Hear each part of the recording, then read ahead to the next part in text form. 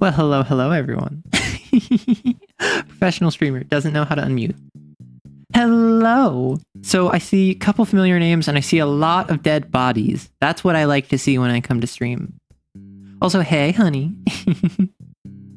Hey, Aflame and Wolk and Stunov and Hydra and Guile and Double and everyone else is dead.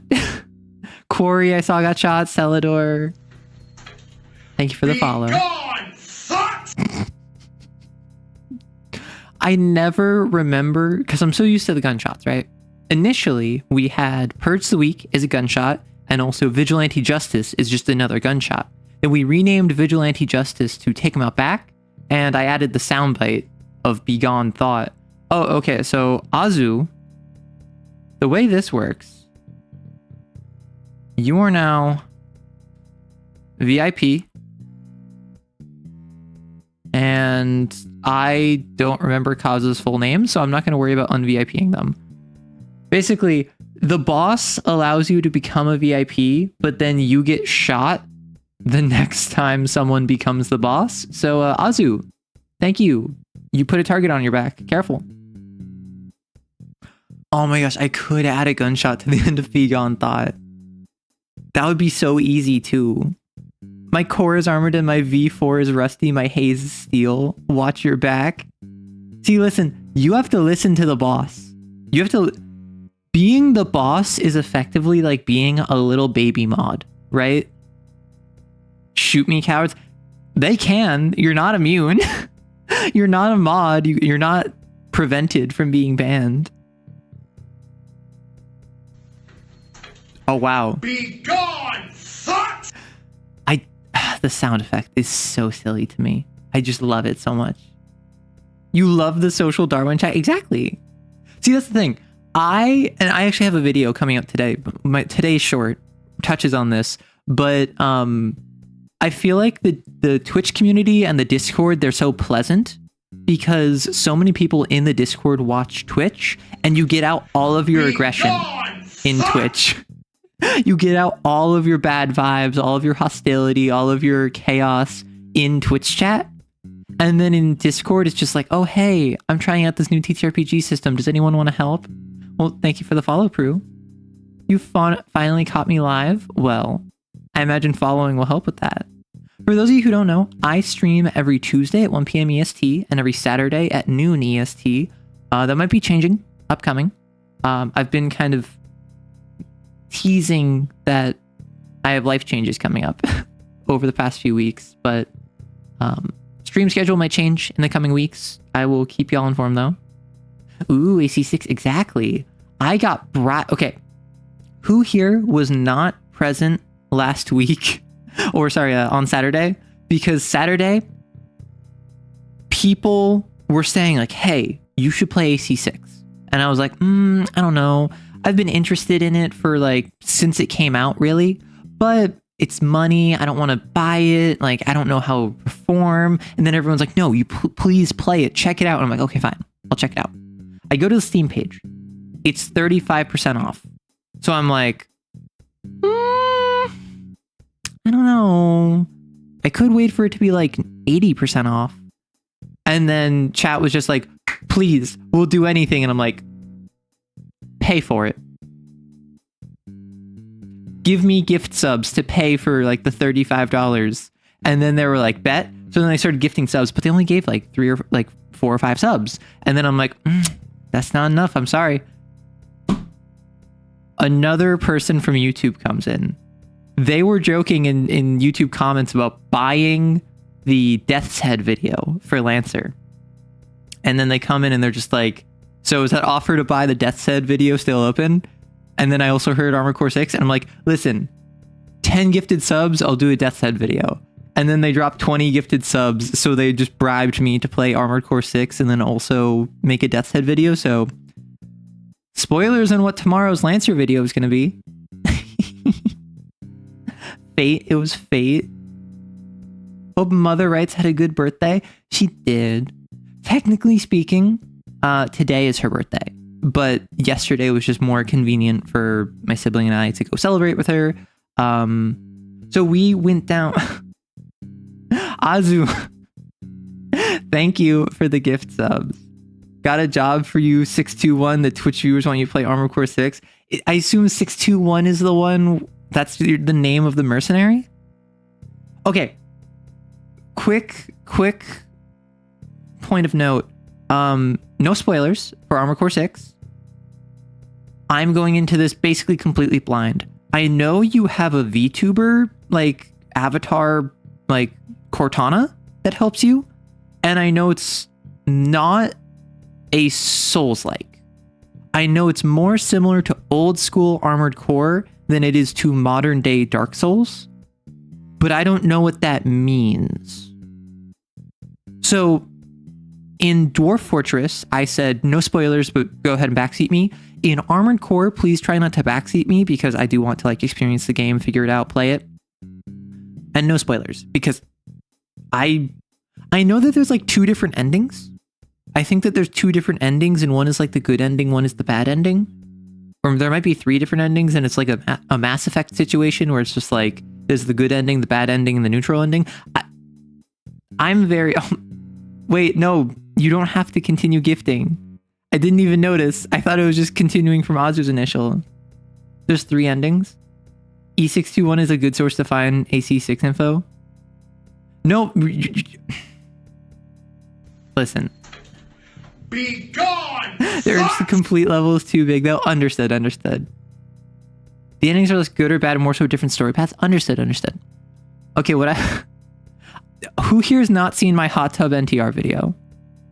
I would be more than comfortable to make a stream where it's hot tub NTR, where it's Twitch chat is in a hot tub. I stream from the hot tubs and pools category, and I'm outside of the hot tub. And y'all get to enjoy a hot tub while I'm just kind of like pushed off to the side and yapping in the background. I would be comfortable doing that. You're scared to see that video. It's a good video. Not the hot tub NTR again. I mean, if y'all... Okay, legitimate question. Twitch chat talks about Gundam in the hot tub. That would be good. Legitimate question. Do y'all even want something like... I don't know. I guess like provocative? Provocative is the term, where it would all be like safe for work. I wouldn't be breaking any TOS, but like a hot tub style stream where it's supposed to be like, ooh, you know? Because I don't get that vibe from my chat. Y'all make a bunch of silly jokes, but I don't think that you're actually down bad for me. Arrow risque, sure. Never mind, I stand corrected. If it's a hot tub NTR stream, should Arrow get put in the hot tub cuck chair? That's called the kiddie pool. The kiddie pool is the hot tub cuck chair. I prefer Nordic hot spring NTR. Whatever is best for the bit. Driver, you can't say that. You know how I am. If someone says like, hey, you should start an OnlyFans, it would be really funny. I would be like, an OnlyFans would be really funny. I could call it, instead of Arrow Rights with an A, Arrow Rights with an E. Okay, what about the hot chair cuck tub? That's why I think it would be a kiddie pool, right? Because what is a kiddie pool if not just the cuck tub of pools? Put me in the cuck chair in the hotel room. No. Yeah, for those of you who think like, oh, I just love your YouTube content. It's so like wholesome and creative. Yeah, Twitch chat's a different beast. We shoot each other here. Oh, wait, no, that's not my toggle for this stream. I'm sorry. Sorry, let me roll that back for a second. Yeah, if you think that we're just so like cute and sweet here, we shoot each other here. Wait, why do I have this? Why do I have this asset? Come here, boy. What? I don't know why the grippers are out.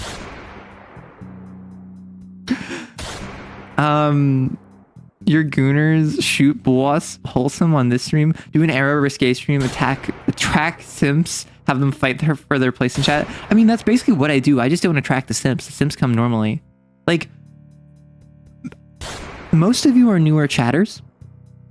I quote unquote debuted this outfit, so to speak. I really just revealed this outfit because I had some bad news to give to chat, and I wanted to make them feel better. So I decided to put on this like more casual wear outfit, which if you haven't seen all of it, this is my casual wear. Hello.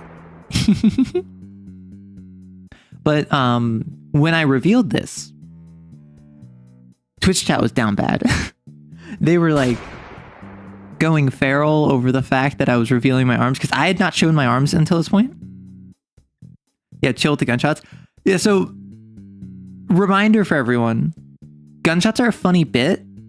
Try not to spam them. This was a situation where it was relevant to the conversation, so go for it.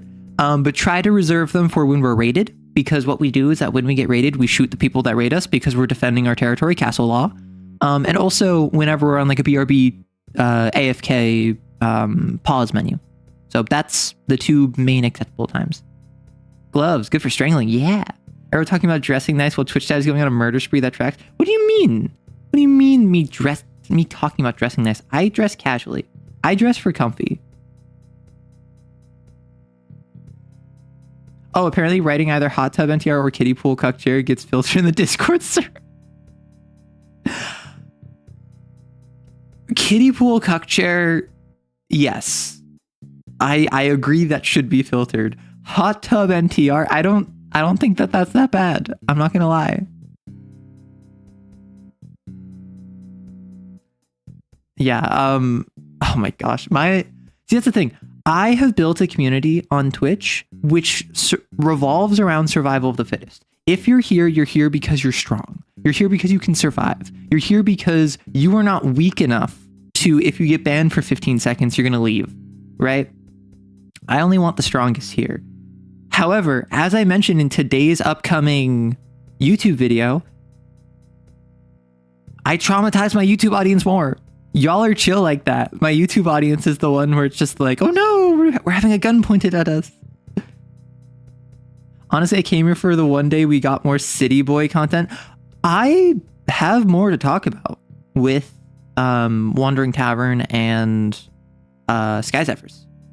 Because for those of you who don't know, fun fact, I actually have a sponsor with the third-party TTRPG publisher Homie and the Dude, and I have a discount code with them where if you go to their website and use code ARROWKISS, then you can get 20% off your order, and also I get a kickback. They make Sky Zephyrs, which is a super cool D&D 5e supplement where you have like skyships and you have like combat that you can have between them. You can also customize your ship like with a black dragon scale hull, which gives it resistance to like acid damage and stuff.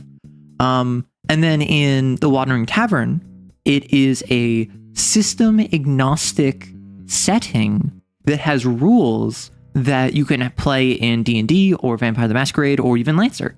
So they make really cool stuff. I don't really focus on them too much. I don't really like yap about them too much because I get, if you've heard about it once, that's probably enough for you. I don't want to overwhelm you with like, oh, here's my sponsor. Like, let me chill and like say I have an affiliate link kind of deal. Cause like I have it in all my descriptions, but I don't try to push folks into buying if they're not otherwise inclined. But I do want to make more content on it. I do want to make at the very least a dedicated video about the Wandering Tavern, because the City Boy video I made about Sky Zephyrs, right? So they have Sky Zephyrs, they have the Wandering Tavern, and then they also have a holiday one-shot special that I made a video on. Arrow, I sometimes forget where my phone, who I'm using to watch someone is. I need constant reminders. Guile, me too. There are too many times I'm like playing Marvel Rivals or whatever, because Marvel Rivals has become my go-to, I'm not streaming, let me play a game. It used to be Battletro. I played a little bit of Dawn of War recently, but mostly it's Marvel Rivals. And I'll be playing Marvel Rivals. I'll have like a stream, like I'll be watching my Yoshi or whatever on my phone, and then I'll be like, okay, I'm wrapping up, turn off Marvel Rivals, where the heck is my phone? And then it turns out that it's in front of me talking to me the entire time. Or I have a gooseneck stand. I have a little stand that holds my phone when I'm streaming. So I'll put it up and I'll record it, and then I'll end stream, and then I'll get up, I'll like freshen up, I'll take care of myself, I will step away from computer, and then I'll be like, where the heck is my phone? Turns out my phone is still where I left it for the last 8 hours. I'm just dumb. More to add to my TTRPG list of things to try. Yeah? Well, with the promo code that I posted, you can get 20% off of 2 really cool supplements. And I highly recommend them, mostly because it financially benefits me, but also Homie and the Dude, I've had nothing but good experiences with them. And they have said incredibly lovely and sweet things to me about how like they appreciate what I've done for them, even if it's not much. And they were actually the first sponsor that reached out to me back when I only had like 2,000 subs. So I have quadrupled in size since they reached out. You've been falling out of love with Rivals recently? Really? What was that? Why is that? Because with Rivals, it's something where I'm not super invested in it. I'm not like down with it. It's just a fun thing that's fresh enough I can continually play it. And like, I'll be like, I really want to play Luna Snow.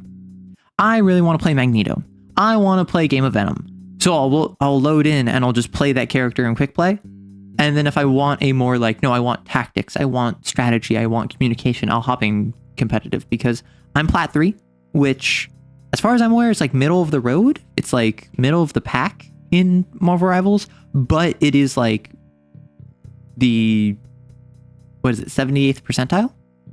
I'm higher than like 78% of all players, which does not include, or does include, folks who don't play comp. So realistically, it's like higher than 25% of people who are playing competitive, but it's still like fairly high up there. Like I have to deal with bans and stuff. Wait, no, I talked about this last stream. Okay, for those of you who weren't here, I have a story to share. I have a story to share, which I find very funny. Let us see. Okay, so if you're new here, MS Paint, my beloved. Last stream, I talked, because this had happened like the night before last stream. I was playing Marvel Rivals the night before last stream. And in it, in comp, you can ban certain characters. And I suggested banning Squirrel Girl because I think that she's really annoying and I don't like her. Like, I don't play her. I think she's annoying. No one argued. So a couple other people banned Squirrel Girl. Squirrel Girl gets banned. Fast forward like 3 minutes and someone just starts popping off in VC, cursing, like saying whoever banned Squirrel Girl was stupid, is an idiot. And I'm just like, that was me, dog. If you didn't want to ban Squirrel Girl, you should have banned someone else. And then the entire game, he's breathing down my neck. He's constantly saying how stupid I am. He's constantly saying how awful I am. And like, any decision I make is the wrong decision. And I'm just like, okay. Because I don't care, right? I'm not the sort of person that is toxic in VCs. I end the game, I think it's like 17-3 as a tank with most damage blocked, which is really good, right? I ended the game more than like 2-1, and I got most damage blocked, which means I did a really good job of protecting my team. Unfortunately, this dude went like 18-2, which means I couldn't dunk on him for sucking. However, the entire game, we win. We both do extremely well this game. Still, I'm the worst player. I shouldn't play this game. I should uninstall all of that nonsense. Turns out, independent of this, in this same game where I'm trying to just like have a fun game playing comp, de-stress. Also, this got me to Plat 3. This is the game that got me out of gold into Plat 3. When I'm requesting the ban, someone in the game, someone in the text chat goes, hey, whoever just requested that ban, they're from YouTube. Someone recognized my voice in the same VC game where I'm being like flamed the entire match by some elite like MLG wannabe who thinks that any suboptimal decision is the worst decision ever made. And the entire time, this other person is just like, I know this person from YouTube. And they're just kind of like silently watching this entire exchange. You're only banning Squirrel Girl because she's thick? No, so I banned Squirrel Girl because the thing with Squirrel Girl is she has arcing attacks that bounce. So if I'm right here and she's right here, she can bounce it behind cover and just kill me. I just tell people like that, bro, play the game. I mean, that's the issue.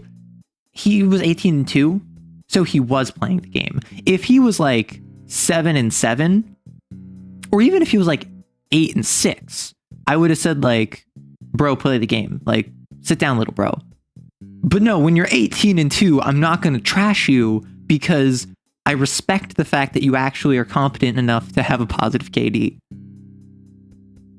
Yeah, this is the same story from last time. It's just folks who weren't here last time. I didn't want them to miss out on the experience. I just find it so funny because I've never been recognized before. And I don't think I'm at the size where I should expect to be recognized because my largest platform is YouTube. My largest platform is like 8,000 subscribers. I tend to get in the tens of thousands of views, which is a lot, but that's not internet celebrity.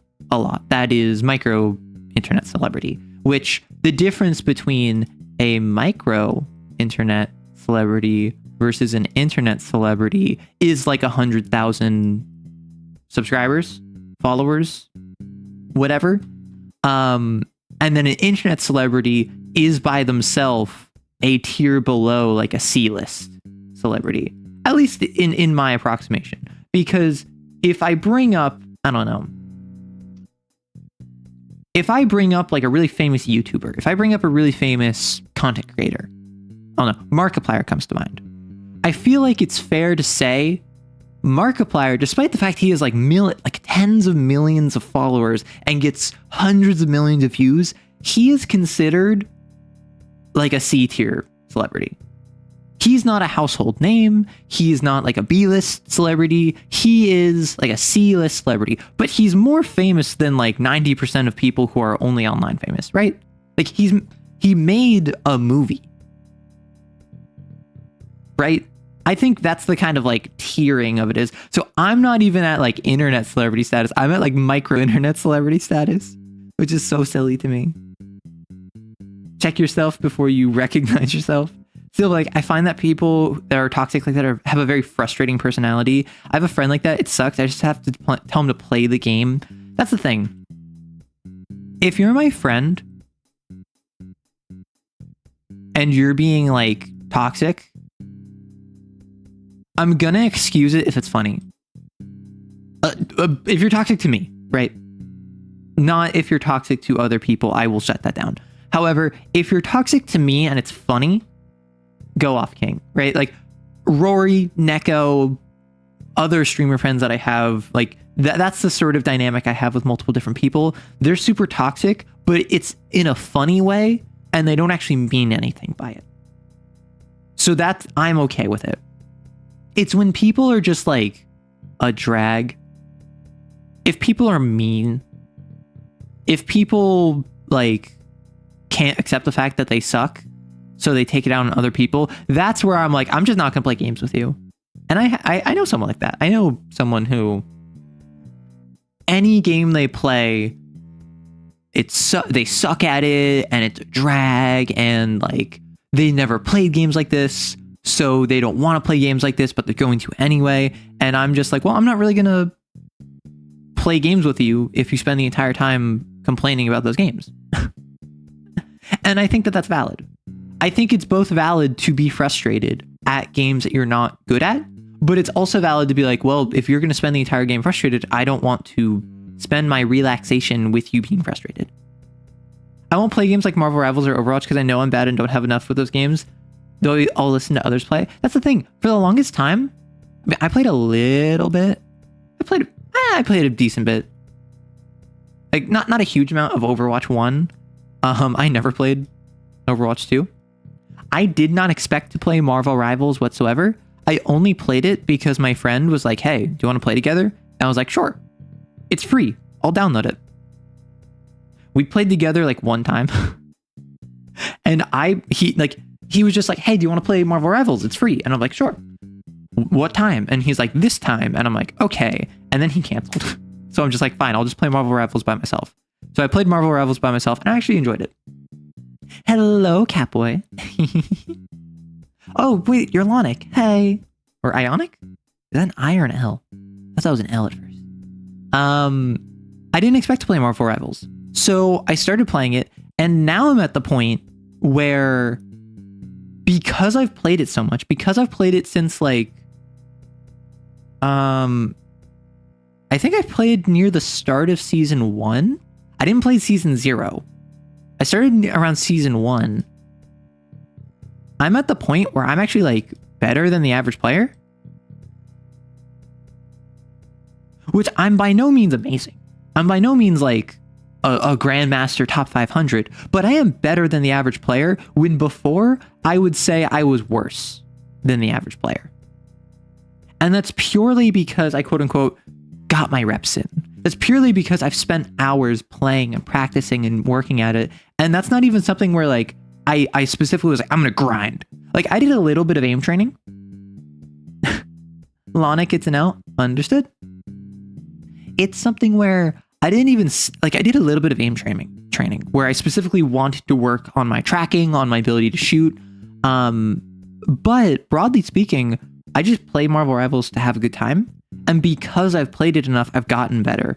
I went from, I mean, I don't really know if this is a good metric, but like, let's say I used to have like 40% accuracy to now I'm at like 60% accuracy.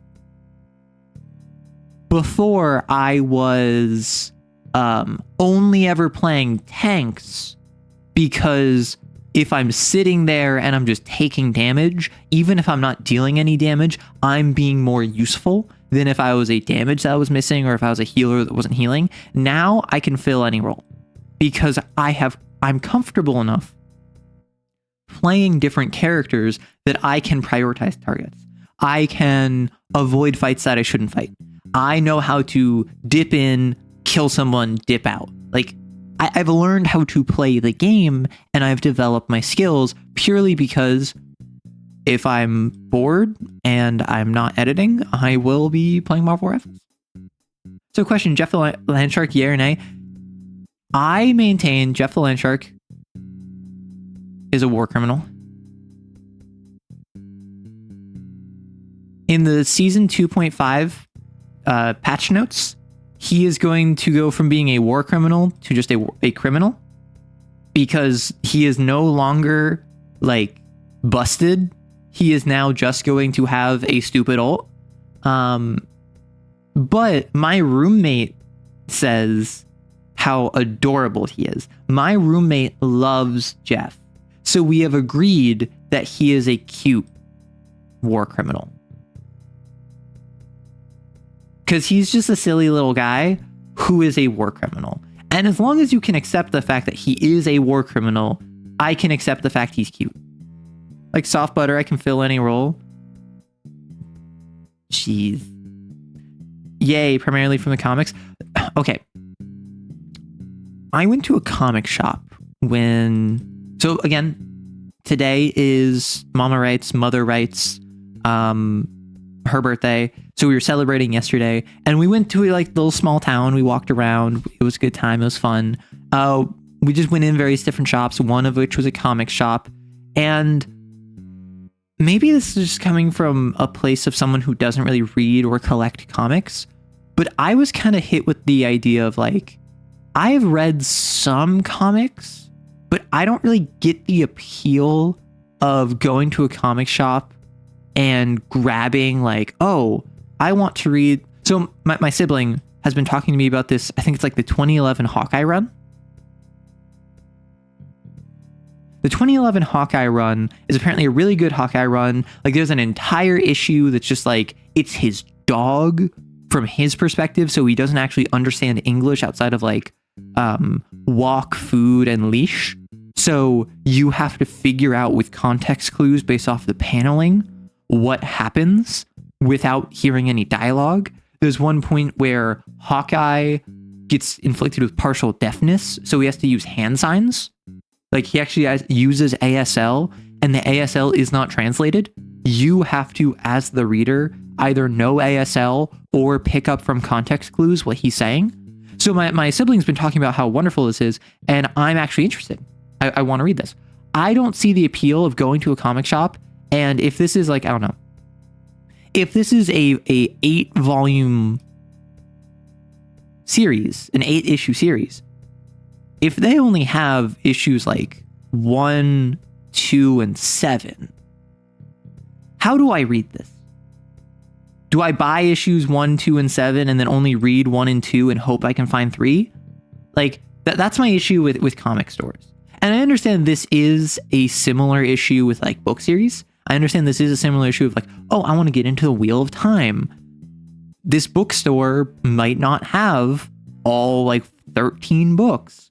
But the thing with comics is that because they're so individualized, they're so serialized, you're not expecting a comic shop to have an entire suite. A bookstore is often going to sell, here's the entire Lord of the Rings trilogy. Here's the entire Inheritance 4-book series. Here's all of A Court of Thorns and Roses. Like, they're going to sell them as batches. I don't think that's the case with comics. So that kind of like confuses me in how to effectively follow a series.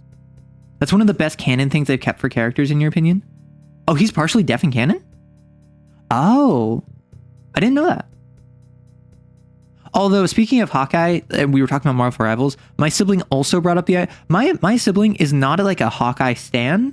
However, they definitely do appreciate Hawkeye because of that comic run. They've also read a really good Moon Knight run, so they like Moon Knight as well. They brought up that he should play more like Green Arrow rather than Hanzo. Instead of being like a sniper with a bow that can like headshot people in one, he should have like trick arrows and tanglefoot arrows and boxing glove arrows that like are all very silly and wacky and like make him a utility character rather than just straight damage, which is pretty boring, which I agree with. They integrated that in the Hawkeye from the Marvel Cinematic Universe as well. Interesting. This goes for my other team-based shooters. I made Medic in TF2, and my main hero in Star Wars Battlefront 2 is Yoda. Oh gosh, I haven't played Star Wars Battlefront 2, like the DICE one, in a couple years.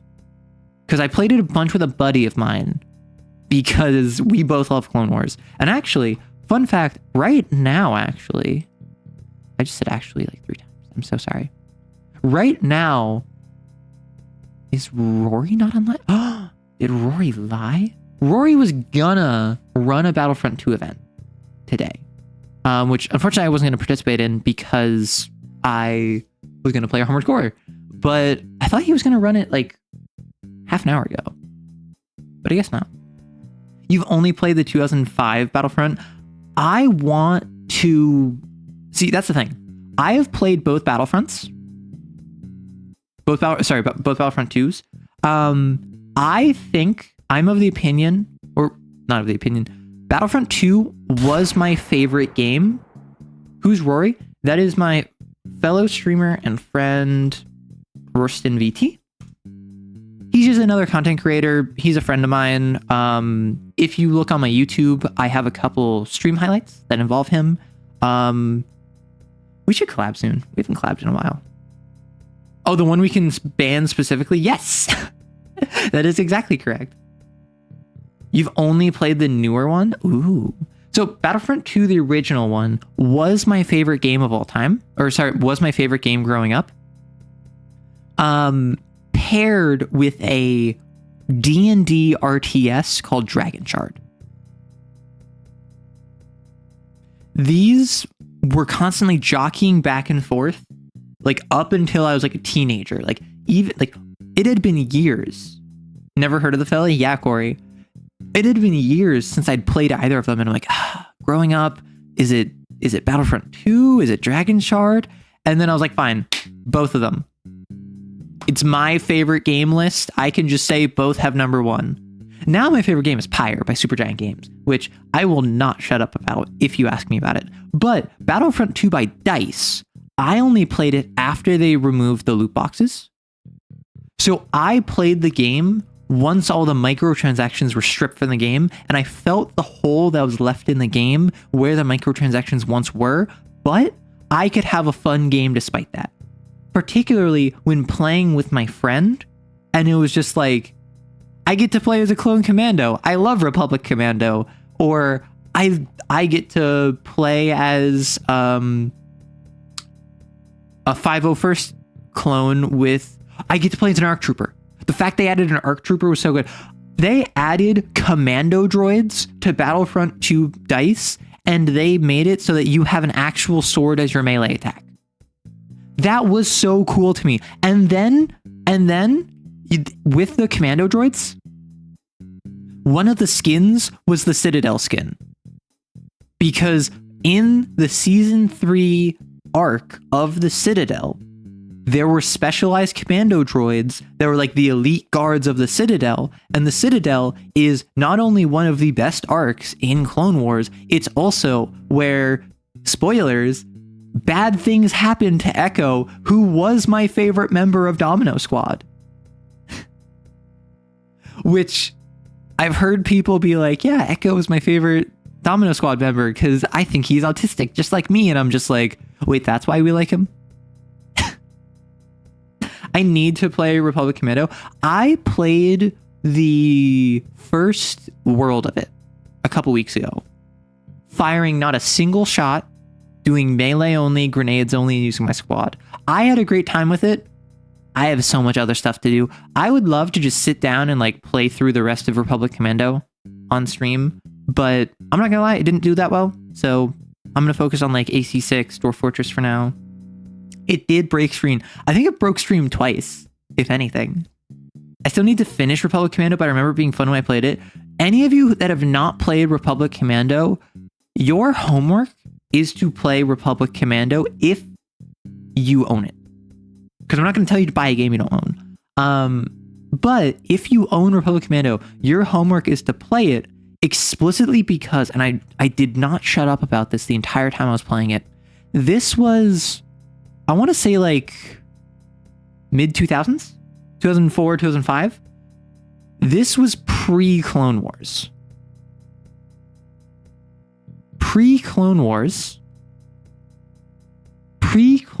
clones had one-note personalities. If that. Generally, every single clone was just, I'm a loyal member of the Republic, and you can't see it, but I'm saluting. I'm a loyal member of the Republic, and I'm going to serve the Chancellor and the Republic.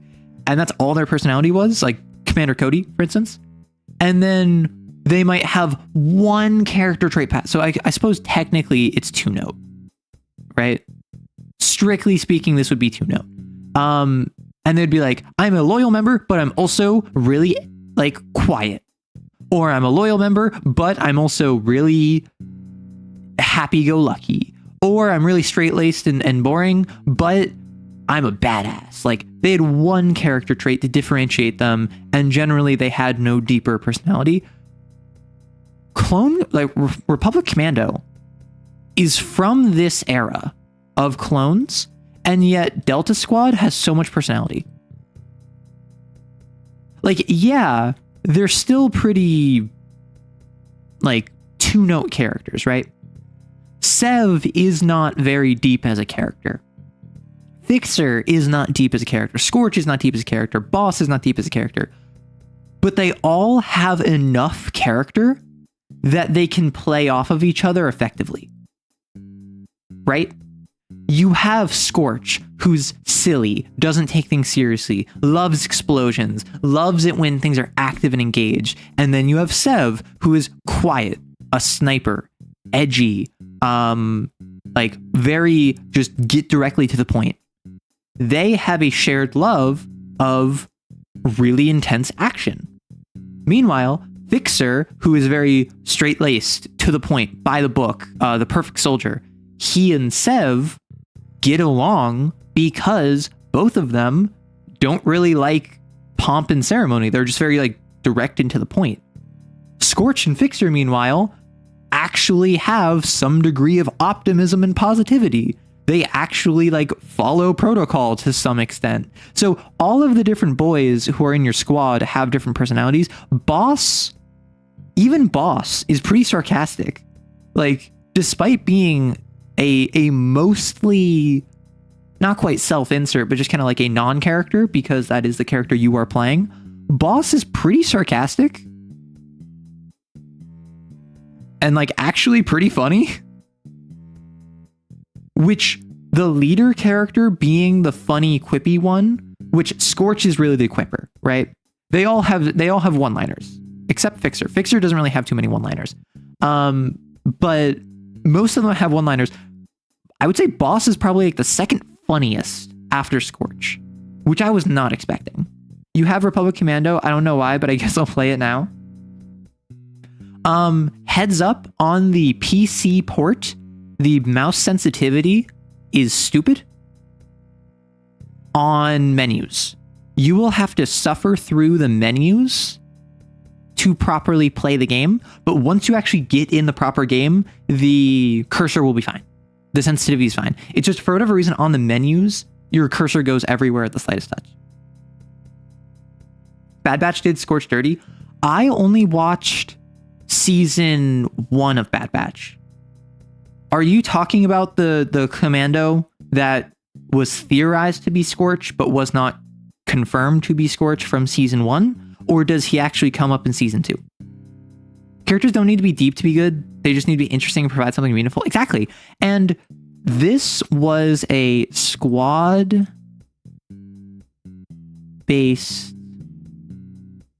shooter from like 2005-ish, maybe 2006, maybe 2004.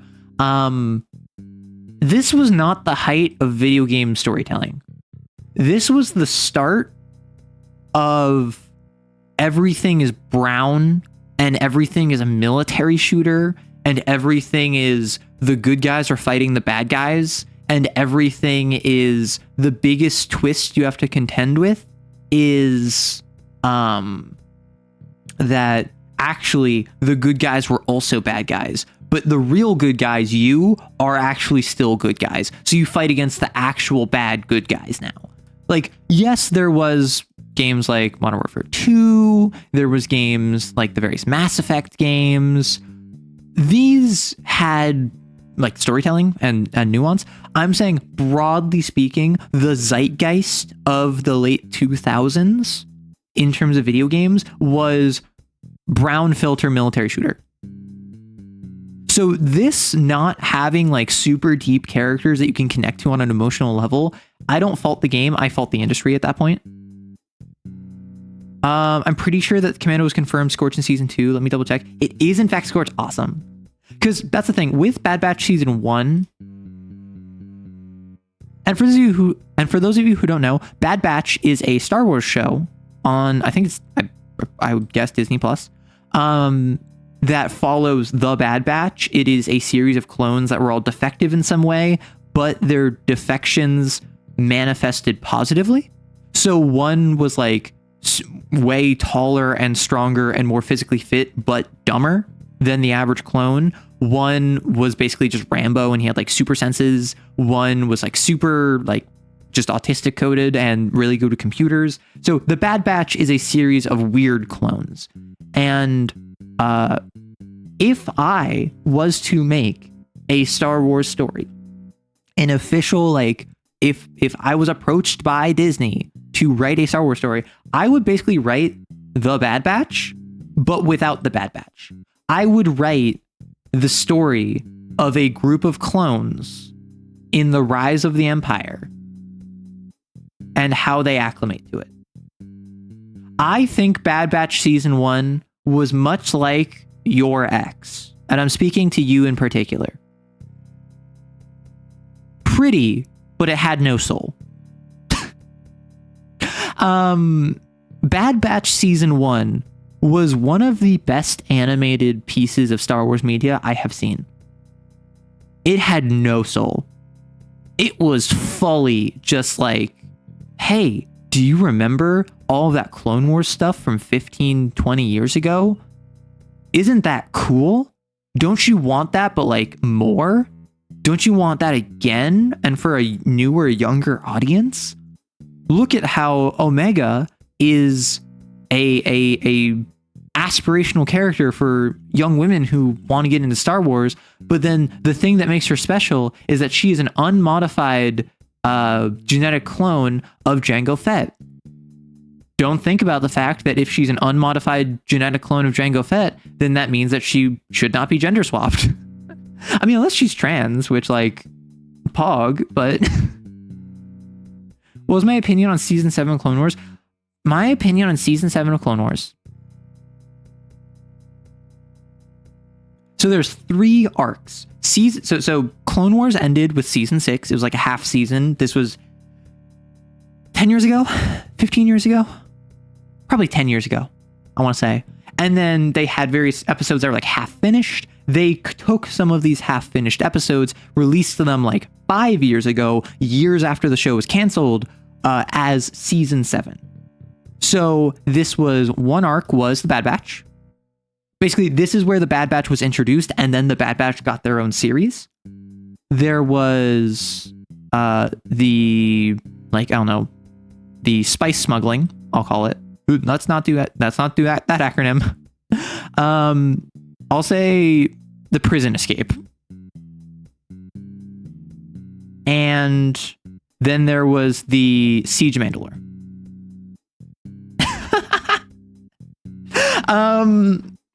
So when it comes to the Bad Batch one, I liked it. It felt like Clone Wars. It felt like, hey, this is Anakin, and I think Obi-Wan is also, or was it just Anakin and Rex? Because it was a 501st adventure. So I think it was Anakin and Rex working with the Bad Batch and going off and like doing an adventure, and then they find Echo, spoilers. And then Echo joins the Bad Batch, and then it's like, oh, hey, like that's a nice, that I appreciate this portion of, hello, Dreek. I appreciate this portion of season 7 entirely more because it deals with the return of Trench, Admiral Trench, because it deals, wait, does it deal with the return of Admiral Trench? No, Admiral Trench was in season 6. I thought he was in charge of the algorithm. We know that. Sorry, am I mixing this up? I'm so confused. It was just Anakin and Rex. Obi-Wan appears in the first episode though and makes a comment to say hi to Padme. That's what it was. Did someone say trench? Yes. If you soup yourself, you're sent off to the trenches. Is an admiral that leads the Empire fleets. So admiral was also a term used in the CIS Navy. So admiral is used in the Republic, which then becomes the Empire, so it kind of carries over. But in the CIS, admiral was just kind of a term used for a fleet commander. Much like how General Grievous was a title used by the CIS, like how General Skywalker was the title used by generals in the Republic military. Can I just say I love the battle hymn of the Clone Army of the Republic? You can say that. The clone theme, the clone theme is different from the marching orders of the Republic. The battle orders of the Republic, I prefer that theme to the Imperial March, and no, I will not accept criticism. I will accept alternate opinions. I will accept you prefer the Imperial March and you're okay with me preferring the Republic March, because I don't think the Imperial March is bad. I think the Imperial March is a fantastic piece of music. I just prefer the Republic March. And also the CIS March is so good. Anyway, have I heard of Glitch? He's from the comics and believed he could use the Forge. Of course, I might have. I need to reinvest myself into the Clone Wars. So basically, with this one here, I like it mostly because it brings back old characters, kind of gives us a refresh, lets us see, hey, old Clone Wars, just as good as you remember. This is basically just, they took the exact same plot from before. The one thing I will say, there was a joke in the original unfinished episode where on the Bad Batch's gunship,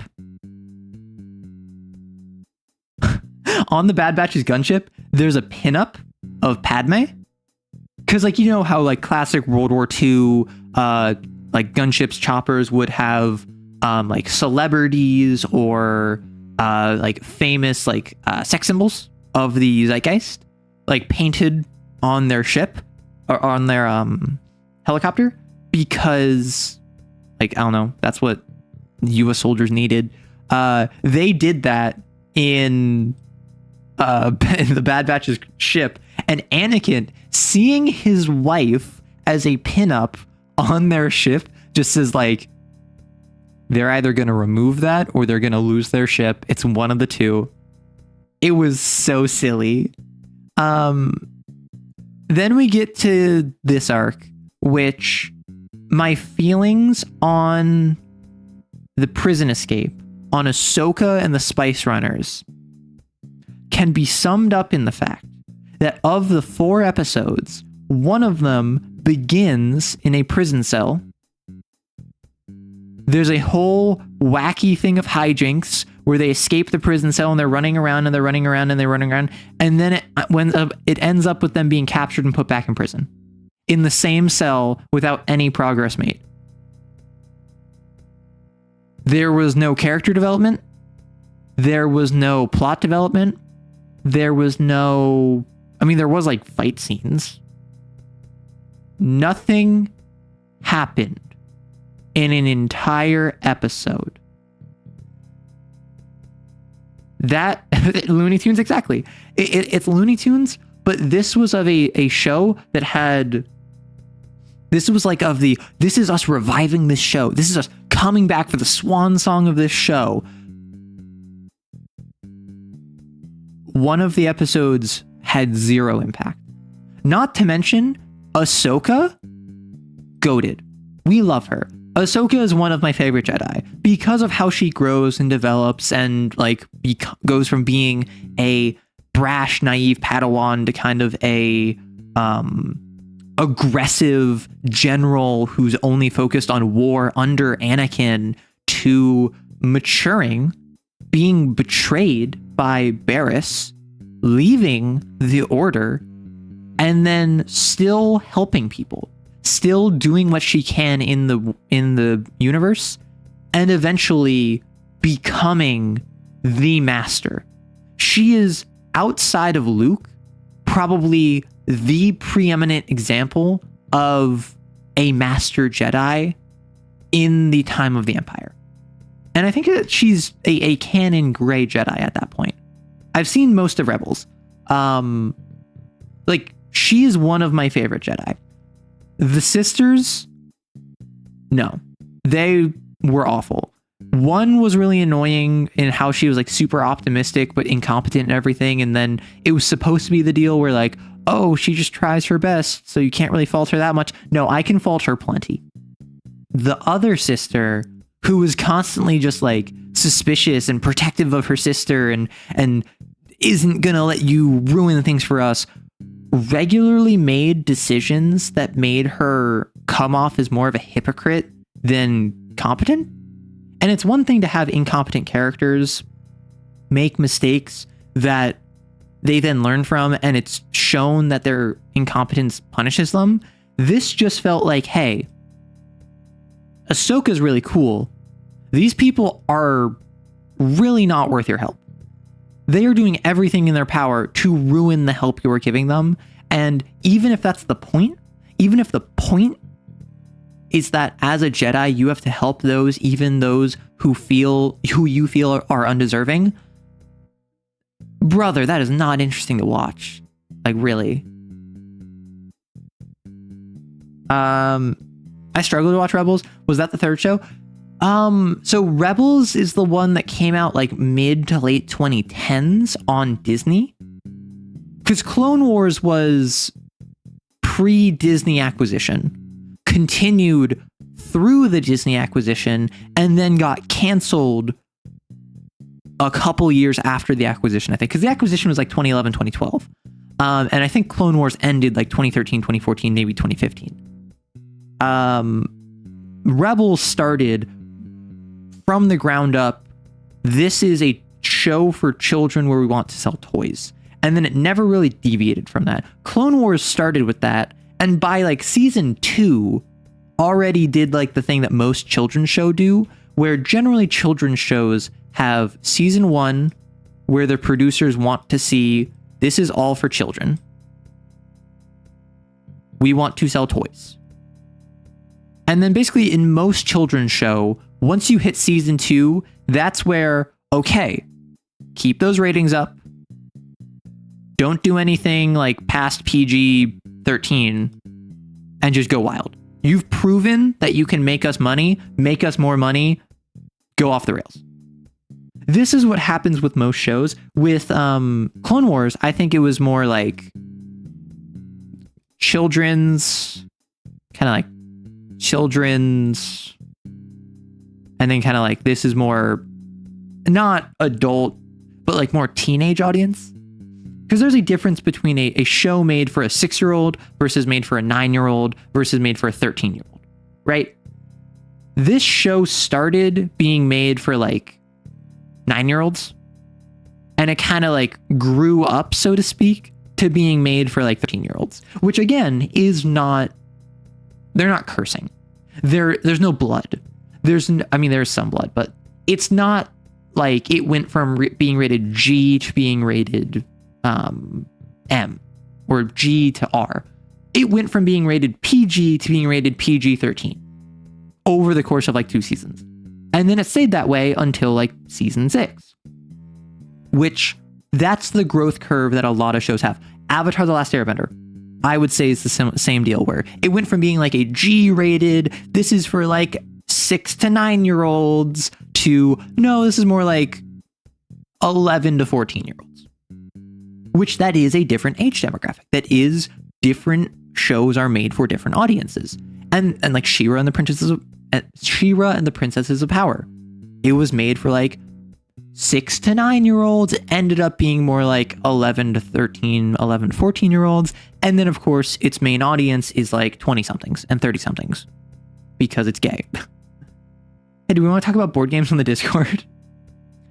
Trying her best to what? Ruin the mission? The sisters could have done so much better. Agreed.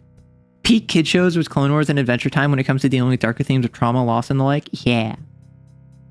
So real quick, I'm pausing here because we're in an ad. I'm going to drink some water.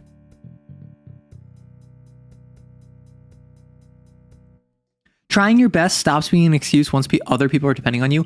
I disagree. I think even if people are depending on you, trying your best is a legitimate thing you have to consider. Because if you're by yourself, that's not a T.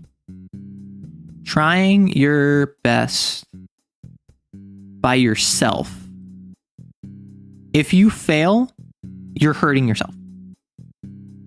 Trying your best, but you have someone relying on you, you're letting down that person. What you need is you need your best to be better.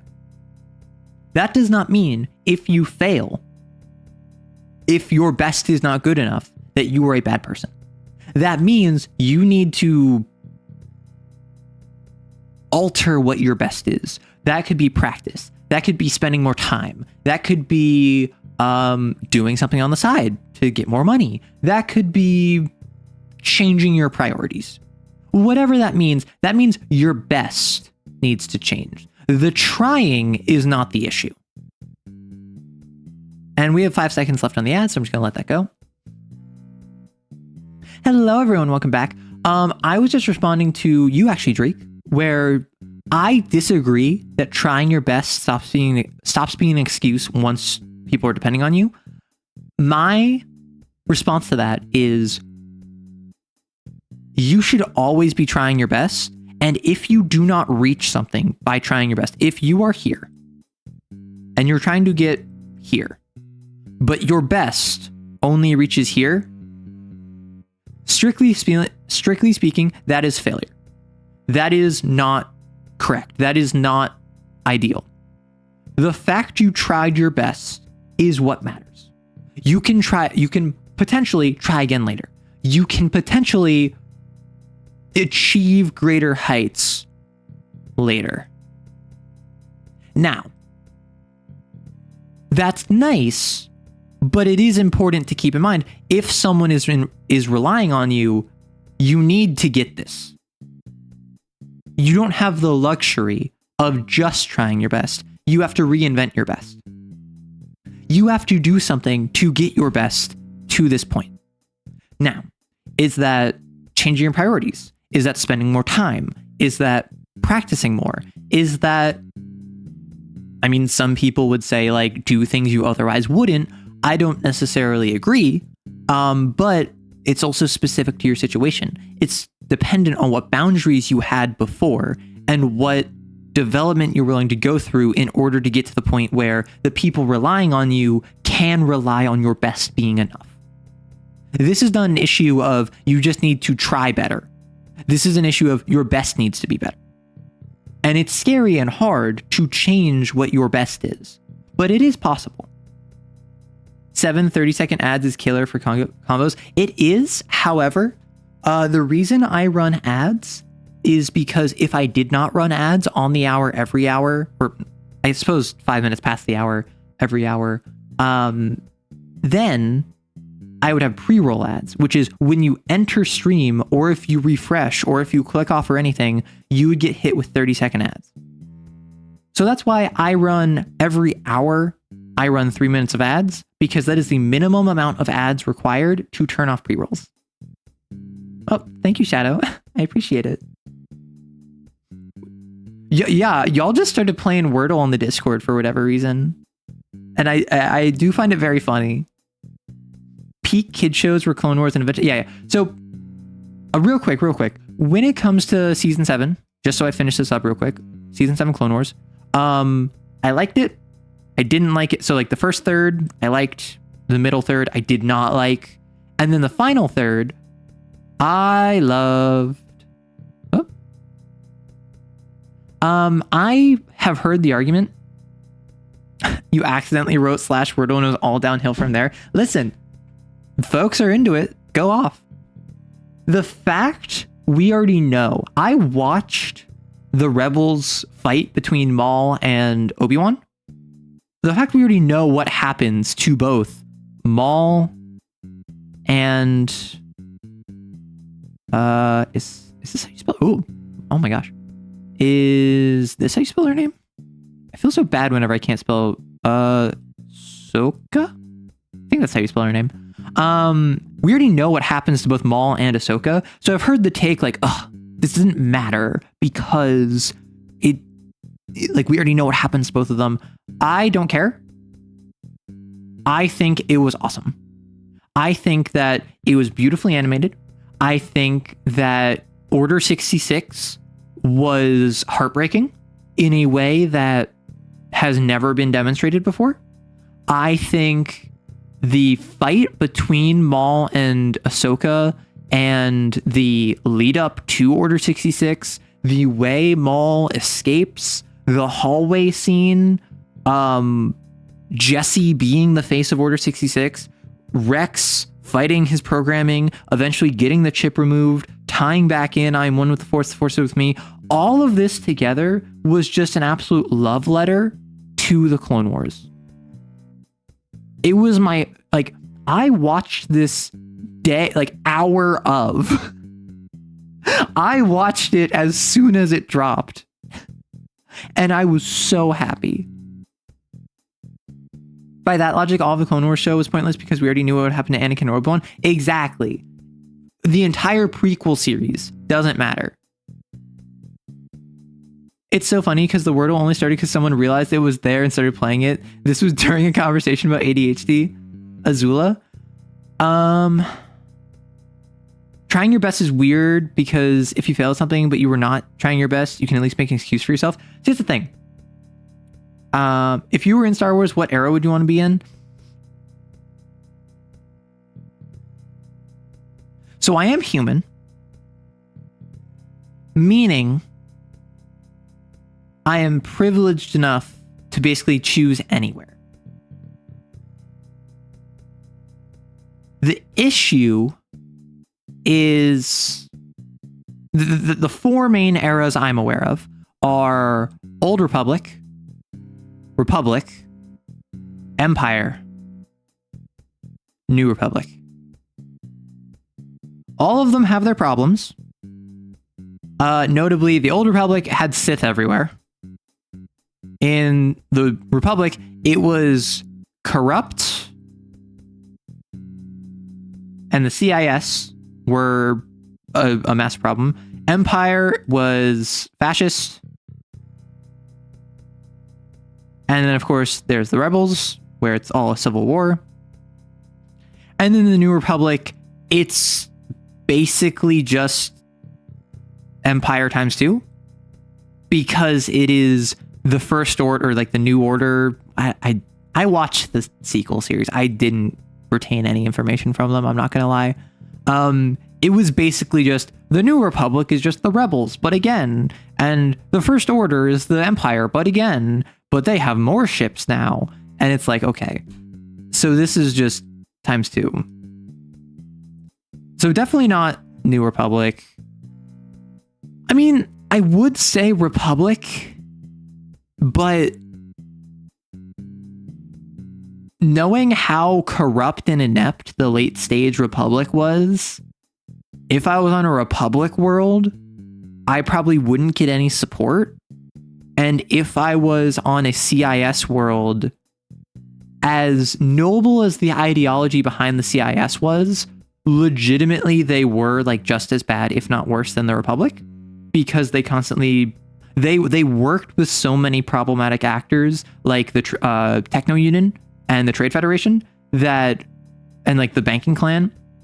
All of these CIS aligned factions were exploitative and only supporting the CIS for profit, even if the CIS nominally were quote unquote the good guys of the Republic, the Clone Wars. The Empire, though, I think the Empire is worse. The Empire has to be worse, right? Outside of the fact that they literally used the Death Star to destroy one of their planets purely for show. The Empire was as inefficient as the Republic, but used more force. So oddly enough, I'm kind of leaning Old Republic.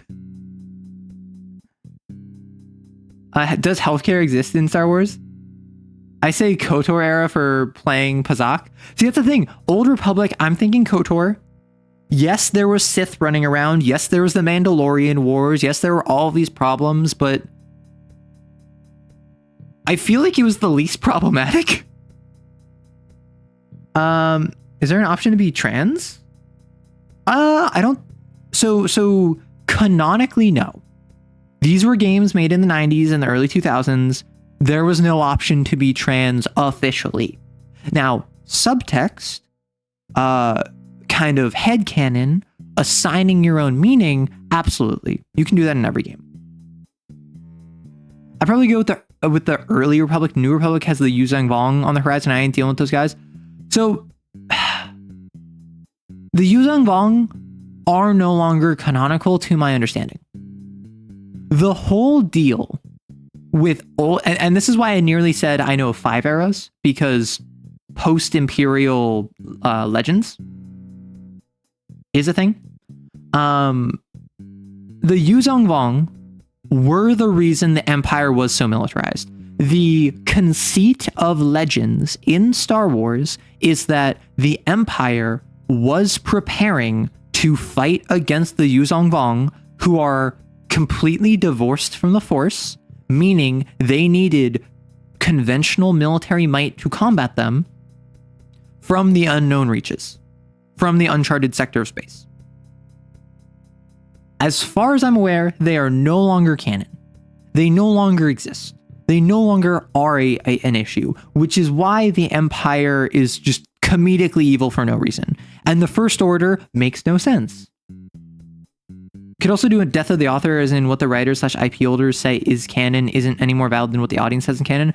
I disagree with that because Star Wars is a living universe.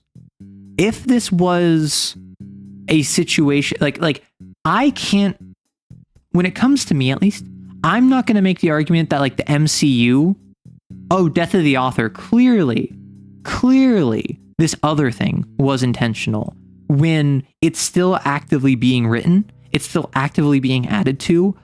The author is alive and kicking. The author is still actively participating. And of course, by the author, I mean the executives.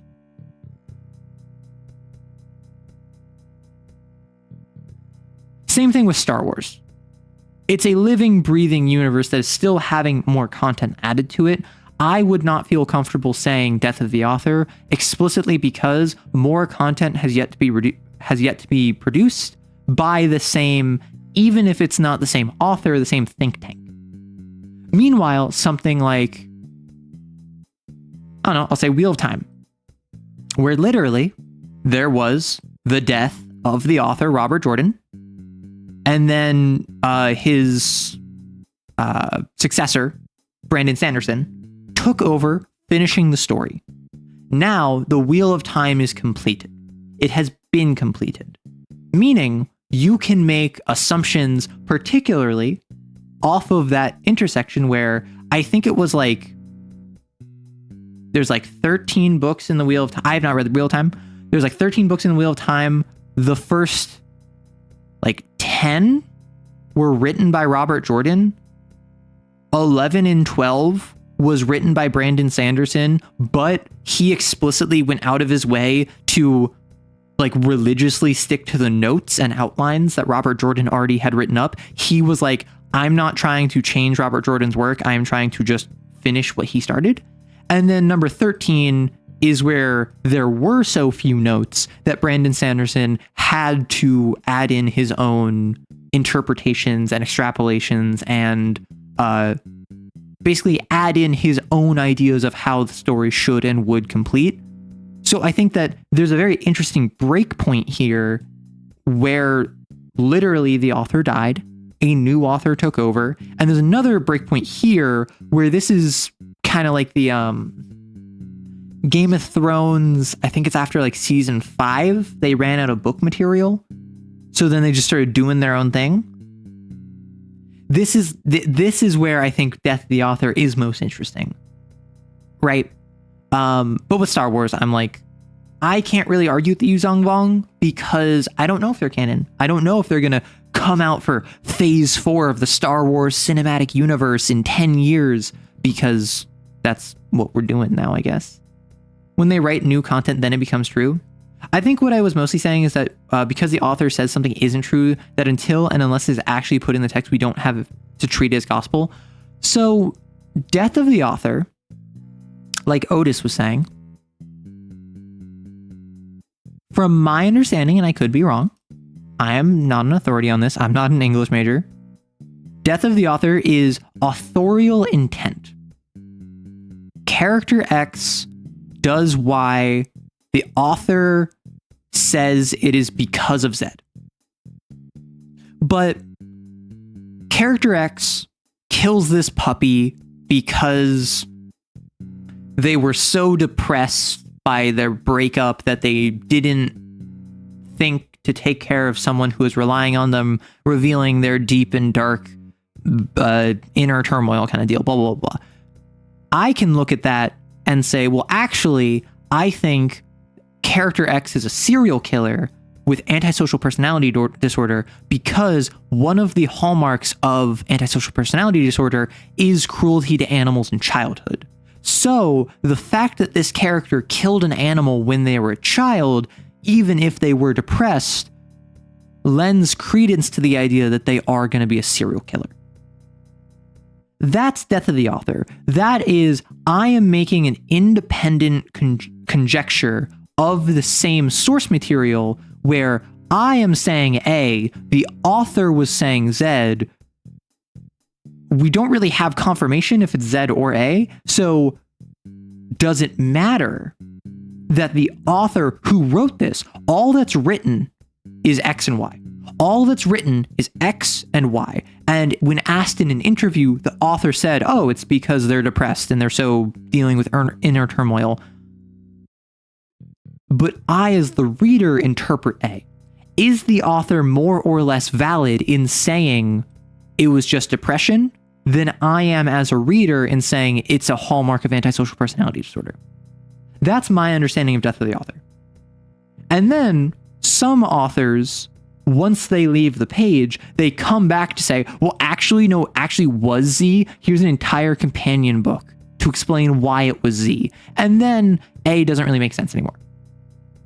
But some people will say, well, if the author wasn't doing this to continue the story, they were only doing it to prove a point, that makes it less valid and less canonical as a work. And that's an argument that I have heard before. I don't think it's necessarily a bad argument. I just think it is a little bit of an emotional argument. Death of the Author, Too Long Didn't Read states that the way you interpret a story that falls outside of the author's hands and into the audience when the audience consumes material is about individual interpretation. Oh yeah, I think I've seen a playthrough of Beginner's Guide, but this was like 10 years ago at this point. I'd be down to play Beginner's Guide because like it's by Doug's brother. Is it Danny Reedon? Because it's Douglas Redden and I can't remember his brother's name. I feel so bad. But like he's the game dev for Stanley Parable. Davey. I knew it was another T name. Davey. Yeah. Sorry for the rant. I just like analysis media. Well, you have found the right community if you like analysis media. I plan to share more of my stuff in the Discord soon. I struggle to sit it down and put it together. Well, I welcome it personally because what I want from a community is I want a community that will actively create and inspire one another, which is why I looked over the applications for event coordinators yesterday, and I have a handful. I'll probably send out another call, be like, hey, if you want to be an event coordinator, we're going to run a TTRPG game soon. I'm thinking I'm going to reach out to folks who want to be an event coordinator in the next like couple days and basically just be like, let's get y'all in a channel and see what game we're going to run, what game you'd feel comfortable participating in, and let's get the show on the road. Bro, when Doug said Davey was his brother, I thought that was a joke. No, that's the thing, is that so I love Doug. I watch his content all the time. I think he is a massive inspiration to me. Like, the reason I instituted y'all being able to ban each other is inspired by him constantly like banning his chat. But he'll bring on his brother and he'll introduce Davey as, oh, I know, like, I'm close to the creator of the Stanley Parable. I know the guy who made Stanley Parable. I'm friends with the dude that made Stanley Parable. And it's just so silly to me that he's so like shy about his brother being a game dev, despite the fact he himself is popular and successful in a completely different but distinct, a completely different but related field. Being a content creator, streamer, programmer related to a game dev writer is so funny. Doug is food coding streamer who uses Twitch chat to make money. At this point, he uses AI to make money. The way he abuses his Twitch chat is so funny. It's less of a game and more of an interactive theater in a way. It's very walking sim, but I still love it. Honestly, I would love to play it and just kind of like have a open discussion about creation while playing it. And I think that would be a really good game for a YouTube stream where I play through the beginner's guide and just chat about game dev. ¿Por qué no los dos? Who's Doug Doug? So Doug Doug is a content creator who is one of the largest Twitch content creators. And he is most well known for how he will integrate his chat into his community events. So he'll do a stream where, for instance, he'll play Skyrim, but when he plays Skyrim, if his chat, 60% of messages say unhappy, it will spawn like 10 dragons. And it will continue to spawn more dragons until he makes his chat happy, where then at least 60% of chat says happy. So it's the idea, because he knows like Python, he knows programming, he has front end and back end. He will just be like, okay, what do you want? And chat will like spam like, make yourself 1/10 as tall, like go over to Riverwood and kill a random NPC. They'll just give him random nonsense to do, and then they'll be like, okay, happy. And then the dragons will all despawn. And then he'll have to run over, do whatever it is before chat gets impatient and becomes unhappy again. No, it's so silly. And it's the sort of stuff where like, I am not a programmer. Technically I do program. I don't consider myself a programmer, so I would not be able to do something like that, but I think it would be really silly and funny. I love his YouTube videos. I used to watch when he did But Explained with Food when he started. No, he got his start, and I actually just watched a video about this, how initially he was like Glutus, which is just an anagram of Douglas, which is very funny. And when he got like 50k subscribers by doing like Hearthstone when he did like Hearthstone content, he did video game commentary, he did like a hard pivot, rebranded as Doug Doug,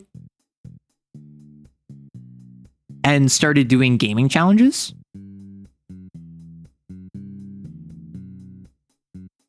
And this is when he started with like, if he ever says the word dragon, 10 dragons spawn kind of deal. And that was like his first success, and he got like 5 million views, and he was super uber successful as a result. And then he started doing Explained with Food.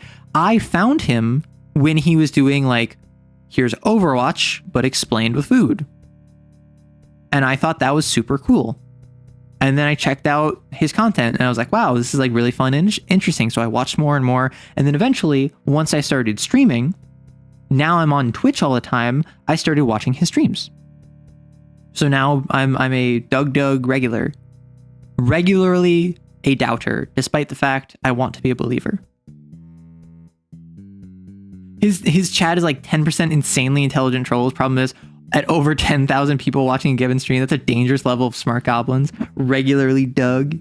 He also does the streams for the odd. Yeah, so one of his most popular events is one time, I don't remember why, he looked at the Monterey Bay Aquarium and just like saw it was the birthday for the sea otter Rosa. So then it was listed on their like Twitch page, hey, we're streaming Rosa's birthday today. And then on their website, Rosa's birthday was listed at a different date. So then he calls them up and is like, hey, when is Rosa's birthday? I'm asking for a couple friends, when he has like 8,000 people watching him. And then people started donating money for Rosa's birthday fund. So then he made a huge like donation to the Monterey Bay Aquarium of all of the people who donated money. Next year, he did a specific event where everything was sea otter themed, and he raised like, I don't know, a couple $1,000, like thousands of dollars. And then he continued. Well, so Maddie, at least in most US states, you need the consent of one party to record a phone call. So if he had his own consent, which presumably he did because he did it, he could record the phone call and it would be kosher. And then he did it again and again and again. And the most recent year he did, or no, this was actually like 2 years ago, he raised $100,000 because he made it a huge, giant event. And I think to date,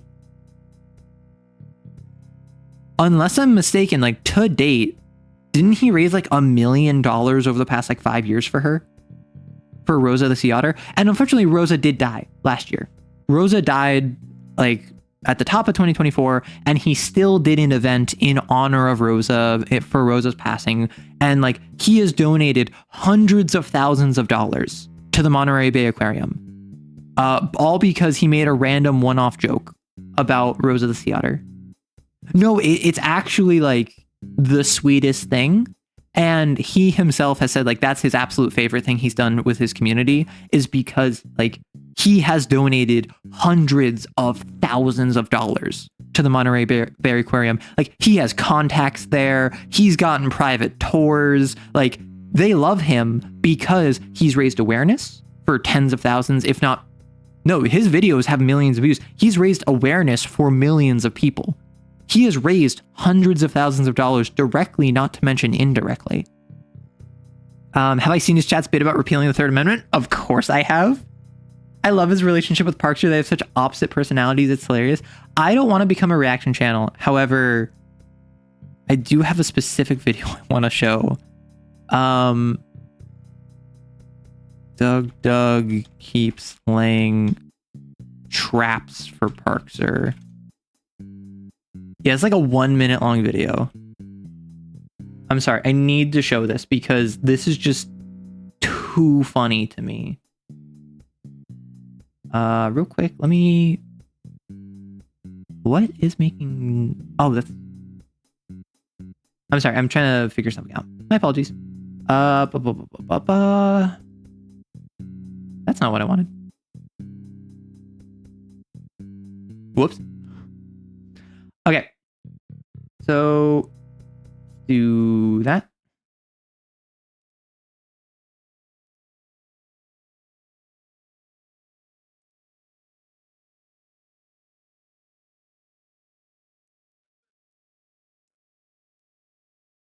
So this is Doug, and this is his roommate.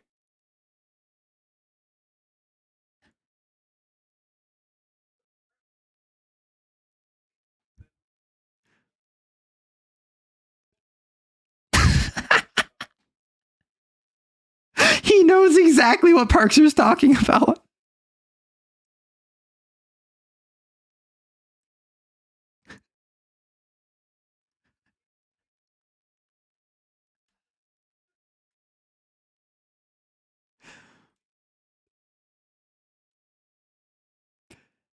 This is just what he does daily. Even Parkster is laughing.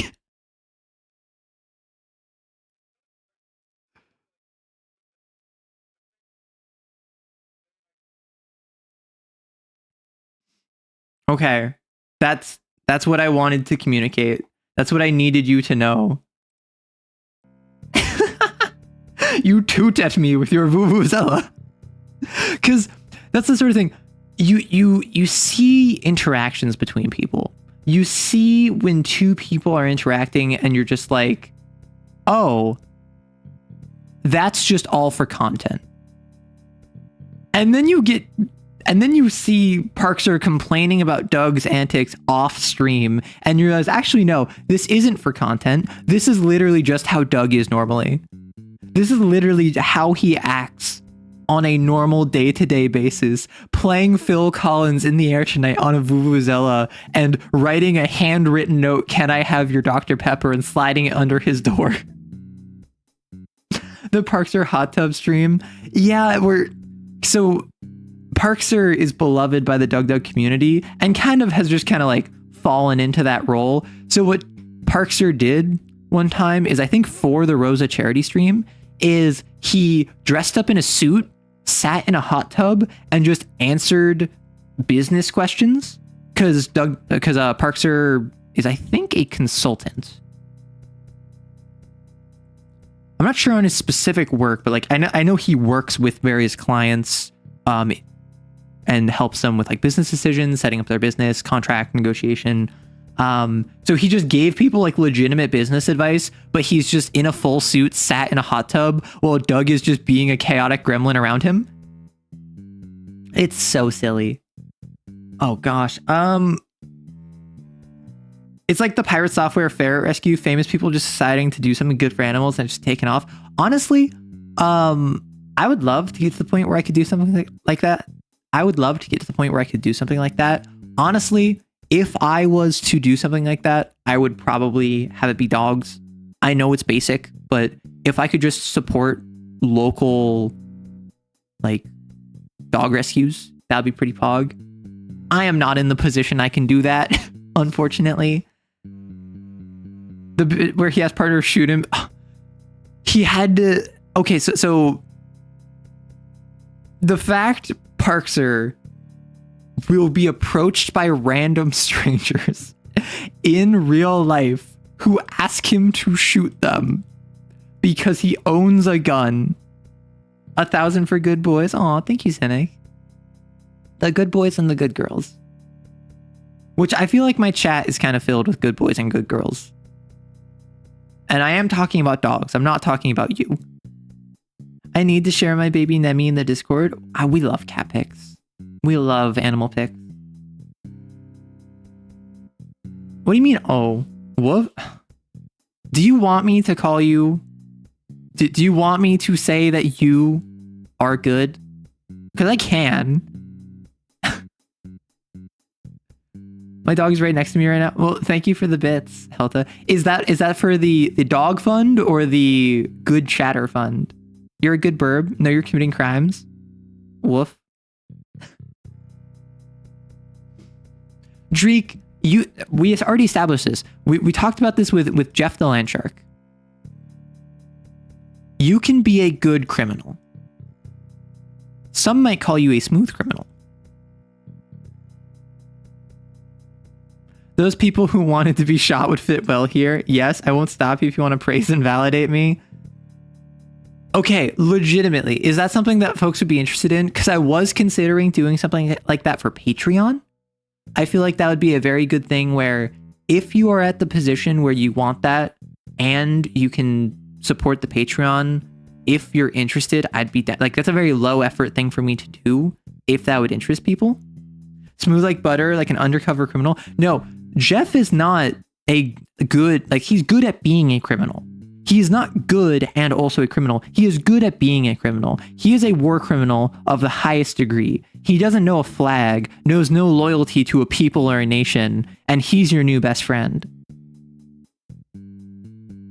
But no, the people in Doug's community all want to be shot by Parkser, and they would absolutely fit in well here. However, I think we've been yapping for an hour and a half. I think it's time. I think it's gaming time, which is terrifying, I know, for some of you who are just here for the yapping. However, I think this is what we need. Let me just open up Armored Core.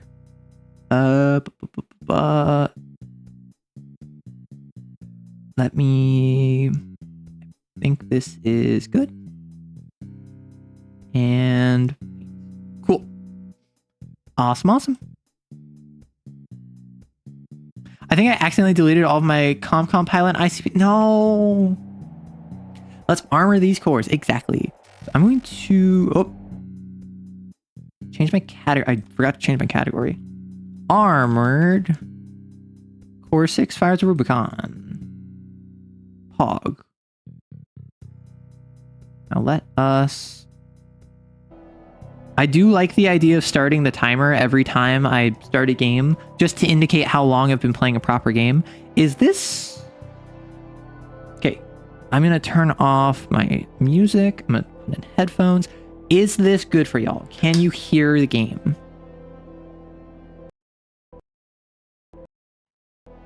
Is audio good? Huh.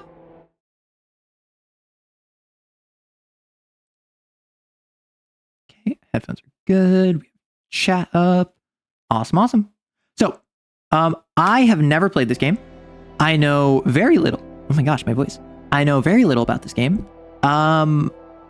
If one of you wants to mention on the Discord that we're finally in Armored Core mode, I know a couple people left because they were excited for Armored Core but wanted yapping. What's the timer for? The timer is for that's how long I've actually been playing a game instead of just yapping. I think it's funny to have random timers. So I checked. Yes, Armored Core. I keep getting the abbreviation confused with Ace Combat. So, question, before I start this, is there anything I should know? Heads up, movement and space are important things to keep in mind when playing this game. Yapping to game ratio, exactly. Is there anything I should know before going into this game? Is there any flashing lights? Is there any... I checked there's no streamer mode. Is there anything that's like potentially content warning for viewers? It's probably not Ace Combat, citation needed. Ace Combat, Assassin's Creed, Armored Core. There are a lot of ACs. You're pretty sure there's plenty of flashing lights? I'd say flashing light warning is warranted. Awesome. I will say... I mean... Okay. So I'm just going to start it. I'm going to leave all of this here. I'm going to lower music and sound effect just a little bit. This gives me a very... maybe this is because I haven't played too many games with this art style, but like this is very near Automata UI. Matchmaking. Next. Arrow.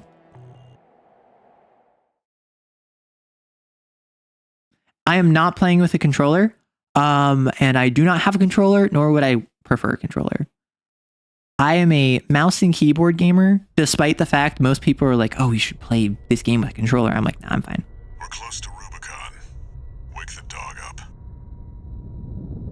Can y'all hear this? Handler Walter verified. Walter. Activating cerebral coral control device. Okay, because the voice is a little quiet for me. Human C4621 has awakened. Oh, I'm C4621. I know that, because y'all have been talking about that. Walter. Wake the god up, Walter. Work 621. I'm powering down your entry capsule on my signal. Also, reminder, no spoilers, no backseating unless I ask for it. And also, I have never played an Armored Core game, so let's hope this is accessible.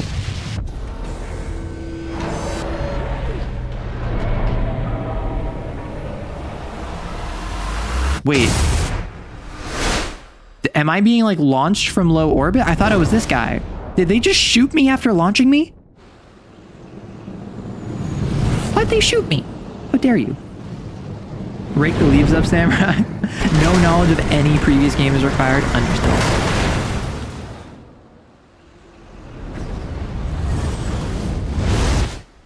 Approaching sit rep. Everest deployed. Break your legs? I think I just did. I think the impact just absolutely annihilated my legs. My first and only Armored Core game. Can I just spill popcorn all over the backseat? No! Clean it up. Here's a handheld vacuum. 2262, Rubicon 3, complete. Okay, so I'm on Rubicon. Your position is grid 135. Thank you, Walter.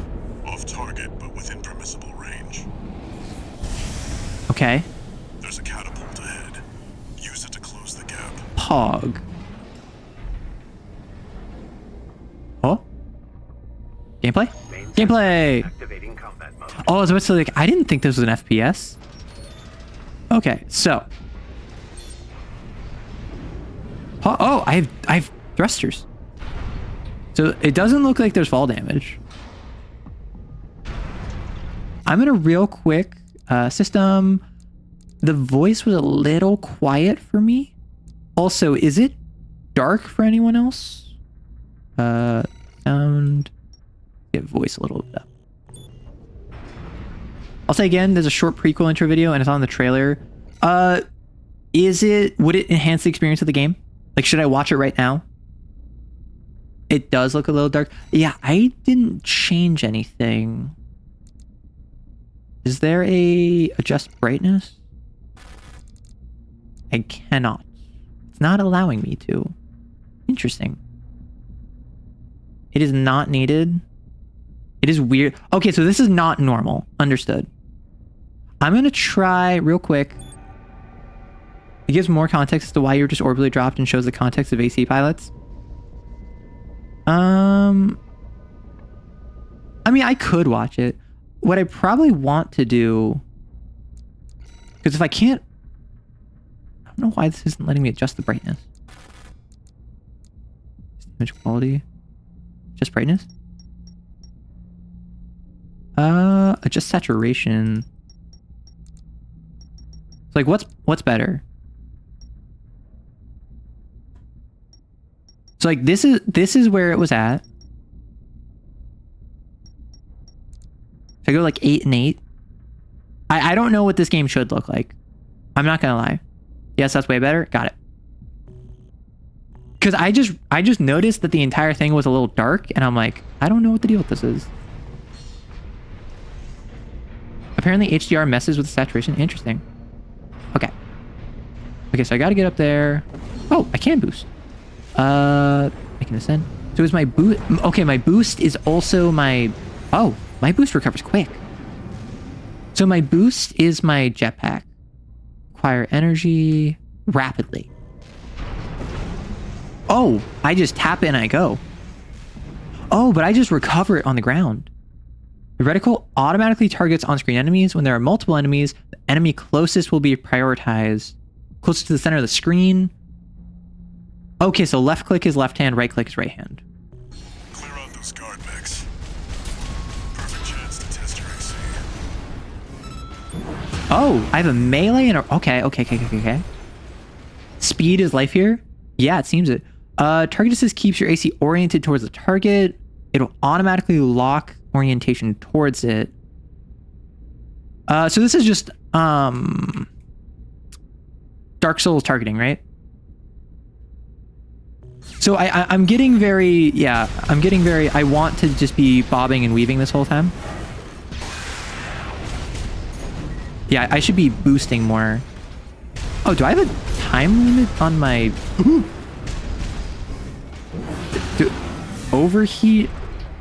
Oh, so my left click I can only do once every like 5 seconds.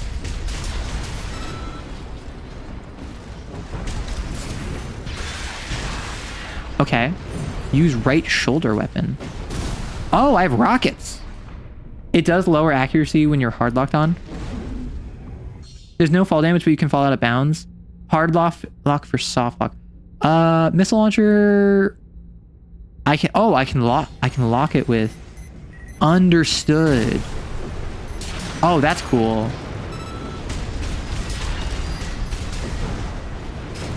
Is there any way to like do a fastball? Because like if I'm above you, I want to like drop down and like...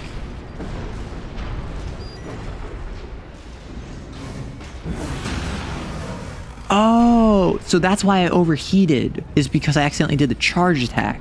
But if I just tap, melee I can weapons do this. have two Got different it. attack modes. Thank you. The normal attack, which is just click. And hold, You're which sucking is the rocket charge right out of the attack. floor. Exactly. Access. Do I have a shield or is this just all armor? Use repair kits to repair your AC. Can be used up to 3 times, but cannot be used in rapid succession. Okay, so I have 3 Estus. Your AC's taking damage. Patch it up. Got it. 2 repair kits remaining. See the contaminated city down there? That's where you're landing. Walter. Access the Walter, go to the contaminated city, Walter. Access. Connecting. I don't have a shield? Okay. Sprinting into melee carries your momentum on most. Ooh, that's good to know. Because I like the vibe of like sprinting up and meleeing. Is there a way if I'm above someone, I can like slam down with melee? Because I was trying that, but it didn't seem like that was working. Parry everything is God. I suck at parrying. No. Time to fly, 621. Okay. I know this is a little bit like guy who has only seen Boss Baby says this looks like Boss Baby. That reminded me a lot of Code Geass. Fried brain like you to buy their life back. Okay. I'm a merc with a fried brain trying to buy my life back. I assume I know I'm a mercenary. Like I'm a nameless mercenary. Is it like I'm an indentured servant kind of deal? Scavenge the AC Rex ahead. Walter, Find a valid mercenary let me buy my license. freedom back, Walter. We're illegals here. The accident You'll wasn't need your an fault, ID to Walter. operate. Walter, we can't be illegal here, Walter. This is not Dwarf Fortress. This has been Observations with Roar. Tune in Saturday when I'm also not playing Dwarf Fortress. I might play Dwarf Fortress Saturday. I don't know. Okay, so... So quick boot... Oh, so... Got it. So I can just... Got it. So I can boost omnidirectionally. Or at least laterally. Got it. Affiliation unknown. Shut it down. Understood. So if I keep the momentum. So I want to, after I stop moving, I want to boost as soon as possible because then that keeps up my momentum. Because whenever I attack someone, I stop boosting and I just kind of start, like, I just start walking. So I want to always be boosting, is what I'm finding. Understood, understood. Obtain a mercenary license. How would I do that? Probably over here, where the gameplay... Unless I can go all the way down there. Use assault boost to move rapidly in the direction... S? What's it? So if I do... Oh! Where am I going? Oh, I'm going over there. Did you hear anything about what the corps are up to? Understood. We're being attacked. Unidentified AC! Return fire! Walter. Walter. Put your stuff away, Walter. I'm not having Walter with you, Walter. Where am I going? Oh, I'm going not to the closest one. Am I just killing everyone so I can get a license? Is this what you do in this planet? That's... Anyway, how is Armored Core? You've not tried it, but it looks interesting. I have been playing for 13 minutes. What?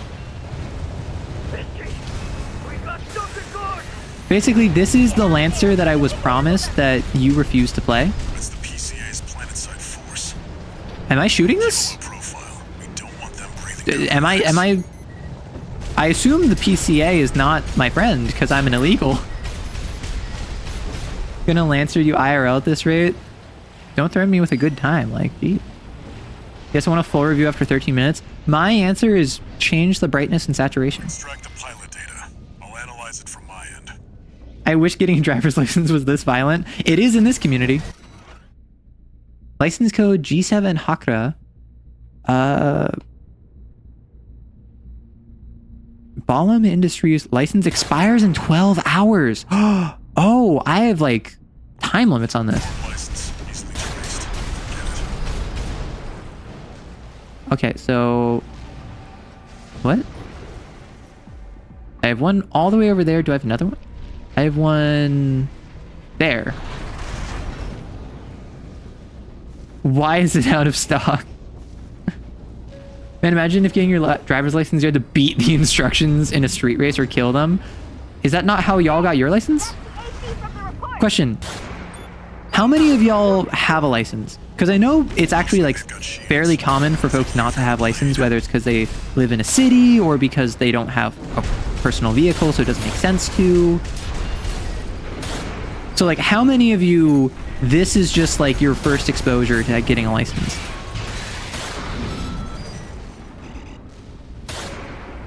Oh, shots fired, shots fired.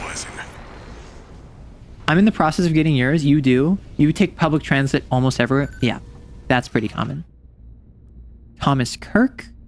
Independent, but expired. This one's already expired. Okay, I like this as a tutorial because it's basically saying, hey, the core gameplay loop of this is just go around, kill a bunch of people, and like find what you're told to get. Oh, I can like dodge while doing a combat boost. Or an assault boost? Ah! I fell between the buildings. Okay, the fact that this is so floaty is so pog. Like, I'm loving the movement tech thus far. Stop us. Core base B. Wait. Is that an independent? My issue is I'm not good enough at dodging to just avoid taking damage. Use your missiles. All right, I forgot I have missiles. Thank you, Walter. Use your missiles, Walter.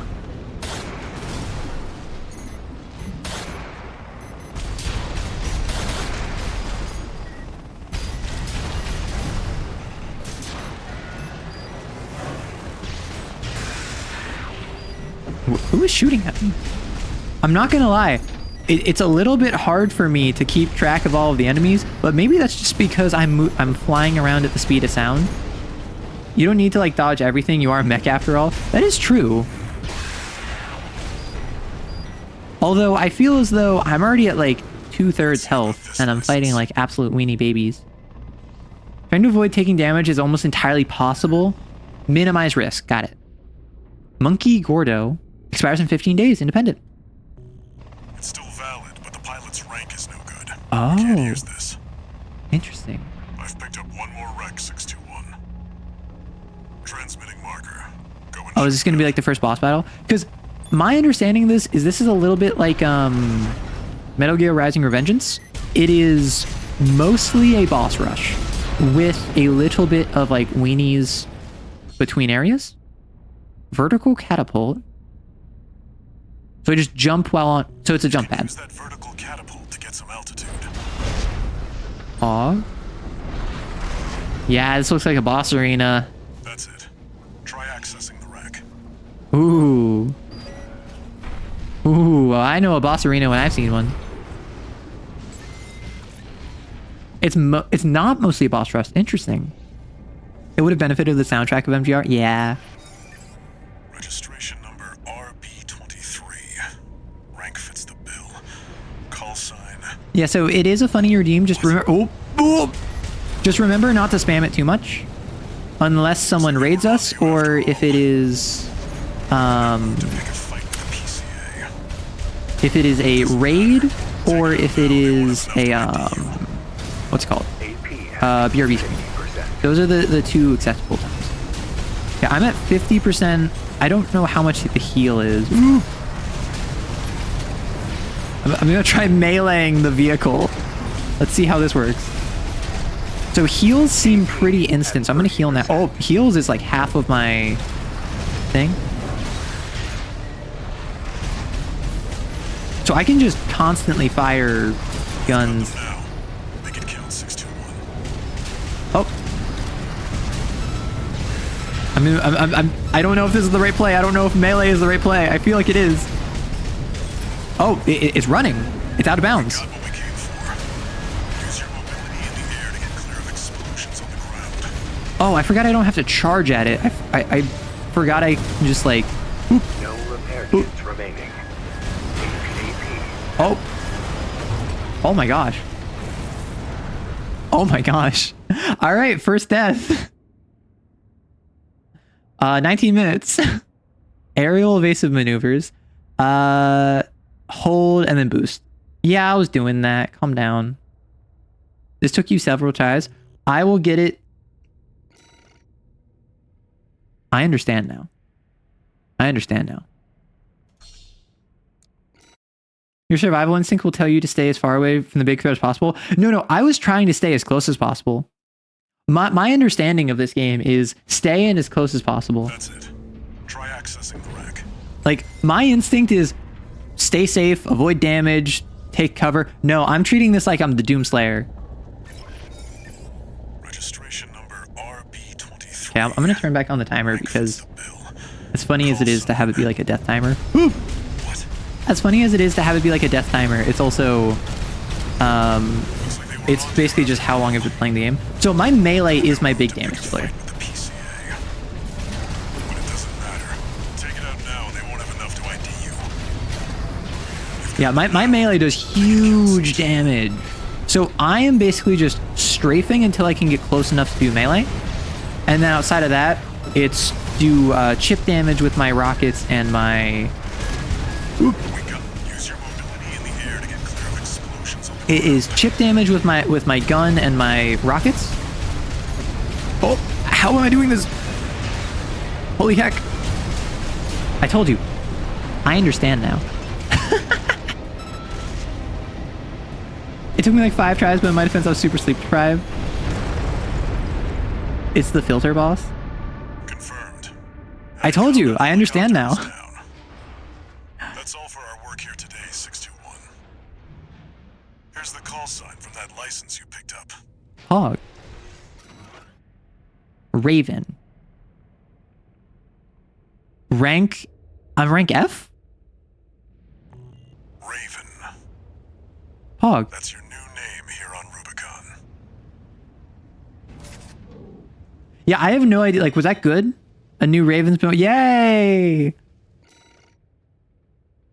Base pay, repair cost. Probably because I died, I imagine.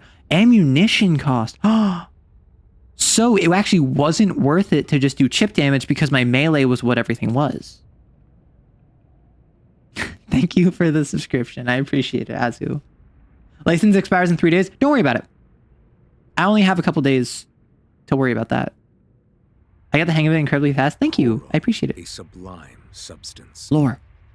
Okay. Discovered on Rubicon, a planet on the frontier of developed space. For a time. Okay, so coral ammunition was cost a isn't a big deal. revolutionary energy resource. And Okay, so coral is our like poised to MacGuffin transform big human ticket society item. by leaps and bounds. That's what we're fighting over. They So we currently have an ad break. fires of Ibis, a storm of flame that tore through the stars, leaving lethal contamination in its wake. Okay, so it's basically spice, it's space oil. Coral Fires of was Ibis. thought to have been utterly consumed, forever lost. However, on Rubicon, the embers continued to burn. Okay, so Humanity we would thought we inevitably lost return coral. We now have a new source of coral, to stoke the fire. but it's highly flammable, so we might set the entire world on fire on accident. I'm here to liberate that space oil, USA, USA. Registration number RB23. Call sign Raven. Authentication complete. Removing MIA status, restoring access privileges. Yep, it is me, Raven. This is Allmind, the mercenary support system. Welcome back, Raven. Is Allmind my VTuber? I've heard this game like you have a little VTuber Cortana companion. Looks like you passed the authentication. Raven. That's who you are now. Oh. You're on Rubicon. I've picked up some work for you already. Take a look, 621. The VTubers later? Okay. No spoilers, but This notification I was curious. involves restoral of access privileges. Allmind provides a combat training simulator to support okay, so this is its like training mode, I mercenaries. imagine. Your license was Well, in a let's unban suspended this, Merc. state. Perhaps you may need a refresher. As an added incentive, completion of the exercises will be rewarded. Oh, right, with because this AC game is like all points. about building your mech, right? You stand to benefit regardless. Pin up arrow decal. It would be really funny to have a pin up arrow decal on this. I'm not gonna. Wait, lewd tuber? Excuse me? No, I think it would be really funny to have an arrow pin up decal. I think would be even funnier is Yuzu, that Project Sekai sticker that you made. I think that would be a perfect sticker to add to this. In Armored Core 6, you can add stickers, right? Like you can add stuff. Oh, so Prue, it's not a you're in trouble joke. It's just I think people disagree that the VTuber character is a LootTuber. Oh, so you have to make it in AC6? You can customize the decals and stuff, even import images into the game. That's what I thought. Yeah, I'm just currently waiting for the ad, because...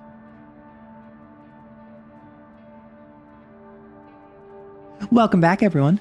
Sorry about that. I started cutscene right before the ad. So it was basically just saying this world has coral on it, which is space, oil. It's spice from Dune.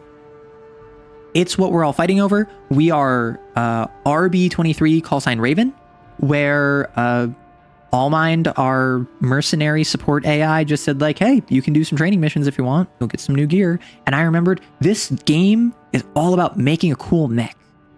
Following feature is Sortie. AC design. So I assume this... Hone your skills using support simulators. AC design. Oh gosh. Customize AC assemblies using the parts you have available on the AC menu. When assembling an AC, ensure your build keeps within the maximum weight and EN load parameters. Oh gosh. Alright, what is the most cursed mech I can make? Ain't your Gundam now? You return. Hold on, I need to check this. You need to get your first Sona imported. Can I share the link to the tool for custom embeds here? Do it in the Discord. Like, can't you have like multiple legs? Make cosmetic adjustments? Oh no. Okay, so what I'm gonna do, I'm gonna wait to paint it. I'm gonna do the user created images. Okay. What I'm gonna do, create original images, can be applied to ACs as decals or used as emblems. If online, you can upload images or download. And then you can save, do presets. Understood. You can share mechs. I'm going to do Sortie first. Because if I do training, I'll get new parts. Correct? Send the tool in the Discord. It should be able to send the arrow sticker into the game. Also, don't hit the F key for my own safety. What does... I mean, F is interact.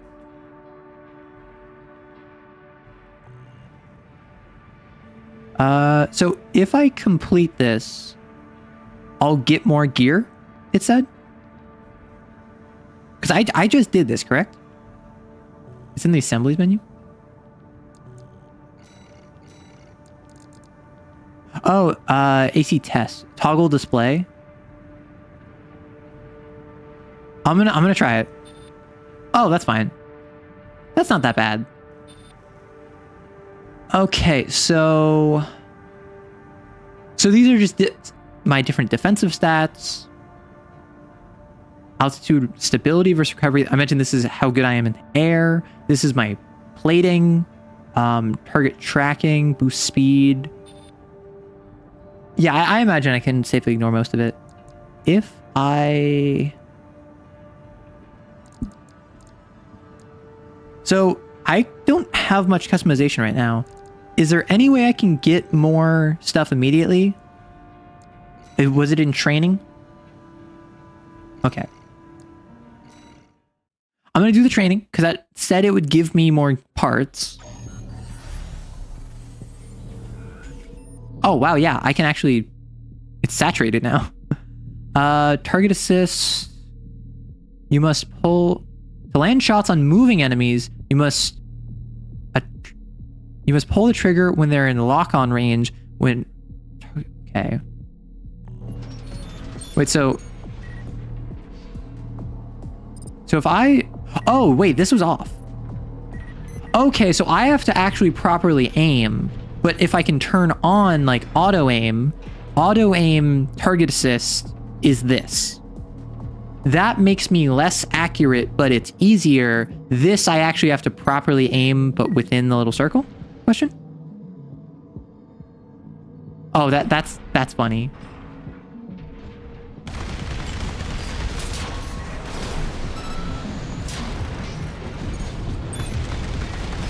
So like, do I have to aim at this guy?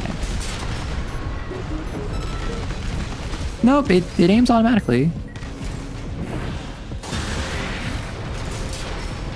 Interesting. Reloading? Oh, I have to hit R and whatever weapon it is. Interesting. Missile lock. E just uses it. Hold E uses multiple. R cancels. So if I do that, did you miss? You did. Like, it would be funny to beat the game without doing training. However, I do want more gear.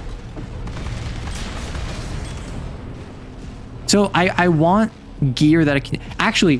What do I get from training? Because if I don't get good gear from training, I'm not gonna do it. Just keep them on your screen. Hard lock is best for enemies with lots of attacks you need to dodge. Melee weapons require risky close range, but are really good. So I can use tap, tap, tap, or click and hold.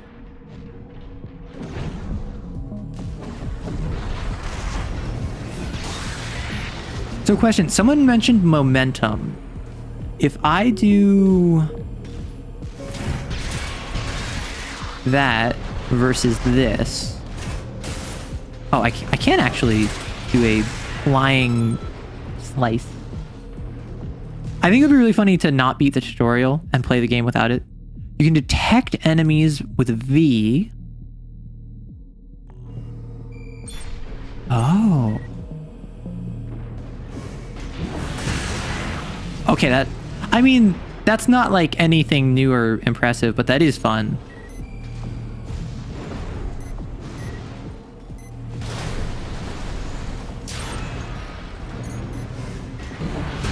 Oh, I missed.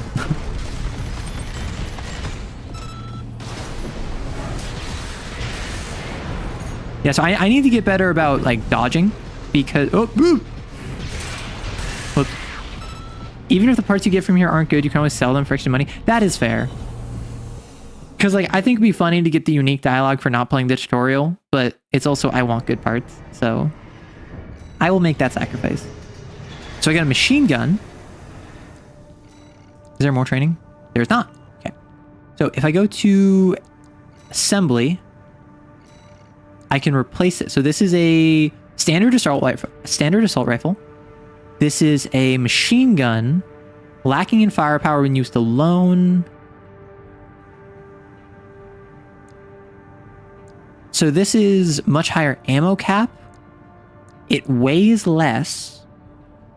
My EN load, I imagine, is like my weight and my EN load are two different parameters that I have. So the Ludlow is effectively a worse assault rifle, but it allows me to invest in other gear. That's what I'm getting.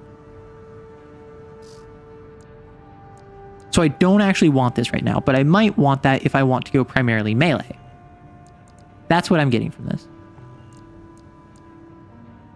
To put it in Lancer terms, EN is system points. I assumed EN was like system points. I can now run two. Really? Left arm. Assemble an AC. Hog.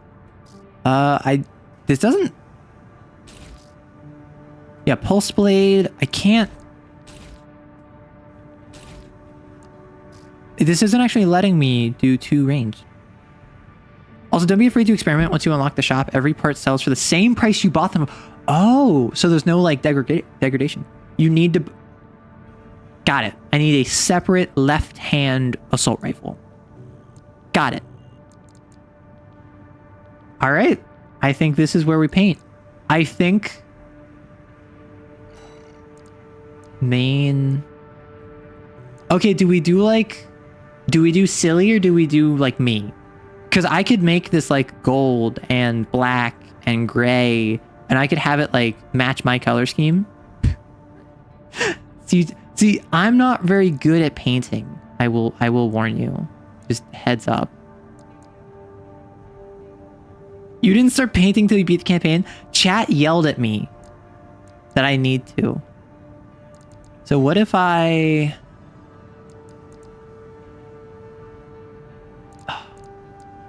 What if I look like a clown? I can change the reflectiveness and the luster. Okay, that's kind of crazy. I can change the pattern and the weathering. Go full America. I could go full America colors. Ooh.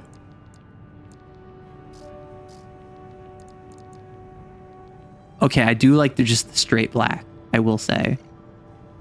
Change the coloration of your AC. So if I do that... Oh, what I could do... I know what I can do. I can... You can go... Make it my color scheme. That would be pretty... So like, if the head is black, that's like my hair. If I go core... I go...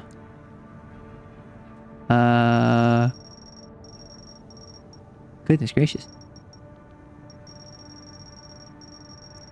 Why is the numbers red? Why are they red? I need to figure out the RGB that I normally have presets. Because like I could do it the exact same color as like my text. Or I could just go like a gold-ish. Like, I mean, I could have it be super desaturated. Red means changed and not saved. Got it. I made mine to fit the colors of my persona: Prue, blue, pink, and yellow. So, the pan flag. What if I just make this a series of pride flags? That'd be so silly. Okay, let's start with America, right? The best country. Maybe make it primary of dark gray with secondary of yellow. I could do that. Maybe make it primary of dark grey. So like 40, with 40, 40 is secondary the of color I yellow or use. something. I could do like primary dark gray. Do I care about reflectiveness? Not really. I'm sorry. With a secondary, so then this could be hello. Well, because see, my I don't want it to be like overwhelmingly yellow, but my main model, my main outfit does have this kind of like gold jacket, right? Hello, Helios. Yes, I just started AC6 like 40 minutes ago. You gotta finish mowing the lawn. You started before stream and the battery died. It's been charging. Enjoy, Maddie. I'm sure I'll still be painting when you're back. I can adjust the paint of my entire frame. Yes. Yeah, for those of you curious, no spoilers. Please don't backseat. But at least for right now, this is a just coloring stream right now. So by all means. There's a site with a bunch of custom-made emblems for you to peruse. You can adjust the paint. This is so much. I've never been one to like go crazy on aesthetics. So what if okay. Let's do this one. I mean, I could go like okay. I'm gonna start easy, right? I'm gonna start on one of my arms. I'm gonna have my left arm be America. That's easy, right? So I'm just gonna do a random USA.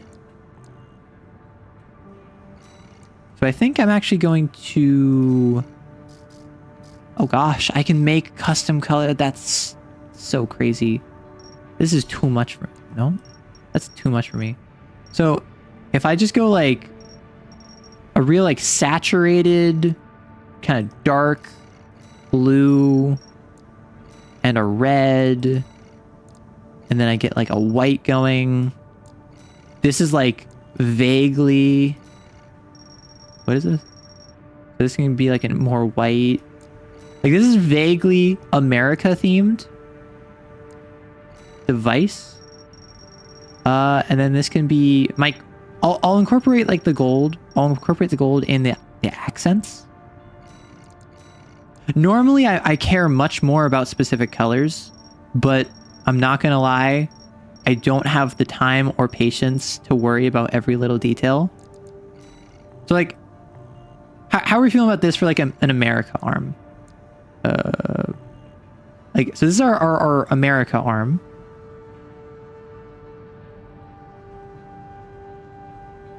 You're gonna need to do this specific thing at this specific time. Dang, stop spoiling me. And there's also the exploit to change your glowy bits brightness. Oh my gosh. So my left arm is America. Looks like freedom. What does my right arm be? Check the entire frame option. Ooh. Entire frame, all units? Oh. So I can do my entire frame. Like, I could just make my entire frame America. I do, maybe this is like the edgelord in me. Please forgive me. Maybe it's that I want it to be like super dark and like low luminousness, lumosity. The mental app.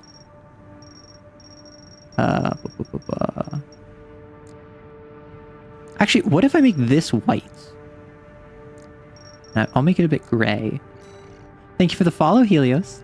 I am currently doing what I'm sure every AC unit spends far too much time doing. So do I want a base of blue with white, or do I want blue with red?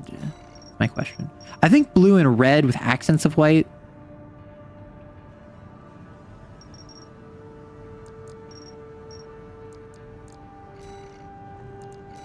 And then this can just be you. And then this can just be you. And suddenly, and then I will have the kind of yellow lighting to kind of harken it back to me.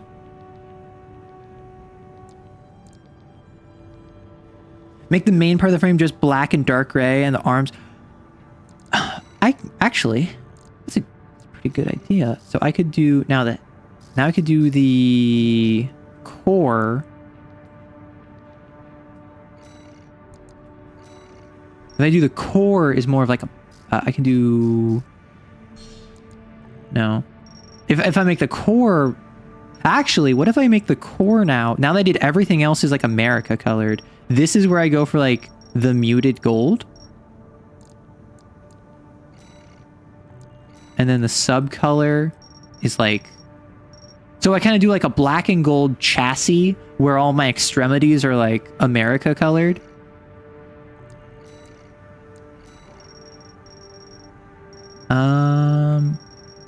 So what if instead of that what if instead of black here, I have this be like gray? Because 40-40-40 is a color I use in my videos. So then I just make all of the accents black. I have the device is yellow. So this doesn't really fit. I think I need to change the head to match this. So what if I go black? Well, then I go, the sub here is like that gold.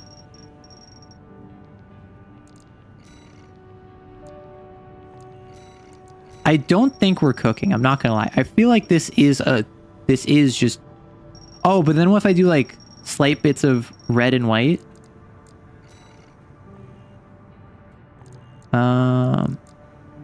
Like this looks, wait, this looks like I took the chassis and head and just stuck America on it. The weathering looks good. I didn't change the weathering, so I can't take credit for that. In Space Marine 2, I made a guy with a Crayola cruncher.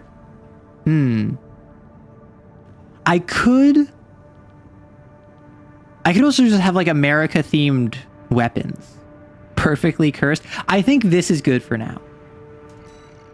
Oh. I should color my I have to color my weapons, right? Right arm unit. What's... And then this has to be like girly pop pink, right? Right? Like, I'm not even girly pop, right? But I feel like that just adds to how cursed it is. If suddenly... kill you? That's that. We can have a little bit of white. Like, something I might end up doing is I might have the chassis be black, gold, and gray, and then all of my weapons are like America colored. But at least for now, I like how cursed this is. Be gone, thought! Would you be gone, thought?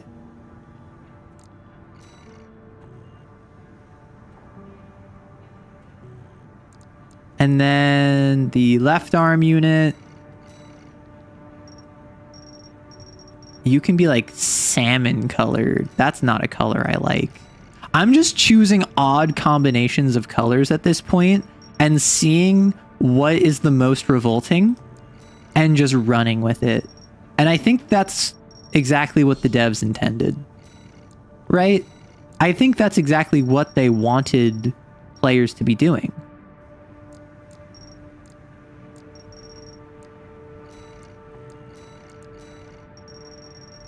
I don't even know what this is changing the color of. I'm just going to make it white. All right. It looks like I'm wielding a toy. I think what this needs is this needs... I don't even know. All right. Left arm unit. Back unit. You can be cyan because that doesn't fit the rest of this color scheme.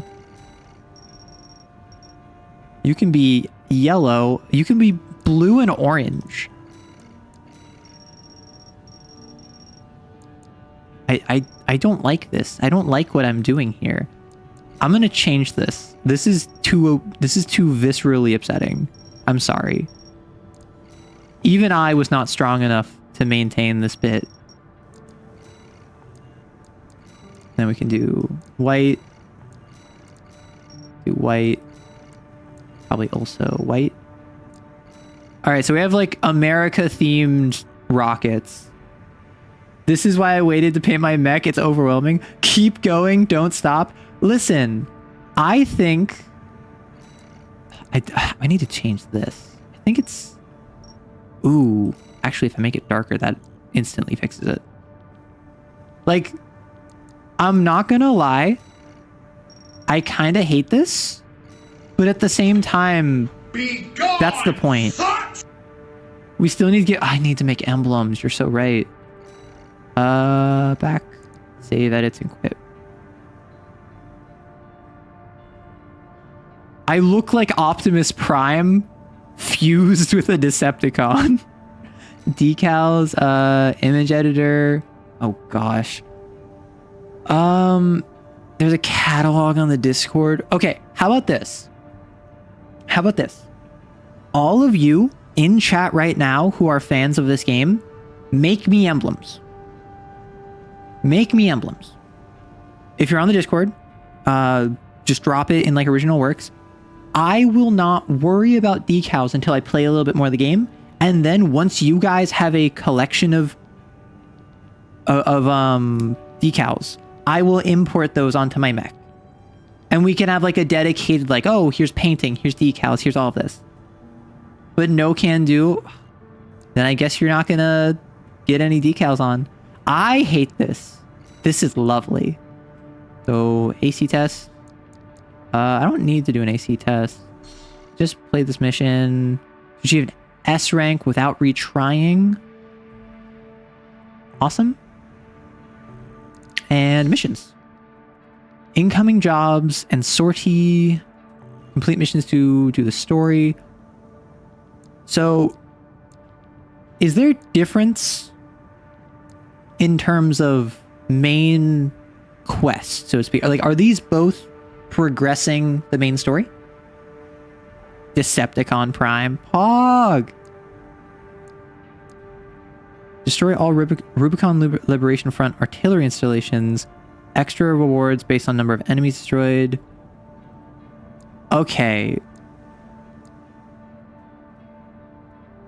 Listen, if you give me your persona as a decal, or your persona as a decal, there's a non-zero chance I put it on. I'll probably focus on putting on decals that are like community jokes. But there's a non-zero chance. Okay. If it's a branching choice, it will be indicated. So I'm going to start, even though this one's more money, this one is destroy the Rubicon Liberation Front. I don't know enough about the politics of this game.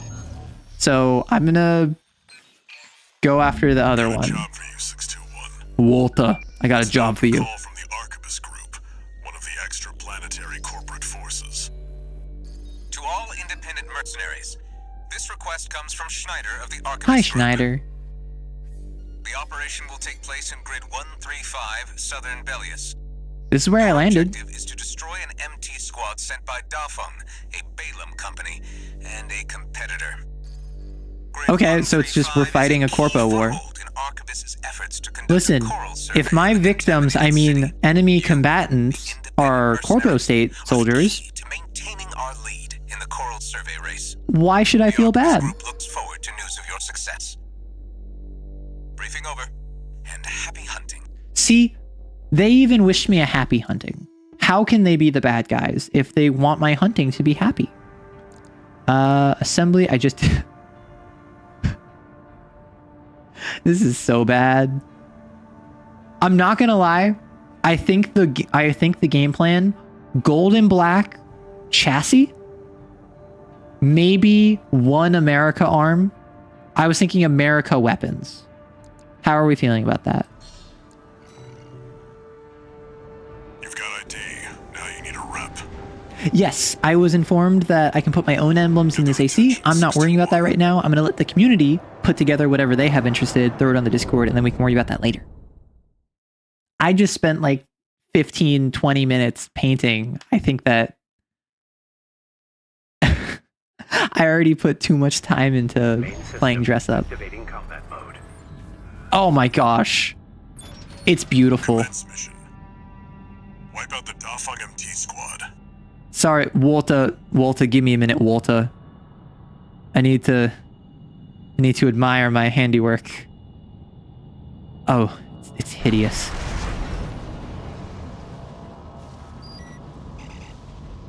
Whoop! I crashed. Luckily, I didn't take any damage. Black and gold body, silver and gold weapons would be so pog. Looks like the Arquebus Group hired some muscle. An independent mercenary, huh? At least they didn't send the Vespers. Hey, I'm as bad as the Vespers, who I totally know Just mass who they produced are. MTs. Wipe them out, 621. I love the mobility in this game. Sharp. Focus your fire! Like, so long as I'm not actually sucking, Turn through. I can just dodge. Damn it. Arquebus really scored this time. Like the momentum mechanics in this are so pog. Like I just need to where is that last one? There we go. Oh. As long as I'm just keeping up the pressure and I'm not staying still too long, I can just not get shot. And of course, as I say that, I know, I just recognize I'm about to fall in the water. Eliminate them. Oh, I was worried I was going to fall to the floor. Double kill. Okay, I am playing a little fast and loose in terms of like gravity. I am not at my most intelligent when it comes to positioning myself in a way that I won't fall to my death. However, no one needs to know about that because no one can stop me from falling to my death if I so choose. How dare you shoot me? Commander Michigan. I know people in Michigan. Enemy MT squad has been eliminated. That was easy. That's it for this job, 621. Oh, wait, that was it. Base. I assumed it would be more. I'm assuming that was like an easy mission because that was just grunts. That wasn't even like any elites. Yeah, some of them had shields, but yeah, 60k. Pog. I don't have access to the store yet, do I? Because I have like 200k, I think, at this point. One new message.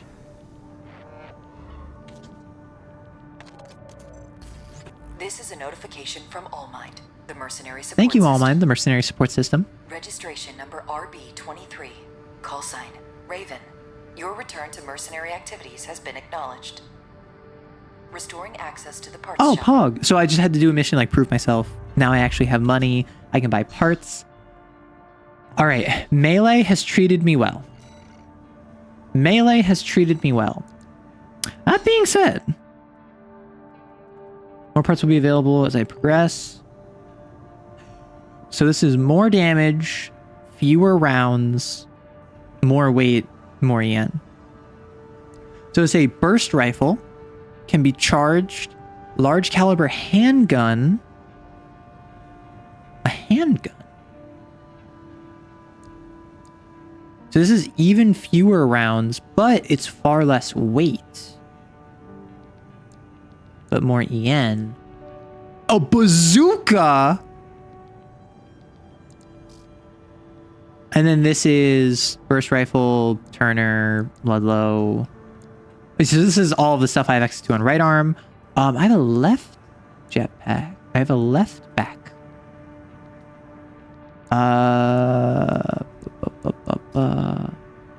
This is if head. I'm assuming I should go for, I don't know, a bazooka would be so funny. Dual bazookas? Oh, I could go dual bazookas. Wait. So total rounds, is that, do I have ammunition in this game? Completely unrelated to stream, only related to the fact that I just went shopping. Do you put the cart back? Of course. Of course I put the cart back. And now you're on your pewter. Do I go dual bazookas? That would be so stupid, but it would be so funny. Like, yes.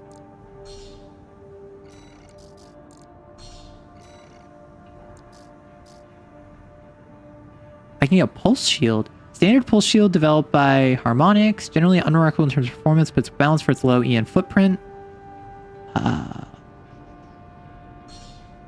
Sure. Cool. Now I go to assembly. Oh gosh. Okay, now I know. I need my bazookas. I need my bazookas to be paint all units. This is where I do the red, white, and blue. Let's go really desaturated. Because, like, what's more patriotic than dual wielding bazookas?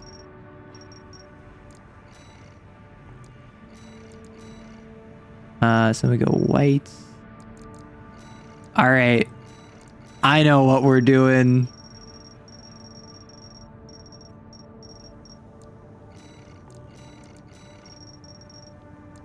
All right.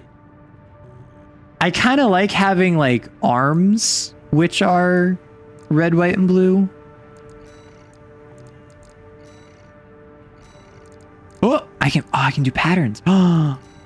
So what if I just do like a black torso, like a black legs, you know?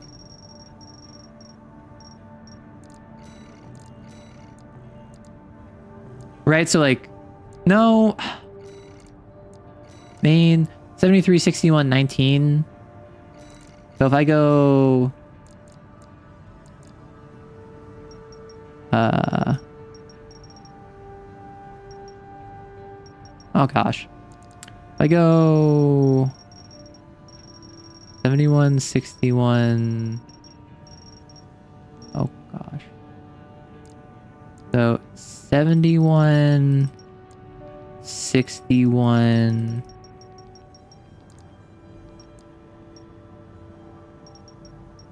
$19. So that matches up there. Okay, I kind of dig this. And then like this can be my my darker. Like how are we feeling about this like unironically? Putting on the black pants. I could make it jorts. I do have jorts on right now. Quad wielding Zukas. Arrow beep boops. Exactly. See? Okay, I can actually rock this. I shouldn't rock this. It makes no sense to rock this. Combat fun. Let's see how well the 2 bazooka strat works. All right. Charge attacks. Some weapons are capable of charging attacks.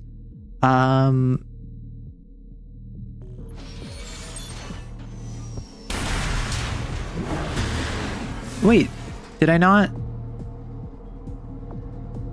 Is this my bazooka? I got you a code for a peak emblem that you have to use. Oh, so in the tutorial, I have a set weapon. Got it. ACS is a craft, can be compromised by accumulated strain, stagger. Okay, so if I just deal enough damage to them, they stagger. During stagger, all incoming attacks are treated as direct hits. Okay, so it's just damage them and they will stagger.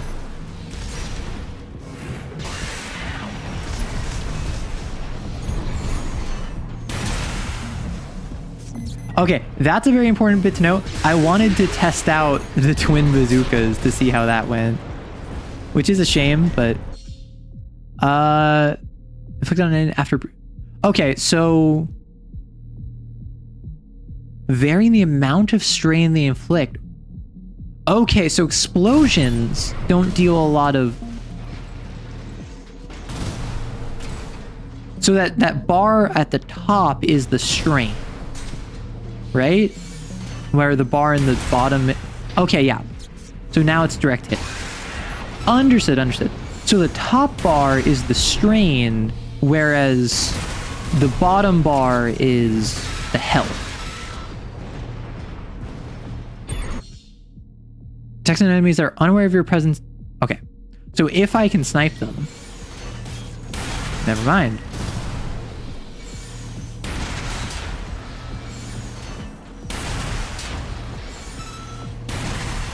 So I can just be a sniper if I'm so inclined. Understood.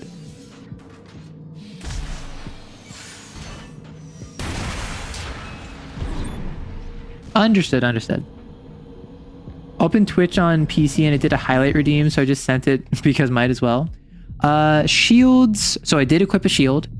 Okay, so E is right shoulder, Q is left shoulder. Whoop.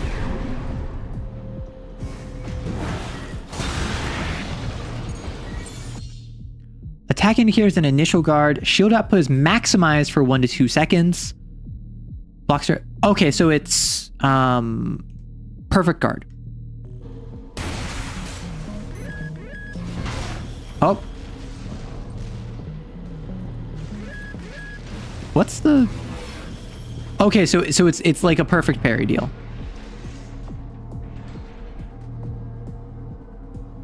Hello? Oh no, that was not good.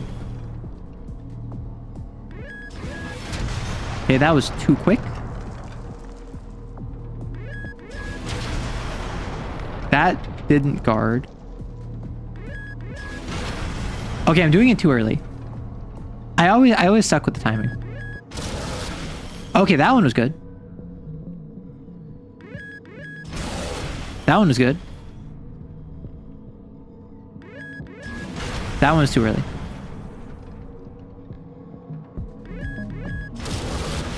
So I need to wait until after the doot.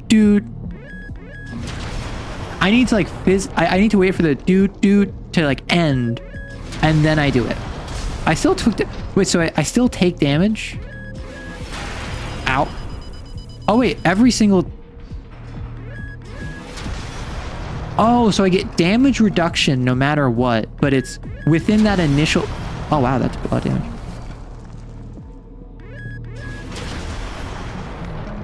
It doesn't block 100%. That's very good to know.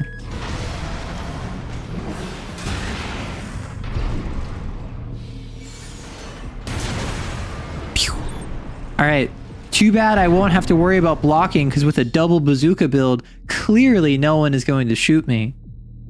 Small arms can be used for greater impact.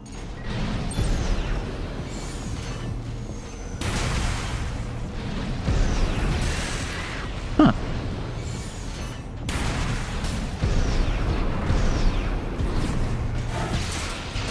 Fuck. Wait, I can hold down the shield? Oh, shields last multiple seconds.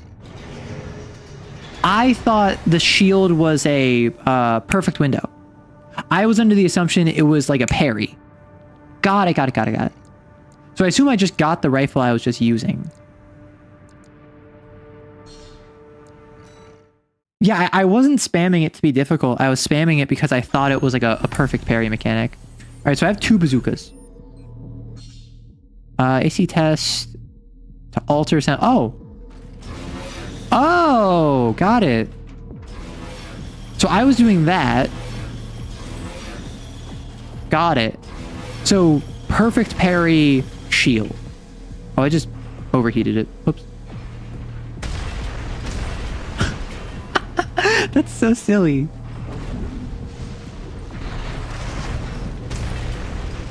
Wait. Okay, enemy settings, craft, sure.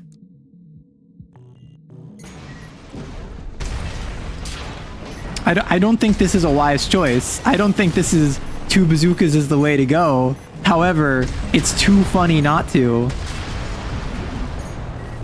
Like, how do I deal with flyers?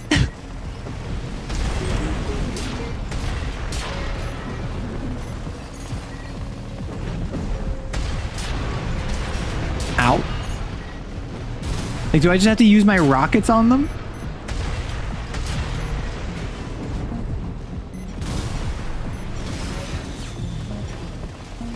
Yeah, I just tried to hit V to melee because I've been playing too much Marvel Rivals. I think I need something other than bazookas, but also Death Before Dishonor. I'm not a coward. Like, this does not seem like the right way to play this game. I can't even charge these up. Ow, I'm taking so much damage. I need to unlock. I have a kick, but I need to unlock it. So what you're saying is the double bazookas just needs a minute to cook.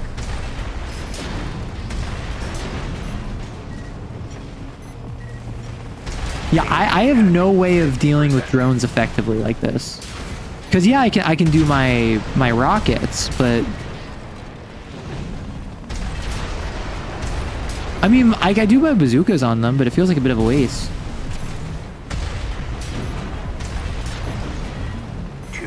Kits remaining. It needs more time than that. I'm a firm believer that there's no wrong way to play games. No, I when I say wrong, I mean like it's silly, you know? Like I just completely missed that drone. I have no way of dealing with the drone outside of spending rockets on him.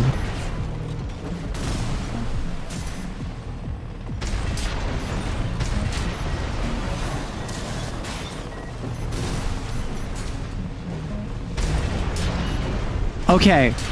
Question, do I stick with the America rockets, the firework launchers as they're called, or do I actually play a legit? I think I do a mission with 2 rockets. See how it goes, how it gets me. Do you make sure I check the decal code? I don't have another rocket pod and I couldn't afford it, unfortunately. Okay, so let's real quick. Don't panic. Don't panic. Don't panic. I'm grabbing the decal. So I'm checking the Discord real quick.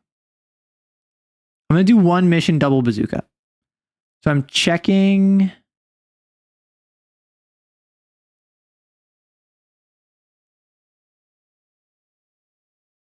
Ba, ba, ba, ba, ba, ba.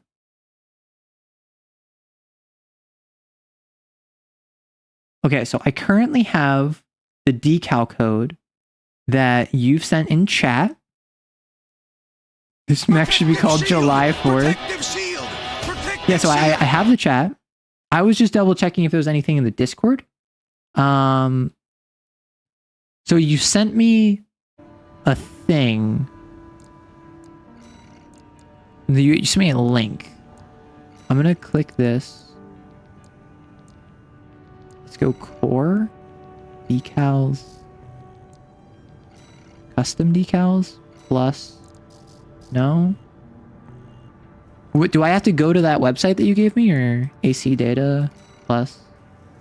No. This is ACs I can use.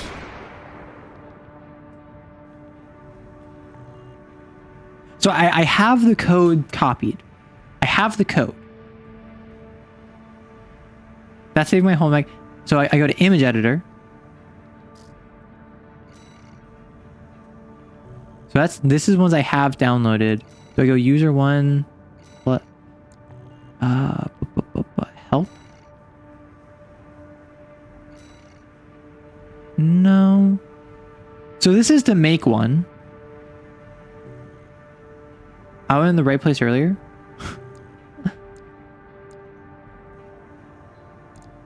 Enter share. I didn't see that. So no. I didn't see where it said that. Enter it. I've only seen enter a name. So in image editor, user one plus,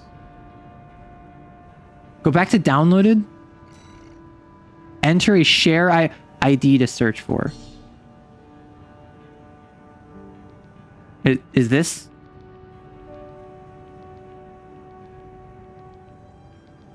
Is this? What's the, why? You know what? Sure. Wait, okay, how do I place this? So I have this. So I go to, would it be decals, custom decals? So sorry, is decals separate from emblems? So I have downloaded. How do I use this?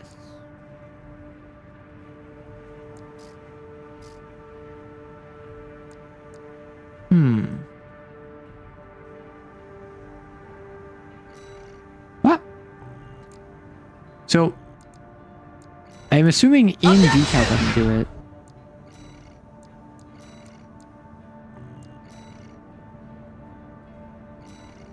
It's all presets. Oh, user one, user downloaded. Got it. But what if I just like, what if I just put a decal of like tape over my mouth? So, understood. So if I go presets, downloaded, tape, I can just like tape this whole thing up. Understood. So I don't know where I would put tape. Yeah, that was what I was missing, is the scrolling. So I'm going to missions. Let's do the kill everyone with bazookas. Got a job for you, 621. 4th of July is coming early. This is an open call from the Balaam Group, one of the corporate Oh, I just killed your people, Balaam Group. Hey. Attention all independent mercenaries! This request comes from our affiliate, Dafeng. The Rubicon Liberation Front has deployed Baus artillery throughout the contaminated city. Ah, so I just fought Balfong, which is an affiliate of Balam. Expansion of the Coral Survey. Show us your ambition. Destroy the Liberation Front's artillery. I Bonus pay will be awarded like for destroying their MTs. We want the enemy weakened. I like neither of you, I must say. You're very like, hoorah, military, yeah. Prove yourself. Whereas the other one was more like, we're corporate, happy hunting. And I don't like either of that. You hired by people you... I assumed. All right. Loader 4. The client doesn't care who does this job. As long as it gets done. Let's do it. Listen, I'm a mercenary here. I'm not here to think about ethics. I'm not here to think about quantifications of morality. I am here to blow stuff up and get paid. Ooh, oil. Or is that coral? Commence mission. Destroy all of the Rubicon I'm here to do violence and get credits.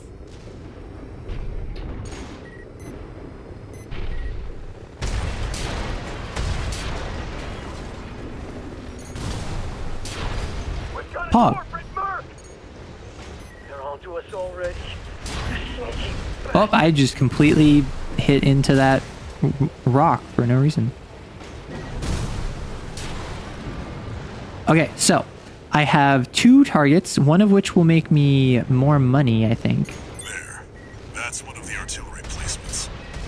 The front is protected with They're just instantly gone because I have bazookas. Deploy for combat. Destroy that AC. There's only one of them. Oh, I need to stop jumping behind cover before I fire.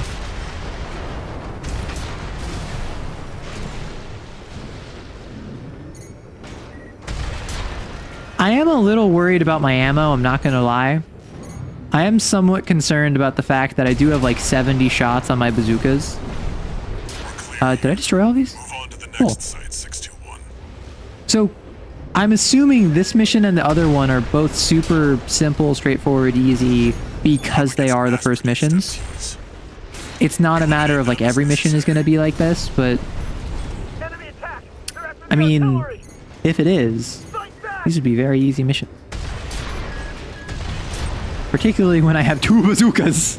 Head to the final site. Keep up the good work. So I want to destroy the... Oh, every MT I destroy, I get more money. Every enemy I destroy, I get... That's what I meant by I can earn extra credits. There. That culprit dog. Hiring the ultra-effective mercenary that your security forces can't deal with does make a certain amount of sense. I mean, it makes sense so long as you can guarantee that they will stop working with the enemy once they start working with you. Otherwise, you're just getting in bed with the folks that are slaughtering your people. Which, ooh, outside of just like not being good from a morale perspective, is also just kind of sucky from a, oh, we're giving them like tactical secrets. Fire. Surround that AC. Ooh. Show that inner liver what makes the Liberation Front strong. Ow, I'm being shot. We stand as one. Let's do this. Let's flank them so we can shoot them from behind. We need to see, part of what it is I like how floaty this is. The issue is I've been getting stun locked in midair.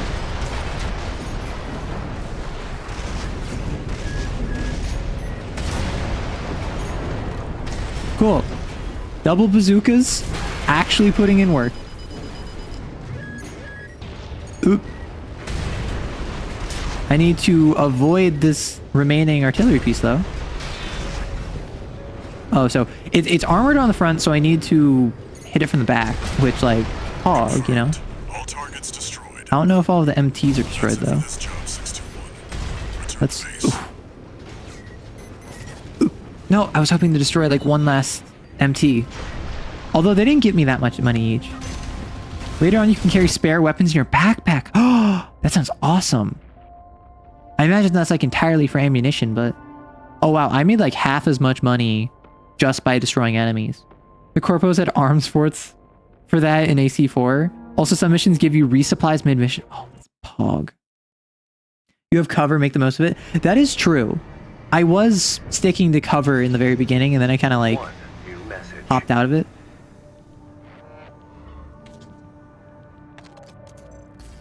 Okay. Registration number RB23. Call sign, Raven. Your records have been Call sign, updated. Raven. You have also been granted access to participate in the Log hunt programs. Hog. We kindly request that you submit combat logs after destroying designated craft. Oh, is this... I get between missions, like if I destroy 500 MTs, then I get 10,000 credits. Discover and destroy targets marked with the log hunt target icon to obtain combat logs. Obtained combat logs will improve your hunter class and receive reward parts. Little side objectives, awesome. So now that I have more money, I did not use the shield at all that mission.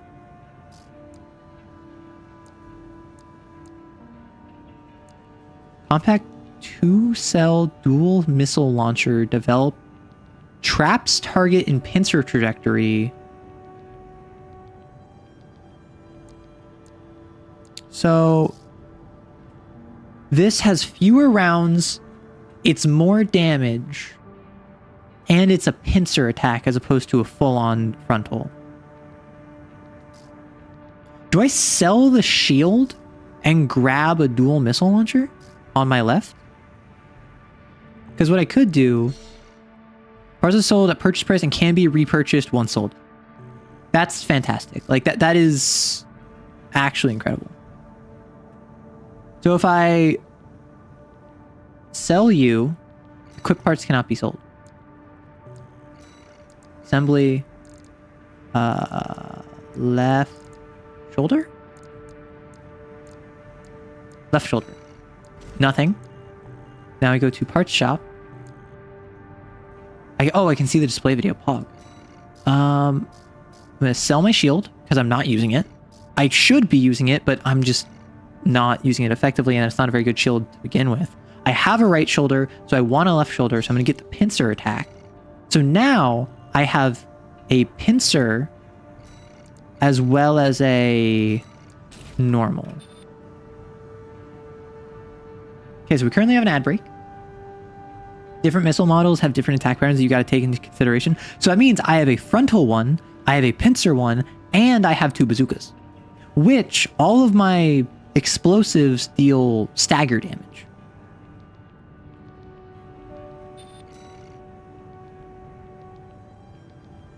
Ooh, nice. Okay, so we are currently in an ad break. I've been going for 3 hours. I'm good to just drink some water. How are y'all liking the game so far? I am having a great time.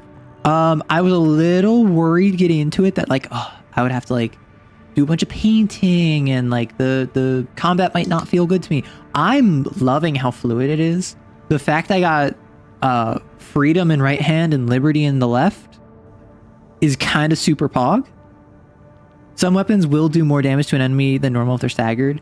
I made you download it. It's always nice to see someone seeing the early game struggle. Honestly, I'm not even hitting that early game struggle. I'm just kind of like adapting to the game. And I even said like, I understand now. And then I just locked in for that first boss. Like, was this the game? Sorry, was this the game where that first tutorial boss, y'all called it a filter boss. Was it a boss that people like really struggled with? Because that was something where I was trying to figure out how can I like damage it from afar and then get in close for melee. I very quickly realized melee was my damage. Melee is the only damage that I was dealing to it. So I got in close. The real filter boss comes later. Okay, the real filter comes later. Because wasn't there a boss in this game that like was so bad it got nerfed?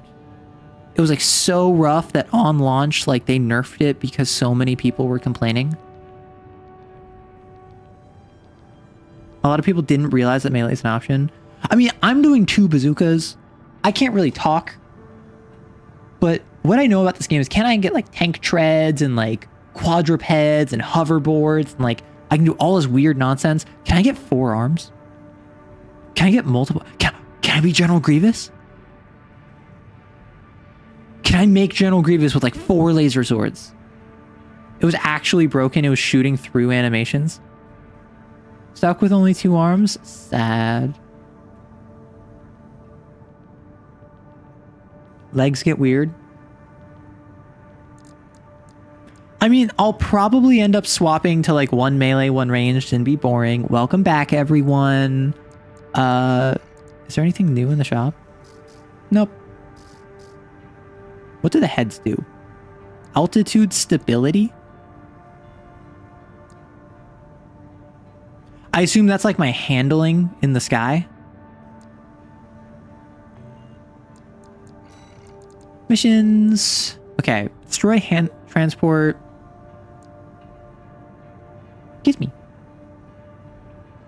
Okay, so it's the same setups of fight this one corporation or fight this other liberation front. Destroy the helicopters. Attitude, not altitude. Oh, okay. I was actually absolutely reading that wrong. Hey, a waffle. I'm trying out AC6 for the first time. Independent mercenaries. This request comes from Schneider of the Archivist Group. Thank you, Schneider. Dafeng, one of our adversaries allied with Balaam. Yep, I just worked with them. AC.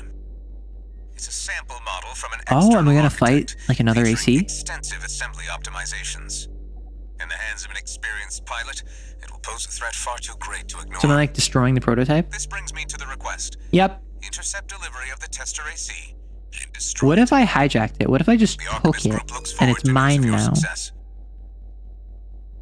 Other ACs are some of the scariest enemies in this game. Yeah, I see. Like, it's one thing to have a giant gunboat that I have to take down. It's another to fight what is effectively like a mirror match or a quote-unquote balanced encounter. Stay sharp, 621. Maybe freedom and liberty are not the right call, but I will bring it to all of Rubicon. Just read down. The pilots are free. You can just take them. True. It's not like they're wearing seatbelts. Main system activating combat mode. All right. Commence mission. We've got a read on the target. Now's the time, 621. Sorry. I'm absolutely making rocket noises as I go. We're under attack! Must be the locals. No, it's an independent. Oh, I'm at the edge of that. Yeah, they got tons of health. I'll deal with the work. I've been training for this. Yeah, you might have trained for this. I'm bringing freedom and liberty to all of Rubicon. Fail this mission.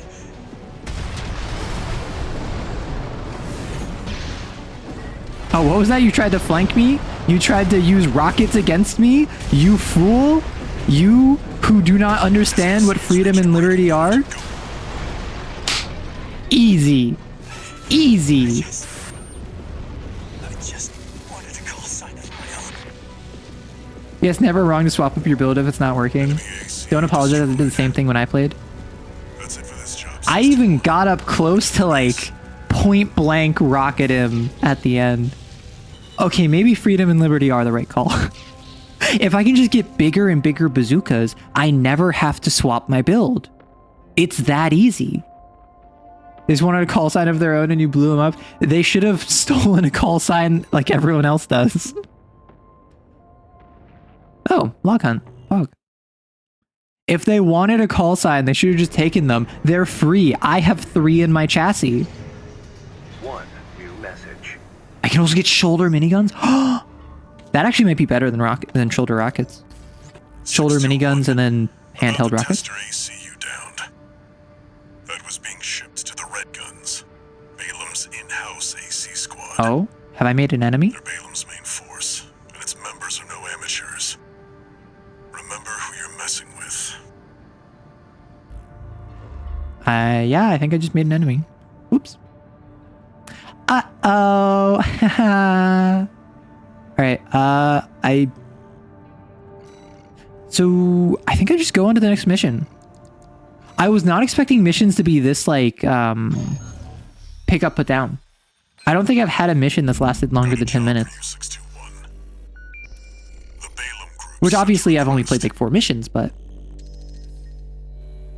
Raven, this request comes from Oh! one of our affiliates. I got called out specifically. The group has committed to use of military force to handle the Rubicon Liberation Front. Oh, some are 5, others take... I imagine big, like, arcing story missions are like 40 minutes where you have to fight, like, multiple named ACs. Like, isn't there one mission where you have to fight twin pilots or something? No spoilers, but... You performed adequately in your last sortie, Raven. This did not go unnoticed. I have been noticed, Pog. We will be watching with interest to see what you bring to the team.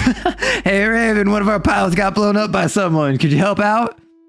Sorry, I'm busy. You love the Liberation Front logo so much? Yeah, they are. I mean, I did 1 mission for them. I did adequately. That's basically all. Like, I imagine... What's the power scale of AC pilots in this? Like, is it the equivalent of like a Lancer pilot, or is it any schmuck can pilot an AC if they're like have the resources? What? Oh, how dare it! I was hoping that I could like sneak attack with a bazooka. Aha! I have sneak attacked with a bazooka. They're kind of like Lancers. LL2 Lancers to begin. Yeah, that makes sense. But like, I'm not saying in terms of power level of the actual cores. I'm saying more like the pilots who inhabit them. Is it because like it was mentioned that I might make enough money to like win back my freedom? So I'm assuming I'm like an indentured servant, right? I'm assuming I'm like a effectively like a corpo slave. Meanwhile, Lancers are traditionally like high value.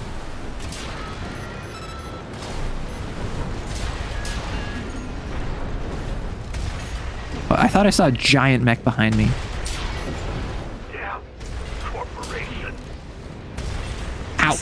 Target destroyed. On to the Where next are you? targets. There you are. I love the movement so much. It takes a special kind of person to pilot an AC. I heard...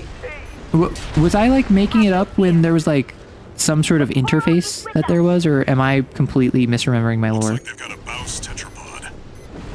It's a cut above the other MTs. Ignore it and focus on the mission. Oh, there's like a mini boss, dude. Hog. Luckily, all of my...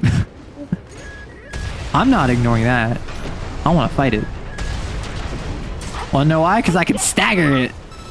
That's what happens when I got freedom and liberty on my side. 50%.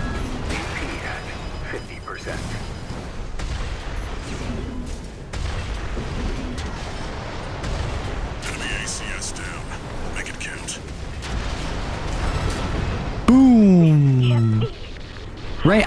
I forgot I got paid for all the ones I took down. Got the tetrapod, huh? You're a natural with this 621. Looks like you got them all. Pog. That's it for this job, 621. Return Yeah, to screw base. you, Walter. We fight whoever we want, Walter. Before I was hired, I was bedridden. I was under the assumption I was like a horrified, mutilated, like stuck in a cockpit kind of person. I also know nothing about Armored Core lore, so that's just kind of my assumption. Oh? Well, Handler Walter. Walt? The way you're This is the guy that they handling my mentioned. business, I'm surprised you'd even dare to call. Michigan. About my proposal. Yeah, you sure about that? I'll be working your hound just as hard as any other red gun. Gen So I'm 4's working gonna with be Balam. emotionally withdrawn. They need a shot in the arm every now and then. Then you got a deal. I'll send Volt and Iguasu. I'm getting Give your friends? latest hound a proper red gun welcome. Wait, so I killed the new frame that was being sent off to the red guns. Now I'm joining the red guns. What? That's so silly. One new message.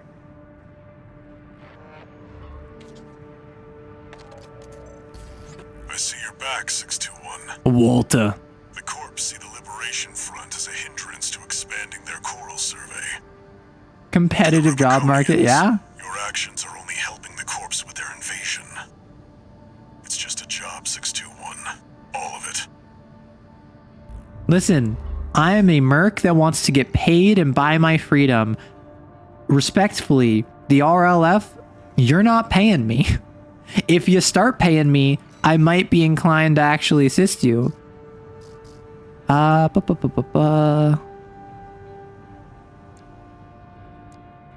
So, this... Oh, this actually gives me more health. Wait, can I buy...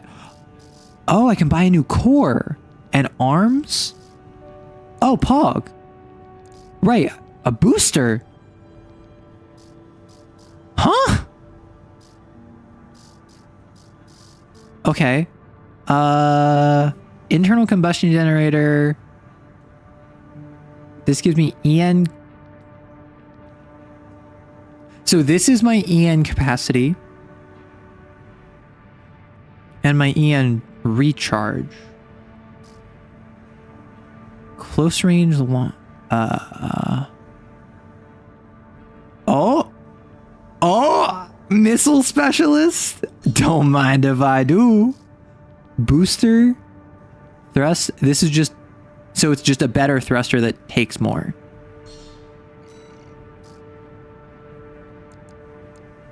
Okay. Ah, got it. So let's AC shop, assembly, expansion. So I want first gen before it was a missile specialist. So this is more expensive, worse for close range, but it's better for medium and long range. This booster, again, more expensive, but not over my current limit, and it increased my boosts.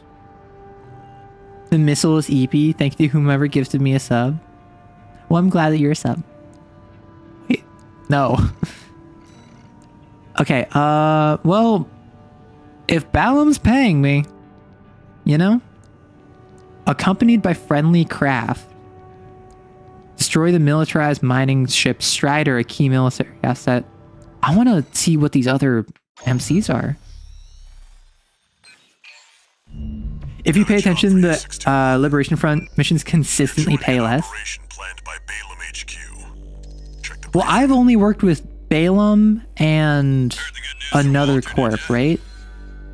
Good. Sit your ass down and listen. Balaam's moving in on the Gallia Dam complex, one of the Liberation Front's bases. The objective is to destroy their lifeline and make those sacks of shit beg for mercy.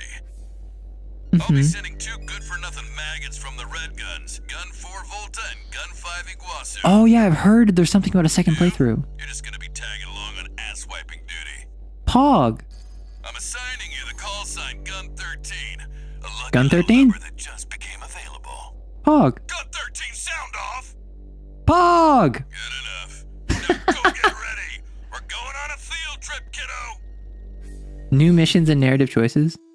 Yeah, I heard about that. Isn't there something like about a lizard virus? I don't know. Don't tell me. Gun 13, huh? I'll stick with 621.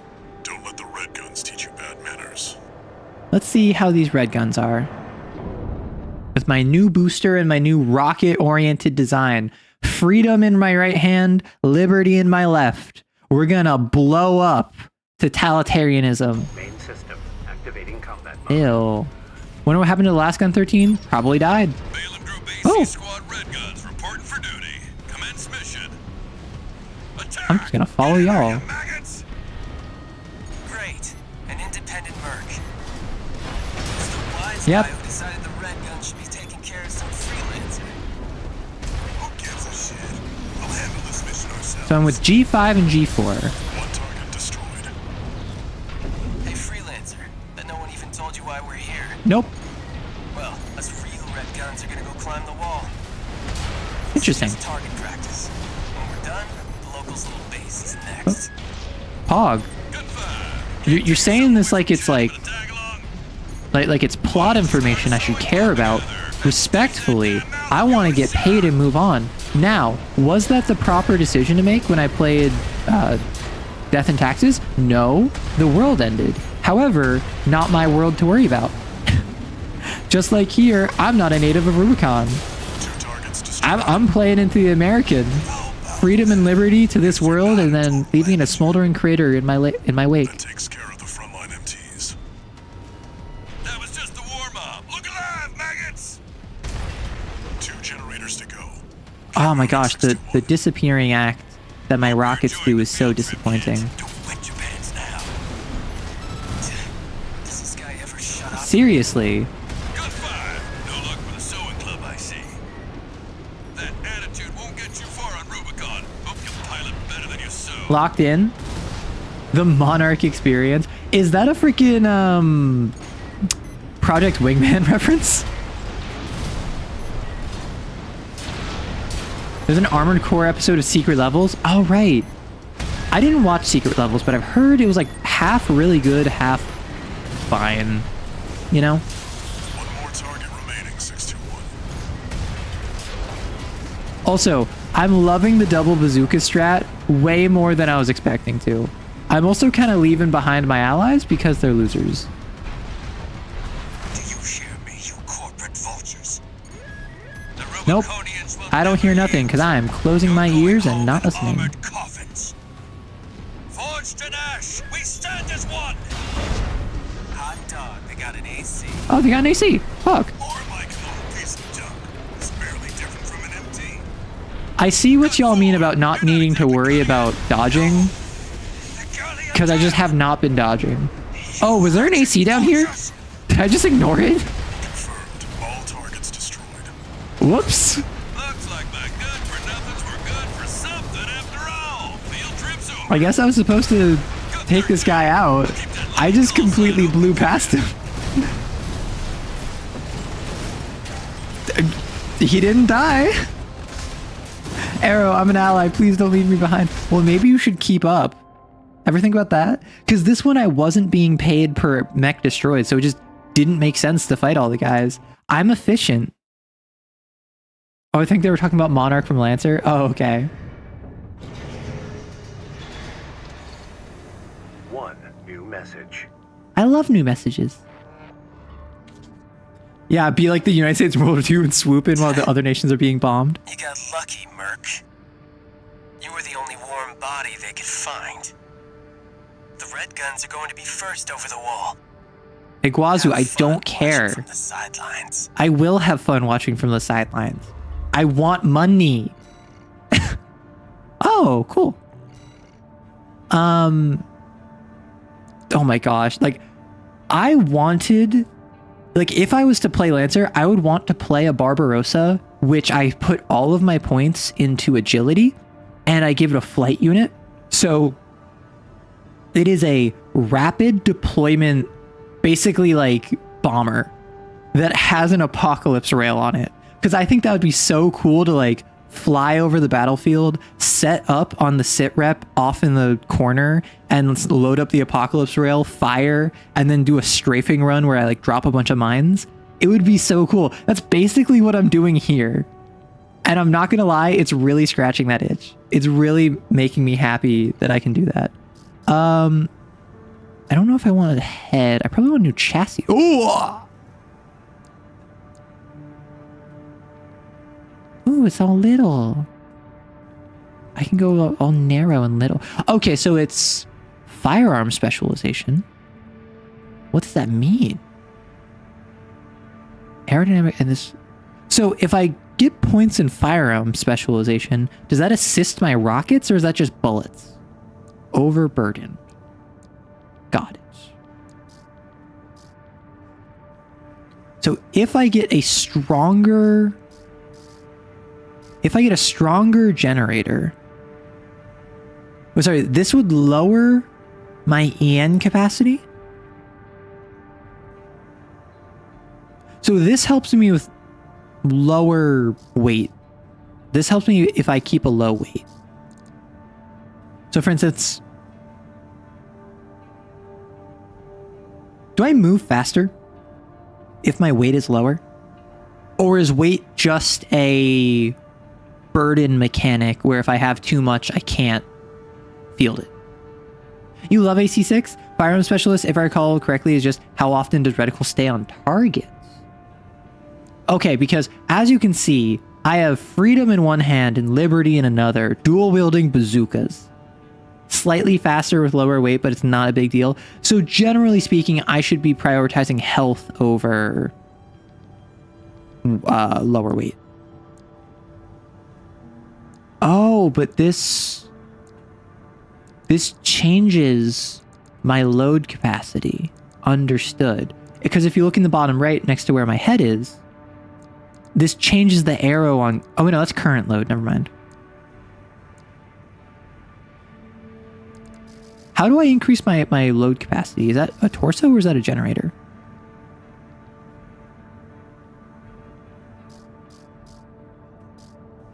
Like, I assumed that a torso would... Nope, that would take too much. Legs are for carry load. So if I get big, chunky legs, that increases my carry load.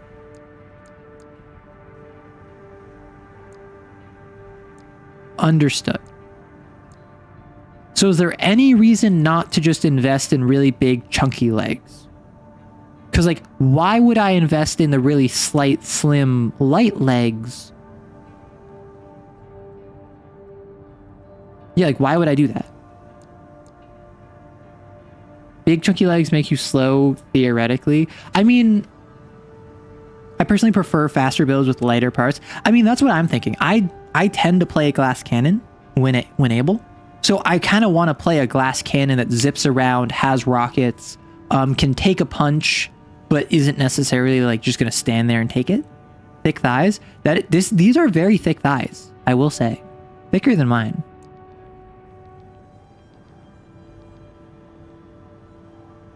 But like outside of the EN load is like the Melander legs are just better than my legs. Like it slightly decreases the boost speed, but I think I'll just stick with this for now. I won't buy anything yet. I'll get some more money first. Mission. Destroy the mining ship Strider. I would hope your legs aren't thicker than a mech. Yeah. Yeah, you might be looking for a mid-weight with a lightweight everything else to fit big weapons. Yeah.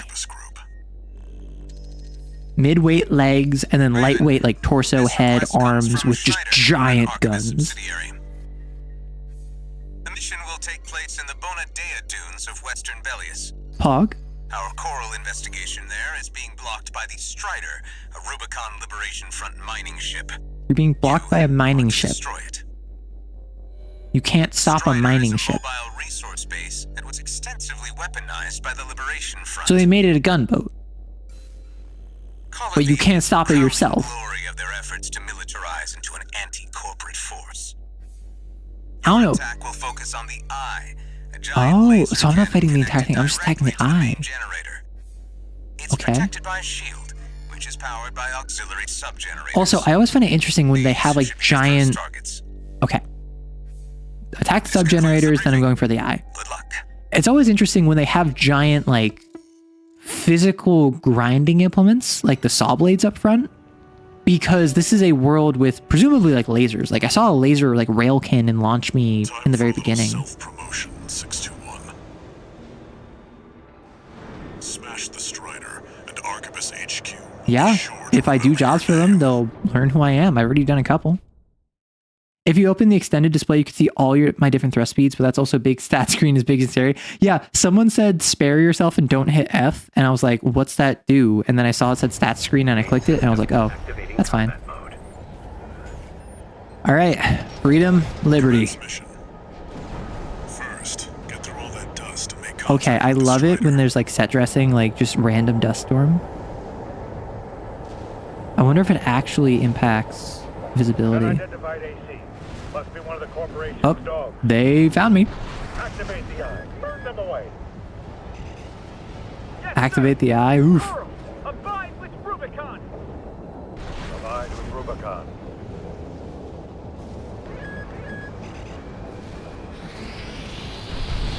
Let us dodge out of the way. Oh my gosh. So if the eye's over there, I think that like the rear exhaust was over here, he said? Dodge that laser few. Yo, no, I saved some boost just in case. Ah, there we are. Oh, I'm just taking out its leg. The scale of this is pretty pog. Prepare for close range combat. Intercept.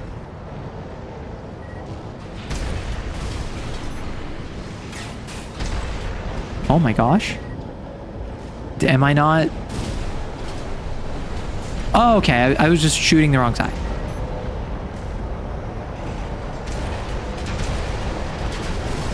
What? There we go.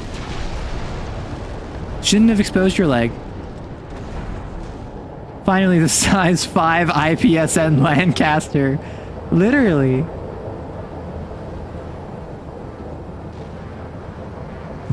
Where the heck is this thing? Strider leg compromised. It's going down. It was made with the same engine as Elden Ring, and they built everything to scale. This one boss is nearly as big as an entire section of Elden Ring's map. I love that. Like, now we've got a foothold to get on the deck. Oh, and then of course it's the same engine because it was made around the same time as Elden Ring, and it's the same studio, FromSoft. That AC pilot's no rookie. Like it's literally same Can't take any chances. Decouple the engine. ring. Oh. They're trying to cut and run. Head to the Okay, this is the jump pad. What? What? Ah! Remember, we fight for the coral. Sorry, I'm panicking. Defend the subject. There we go.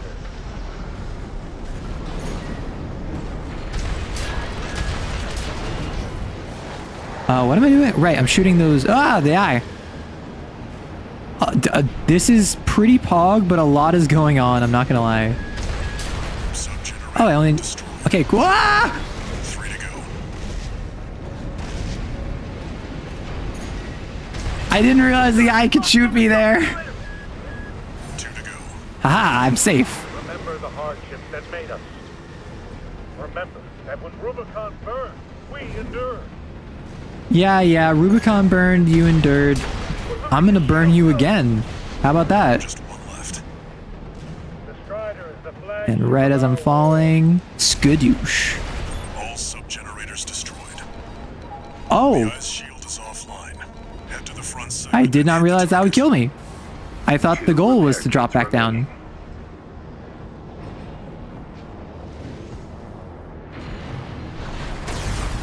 That was a issue of my understanding of the video game. So am I just destroying the eye now? Oh yeah, it's like nearly destroyed. Oh! Sorry.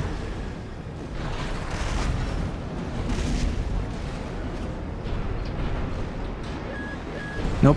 Nope. Ha! You can't get me if I just hide. Oh, that. No, it went. Not what I wanted. Now you've got the target in your sights. Time to finish this, 621.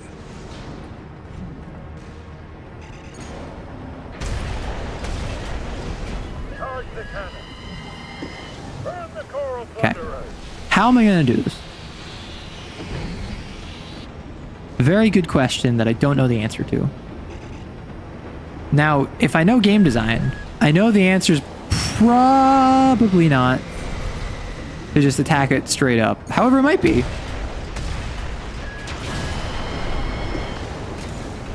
Oh, wait. Can I just do this? What? Can I just do this? Nope. Nope. Nope. Nope. I'm falling. Please hold.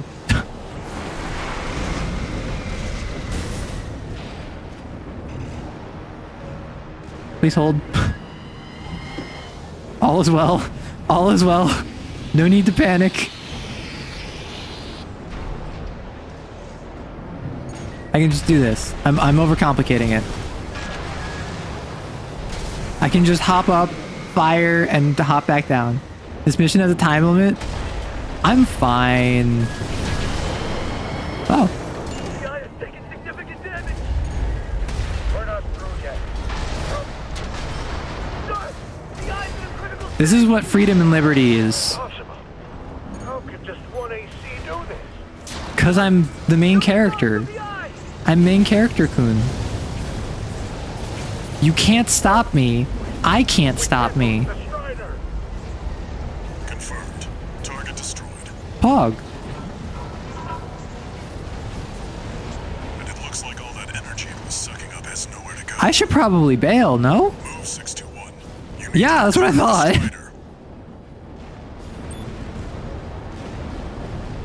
Do I have to go anywhere in particular? Or?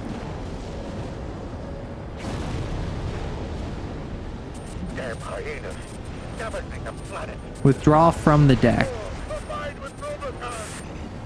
Oh, am I going the wrong? Am I going the wrong way? Are you listening? That thing's about to blow. Where am I? Oh.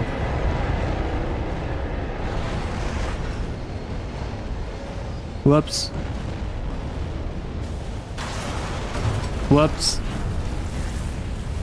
Oops. That's what you meant by time limit, isn't it? It didn't. I didn't see the objective marker. I'm sorry. Now you've got the target in your sights. Time to finish this 621. Like, the eye is really easy to deal with. It was just I didn't see the object. I didn't know where to go. In fact, I went the exact opposite direction of the way I was supposed to go. I think I should have been fine because I went the polar opposite direction of the oh ow. Oh wow. I didn't know it had rockets. I did not realize it had rockets. 07621. Don't worry. We're fine. Now you've got the target in your sights. Time to finish this 621. Oh! Oh, I have a stagger bar too. Whoop. Don't worry. You can just repair it. Remaining.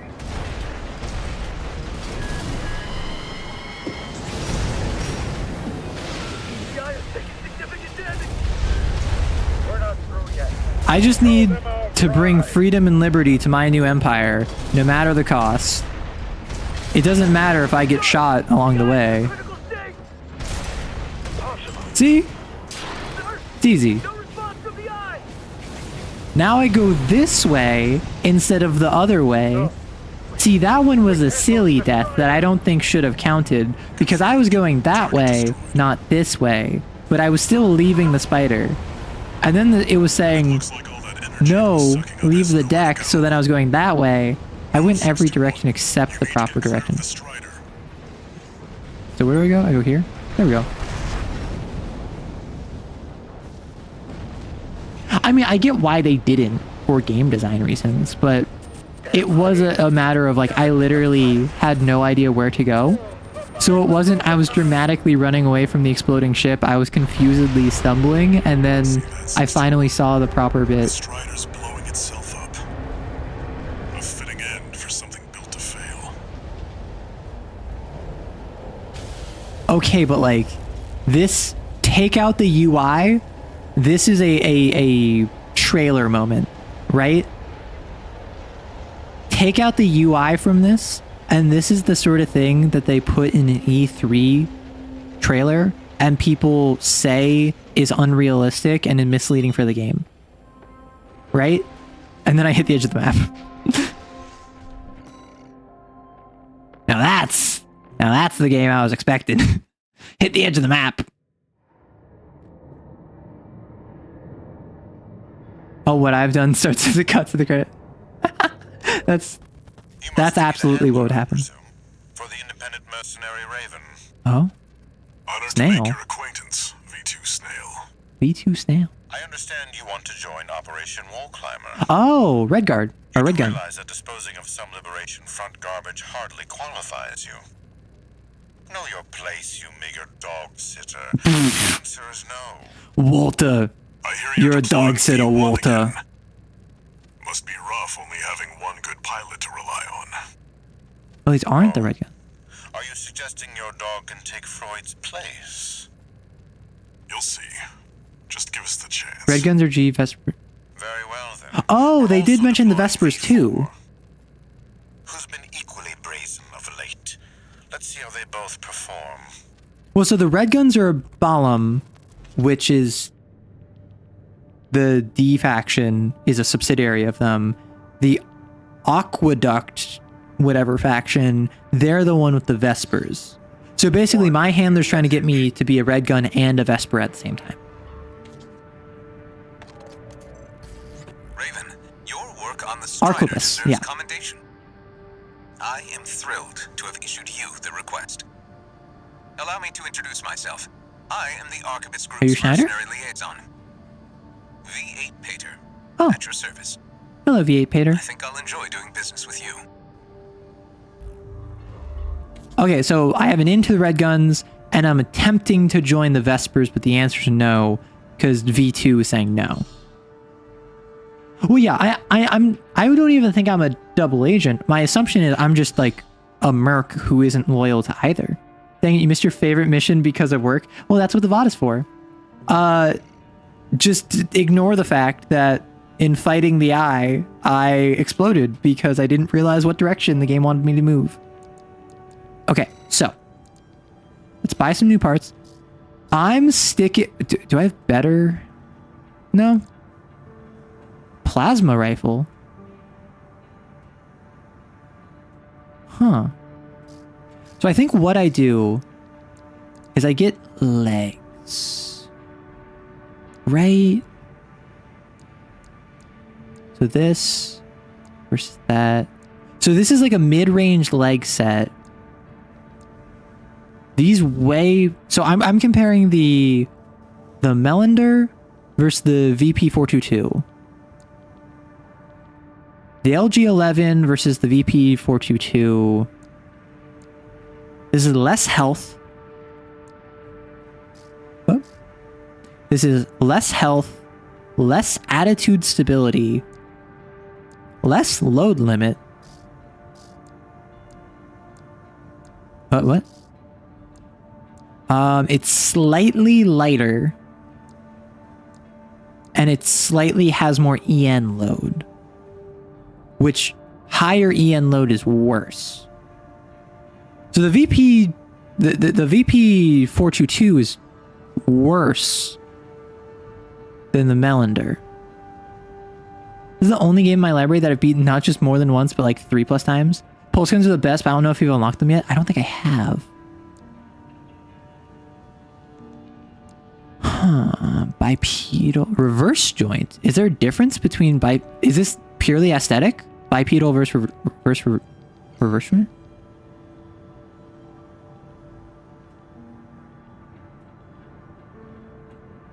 Chicken legs. Reverse jump higher. Ah. You've done like 7 playthroughs? Well, this is my first playthrough, so. What this do?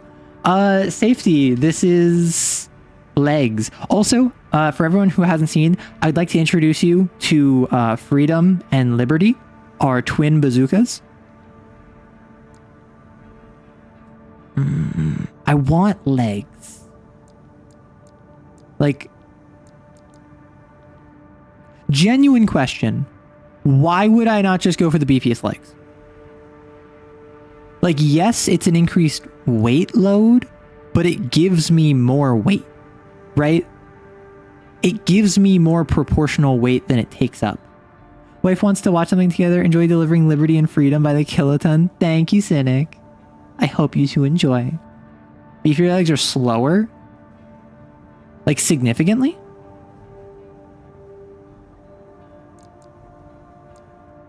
Because like the difference, I don't know the difference between 332 boost speed and 309 boost speed. Significantly slower. Got it.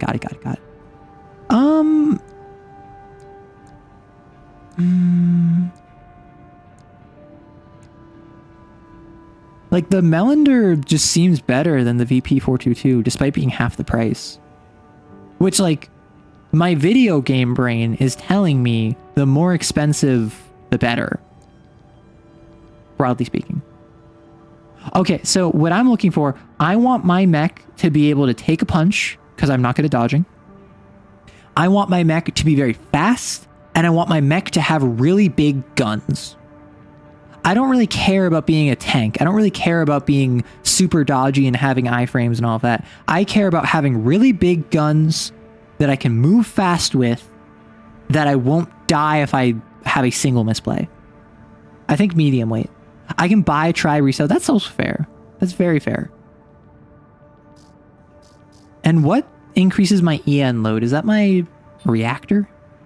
Is that my generator?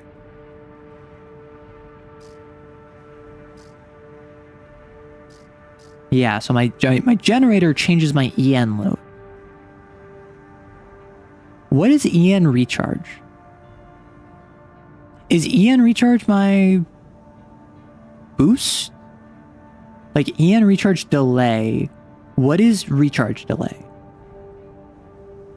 You're back. Welcome back, Sunov. Then I probably want tank legs. Oh gosh. EN is how fast my boost. So I might go this. So I might go this. And let's.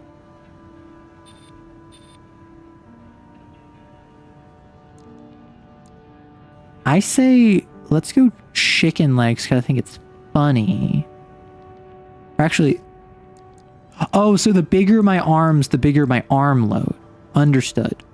So I want really beefy arms with really beefy guns, but aside from that, not too much. Do I just go like chicken legs? Jump height, jump distance.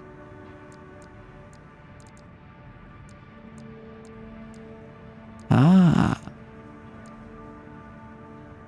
I think I go chicken legs. Because I can just sell them, right? Then for arms, I can go... Current arms load. I don't really need high arms load because I just have 2 rocket launchers. So I could go...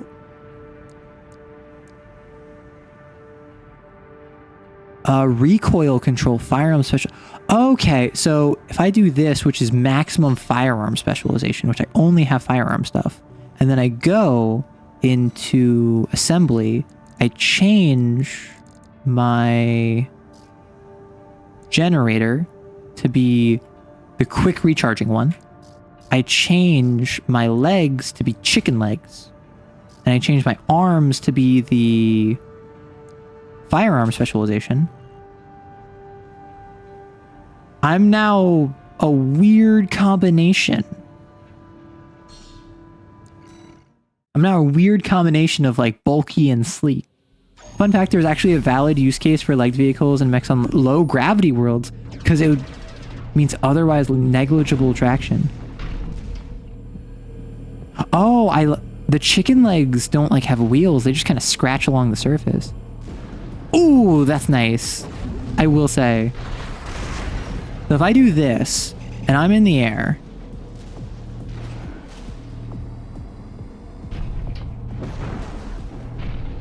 I don't see an appreciable difference in my boost recharging. I'm not gonna lie. Because my boost recharged so quickly before anyway.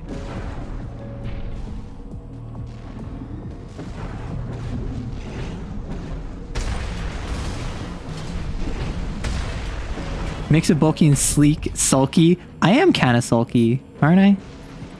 Like, I mean, it doesn't look... It looks very angular. It looks very jagged, which I don't dislike. Like, the most rounded part of my mech right now is my missile pods. Everything else is very angular, which I kind of dig. Use all my energy. Wait, so boost recharge is reactor dependent. So this is... I have so much energy.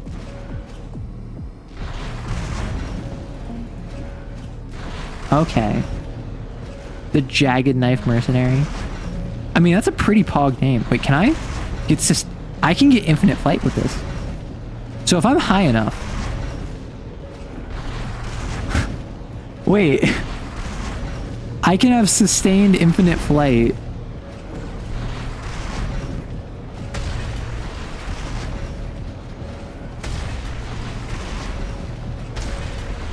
Where I can just carpet bomb.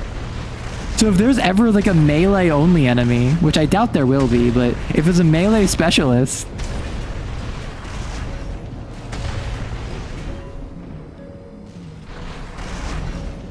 Yeah, you're the perfect target for a few seconds, every few seconds like that. That is true. So I just need to do that only against folks that have a melee specialization. That'd be so silly. Okay, sortie. Training. I already assembled an AC. Reverse jointed AC. Let's do the training just so that we can get more parts. Oh my gosh. Double trigger. One way to assemble an AC is to install ranged weapons to both hands. Double trigger among veteran pilots. Huh. Oh my gosh.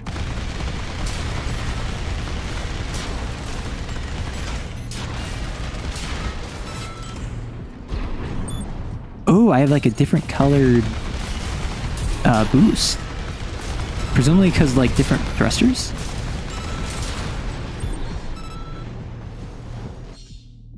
The mobility is greatly influenced by overall weight and type of boosters.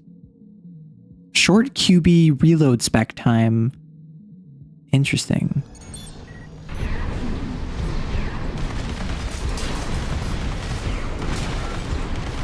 Right, so this is a little bit what I want, just with rocket launchers.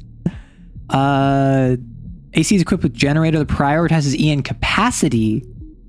Okay, so capacity is boost, boost, boost, boost, boost, boost, boost.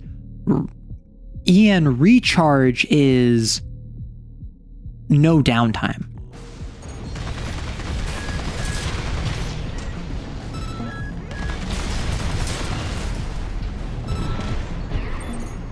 Is this my first time with an AC game? Yes, it is. I'm currently 2 hours into this game. This is my first AC game.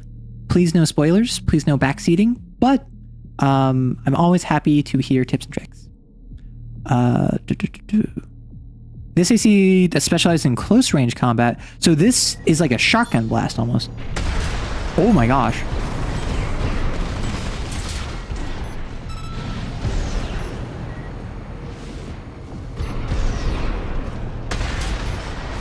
Wow, yeah. Y'all weren't kidding when you said that there was many different ways to play this game. Personally, you're a BVO girly when it comes to AC assembly. It's actually a generator that determines... Oh, really? Has 4 ranged weapons to fire in a medium range. Right. Yeah, so I already know this. I have set up freedom and liberty for my new empire.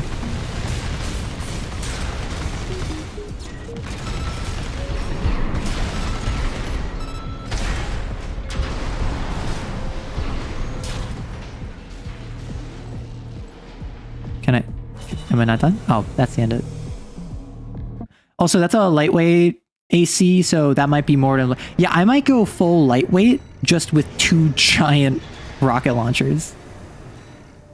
Oh, wow. And let's go the other training. Reverse joint, which I currently just got chicken legs. I loved watching people play through this when it first came out. Now I get to do it again. Yay. The full twink belt. Shut up. Shut your mouth. Reverse joint. Excel at jumping to improve quick boost.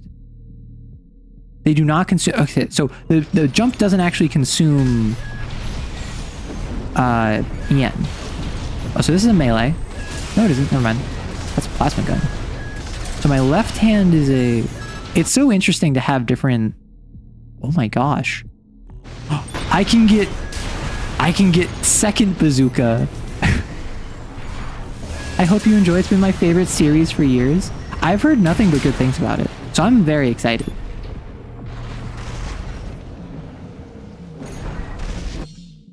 Weapon types, kinetic explosive energy. Huh, Lancer. Defensive performance of AC varies, right? So I need to incorporate that when it comes to, oh my gosh, the different enemies I come across, because I haven't worried about that until now. Presently, energy weapons, okay, so that's like my sword was energy with overheating. Currently, outside of the tutorial, my mech only has explosive damage, so I suppose I should probably fix that, huh?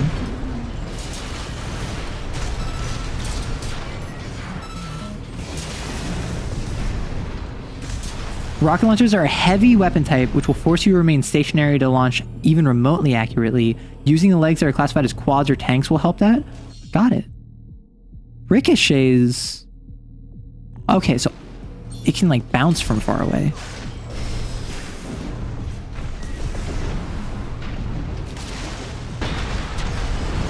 Yeah, so presently, I'll show y'all when I get done with this tutorial section, but I am presently piloting a mech that we're affectionately calling the 4th of July, where it is my VTuber colors, primarily gold with a little bit of black and gray, but on top of that, all of my weapons are red, white, and blue, and I have dual bazookas. So we're bringing freedom in our right hand and liberty in our left hand to the world of Rubicon. What are my thoughts on completely custom mechs versus customizable chassis versus these are factory mechs with no RPG or with no customization RPGs? I think when it comes to a TTRPG, completely custom mech should be supported, but I think it is most reasonable to have customizable chassis with components that you graft onto it, because much like how in D&D, two fighters might function very differently, they're both still fighters, two Genghis mechs in Lancer might function very differently, but still have the core of being a Genghis. I think that if you made it Armored Core 6, but a TTRPG, that would get too noodly, that would get too granular. And I think with the ability of players to do literally whatever they want, you get into a situation where, oh, it's just game-breaking and optimal to have the flamethrower combined with the plasma reactor and the venting exhaust port, because then I can have a never-ending plasma flamethrower that overcomes all armor, right? Just random buzzword example. Suddenly, if you have complete freedom with all different abilities that it can all overlap, you have no safeguards against a single meta completely overtaking the game. Which I think is a fault of a player sometimes, in that if the group goes for more broken builds, the players can always just not do that. But at the same time, it's really easy to fall into that trap if you notice it. You're watching Rocky, it's such a good movie, the song and trading montages with the movie. Mech 10 is the only game you're familiar with? Yeah, it'd make character creation kind of hard and even harder for the GMs to balance everything. A mix is the best? Yeah, exactly. The Stun Needle Zimmerman? Is that like an AC mech? Also, we're gonna have an ad in a couple minutes, so I'm gonna spend this time looking at the store and see. I mean, I just bought stuff, so I don't have any money. But if I go, oh, did I get it? Oh, I got it. So this is what I have equipped. This is the OG. So this is the one that I bought. What's the original one? Be gone, yeah, I'm looking at the new parts right now. Tailored to lightweight. as those built by Schneider. So this is higher capacity, lower recharge rate, but it weighs less. I'm currently nearing my weight limit. So I might actually swap out over to this. Like, let me try that. And what is this? For missile specialist, close range firearms. I'm not using close range firearms. And then upward throw. Actually, I have chicken legs. I don't need upward thrust. So if I do this, test AC, with my chicken legs, I can have really good lateral movement. My chicken legs get me the vertical. What the heck? I just ate an onion ring with no onion. It was just ring-shaped breading.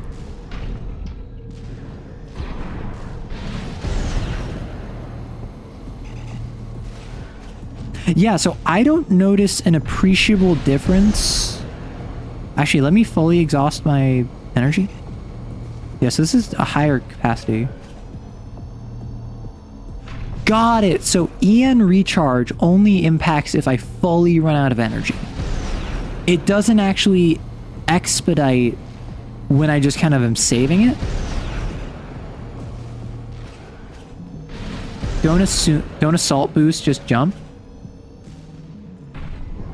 Yeah, so if I do like that, and then I go bam, bam, bam, bam. I need to make a mech called a goon. Yeah, and you can just have it have like an SMG and like a pistol.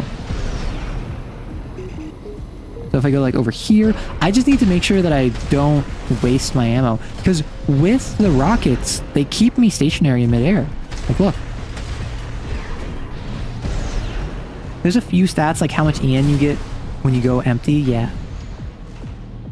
So I might actually stick with the higher capacity because I'm not burning my entire generator supply quickly.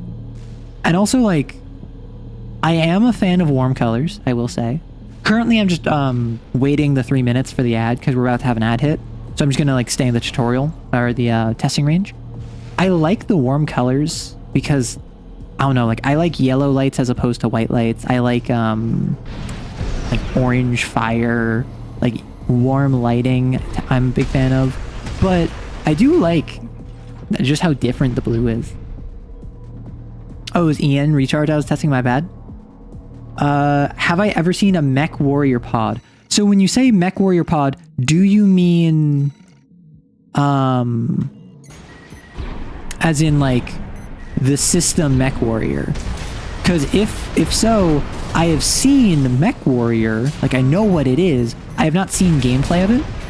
Oh, I'm fully stationary when I rocket, so I have to dodge first, then rocket, then boost,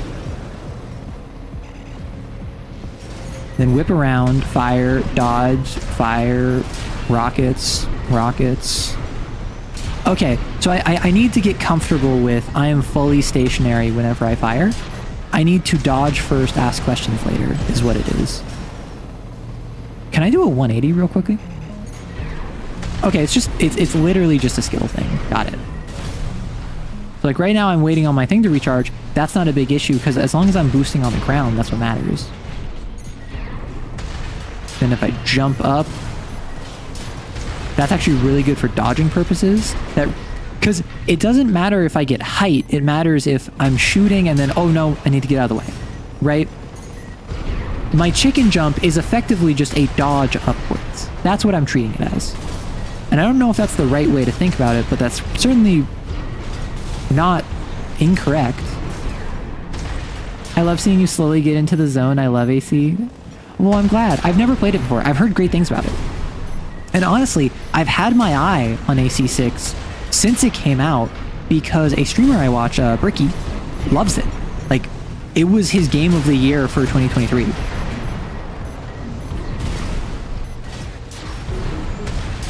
Ow. Yeah, so this is a situation where I need to get...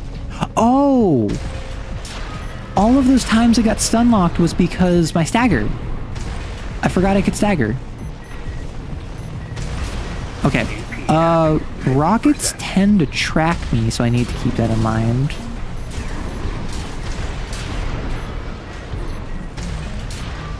Okay, the chicken jump is another boost. Oh, I'm running low on ammo. I mean, this has really just been an endurance mission. So question, what happens if I run out of ammo? Because I currently have no melee weapon. I think what I need a shoulder plasma weapon is what I need. Because then I have a piece of gear that I don't have to worry about ammo.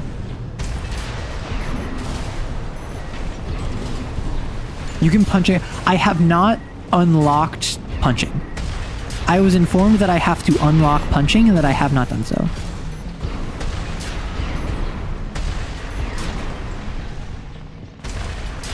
I can go into missions without any weapons. I mean, like, if I have a melee, I will absolutely rockets only. If rockets don't work, melee it is. Oh, I'm at my load limit.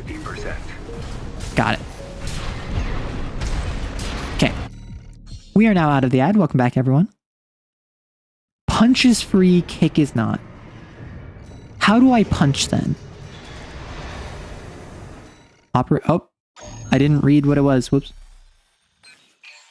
Luckily, the briefing will still be here. Comes straight from Arquebus headquarters. They want you to assist with a mission the corporations are calling Operation Wall Climber. All right, so I imagine I'm going to have to choose if I want to run with the red guns or the Vespers. I will chair the briefing for this mission. This is an operation of my own design. Do I lose my weapon once I run out of ammo? Or am I stuck with an empty weapon? A key trading outpost fortified by the Rubicon Liberation Front. The rabble have formed a defensive line comprised of artillery and MT. So it seems like I'm running this mission with the Vespers. The red guns were talking about it, so I assumed I would be running with the red guns, but... Find the Juggernaut, a mobile heavy artillery platform. Pog. Search and destroy. V4 will also be okay, I understood. In that case, I am comfortable running through this game bazookas only. Or like explosives only, because my concern was I don't want to soft lock myself. I don't want to run out of ammo and just like not be able to complete a mission. If I can punch stuff, I can kill stuff. Oh right, it repeats it here. So Liberation Front the wall, attack base, destroy enemy craft. Mid-route rendezvous with friendly, extra reward based on enemies destroyed, assist the assaults, and destroy the Juggernaut. Let's do it. Rusty. Oh, do we have a fan favorite coming up? I think I've heard about Rusty. The Vespers are capitalizing on their failure. Oh, the red guns failed. Understood. Because I heard that they were talking about, like, oh, we're going to climb the wall. And then in talking with Snail, it was just like, you want to do wall climber? Which is why I thought Vesper was a part of the red guns. Commence mission. Oh, he's the Solaire of this game? Understood. I do like how with my chicken legs, I do have an initial bounce every time I do my burst. Oh, wow. I'm like... Oh, yeah, I see that. Oh, gosh.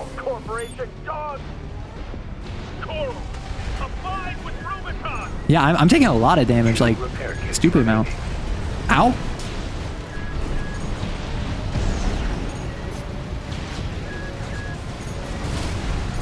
I've already used your repair pack, which is not good.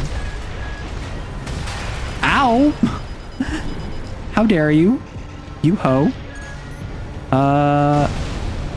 Yeah, I'm just trying to stay moving so I don't get kerblammed.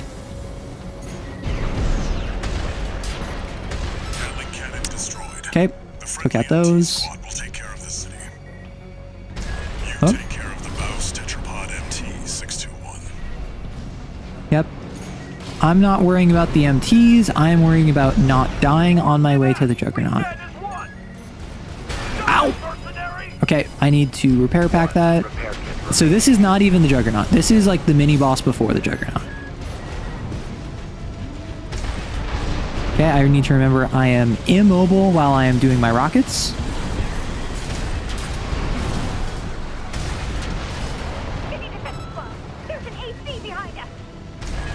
So I need to Forged in ash, we fight as one. Okay, I just need to keep going. Luckily, with all this explosive damage, I'm doing massive staggers. Okay, that's down. I get more money based off of MTs destroyed, so I'm just going to destroy a couple. Okay, so I took out the quad, I took out the MTs, access the bulkhead, and break into the wall.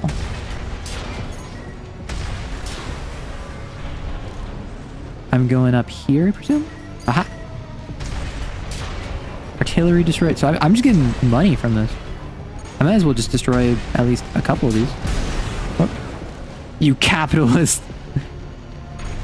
I'm not capitalist, I'm just opportunist. Don't rope me in with them. Watch out for mortars, this mission is so fun. Honestly, like, I have one repair left. I am sweating a little bit, which I like. I was slamming into the walls on accident. I like the fact that the lead up to the boss made me a little nervous. Oh, hey Rusty. Fast. Guess you're sharper than they say. I'll have to step up my own game. A numbered Vesper is an elite. But remember, even Balaam couldn't crack the wall. Don't count on him too much. So, question, when was I supposed to learn that Balaam failed to do the wall? Because, like, obviously, Walta, right there, just said that Balaam failed to crack the wall. But did I just, like, miss dialogue? Was I just dumb and I missed that the red gun failed? Oh, it was said in path. Because, like, obviously Walter said it right there, but I didn't know if that was something I should have picked up on earlier. Bacon burger or regular burger? I say bacon burger if you can afford it. Because generally bacon burgers tend to be more expensive. So only do it if it's a comfortable expense. Oh, I did miss it. Got it. This is why it's nice to have a chat. Really? Oh my gosh. Oh, you're making it. Oh yeah, then absolutely bacon burger. Oh dang. Finding the Rex would be so cool. Make sure you resupply. Oh, resupply.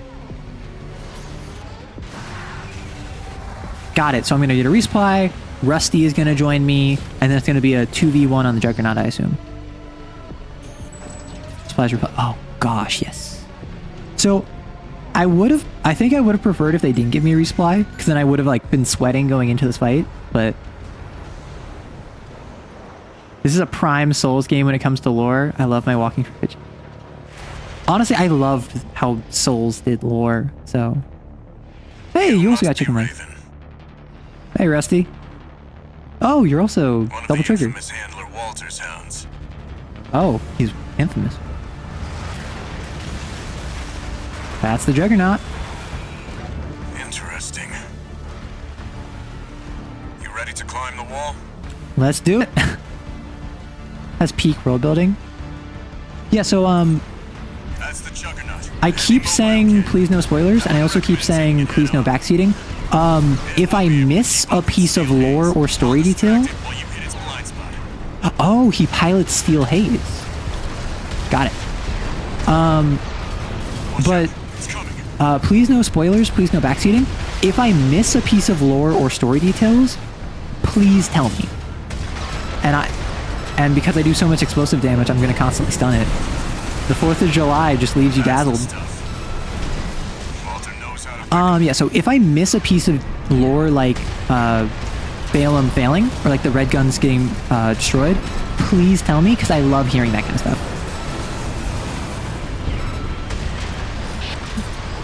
Wow, I'm stun locking this.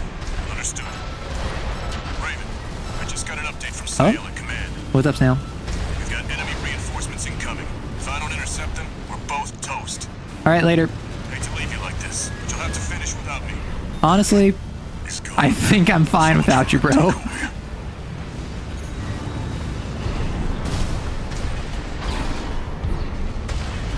I swear if you can one try this, you'll lose your stuff. I mean, it has armor in the front, so I do have to adjust my strategy a bit. Repair kits remaining.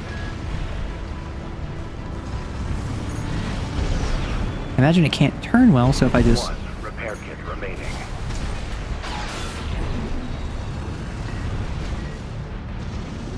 If I just keep it close...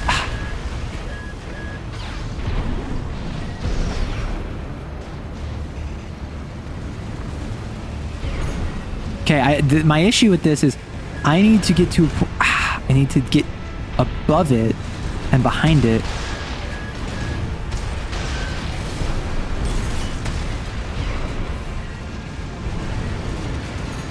Oh. Ow. 50%.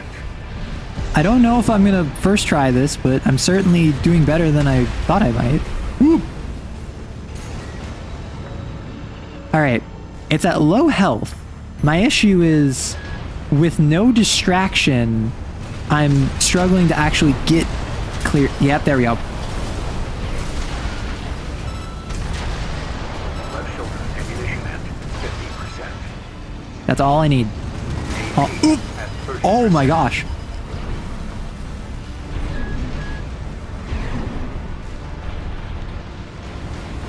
Okay.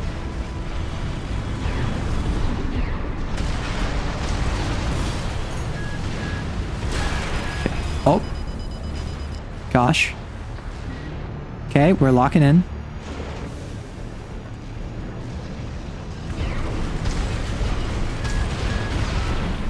Right shoulder ammunition at 50%. Dang it. Okay. Okay, we're locking in. We're locking in. Nope. There's only unique dialogue if you beat it so fast that Rusty doesn't have time to get called away. That sounds incredibly difficult. I mean, I was really close. I'm not gonna lie. I was much closer than I thought I would be. Yeah, you wouldn't recommend taking it head on because it's got armor, bro. I will say, the difficulty of this fight massively went up as soon as I no longer had a distraction. Yeah, I didn't even realize in fighting it, because I was dealing so much explosive damage, that it had the ability to have a weak spot. I didn't even hear that the first time. My issue is I don't deal enough burst damage, I think.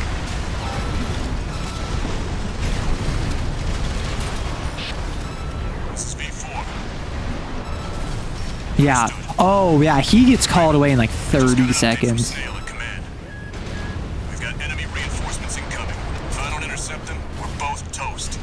Honestly, Rusty, I do not blame you. So I need to prepare for you to turn around. He's gone. So much for our decoy. Okay, so I think what I need to... I just need to hang out above you, right? Because your blind spot extends to above you.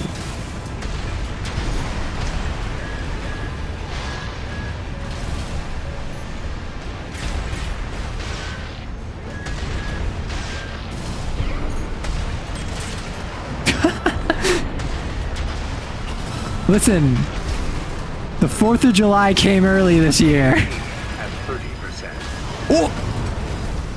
Wow. Talk about hubris. Talk about hubris. Okay, shut up, Armor Core. That one was fully my hubris. That one was fully me. That one was fully me just not giving this enemy the respect it was owed. It won't be able to keep up with Steel Haze. I'll distract it while you hit its blind spot. Okay, no. Focus on Rusty, not me. I think what I need to do, I'm just kind of firing as fast as I can. I think I need to wait for it to come out of stun. Yeah, I need to wait for it to come out of stun with my rockets, so I can hit it as soon as it gets unstunned and kind of like stun lock it. Understood. Raven, I just got an update from Snail at command. We've got enemy reinforcements incoming. If I don't intercept them, we're both toast. I hate to leave you like this, but you'll have to finish without me. He's gone. Yeah, so I need to focus less on just firing as many rockets as possible, and I need to focus on getting in position and then firing, because I think the direct hits are doing fantastic work for me. Yeah, so this... I nearly first tried this one, which was very funny. I didn't, but I nearly did. The 4th of July came early and left early. Shut up. Do y'all pepper the bacon yourself or be peppered? I haven't gotten bacon in a while. Generally, I'll get it like pre-seasoned, but I think... That pilot, Rusty, it seems he knew who you really are. He knew who I really was. It won't matter. I've taken that contingency into account. Right, because he addressed me as Raven, but Vesper knows me as Raven. It's Red Gun that didn't. But generally, home season stuff tends to be better because it's like to taste. Yeah, that one was not that bad. Oh, I should probably check. Was there a difficulty slider in this game I should have checked? Because I don't want to like be accidentally playing on the easy. This sounds so jerky for me to say, but like I don't want to accidentally be playing on the easiest difficulty. I think there's no difficulty in classic FromSoft fashion. Okay. We're war buddies now. I think I should tell you something. That's what it was.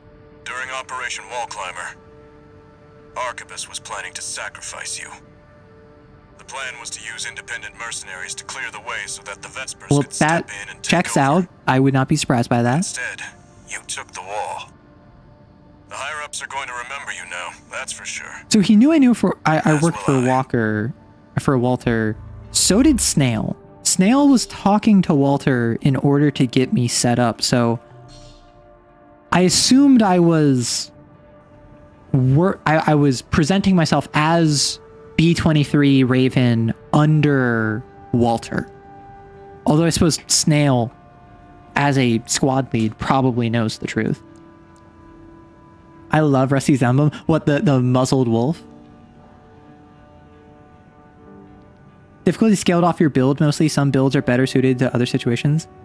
So let's see whatever this training thing is. Tetrapod ACs. Ooh. What if I drop the chicken legs and I get a tetrapod? Ooh. Have high loading capacity and enable AC builds with multiple heavy weapons. Switch to hover mode. That's kind of what I want.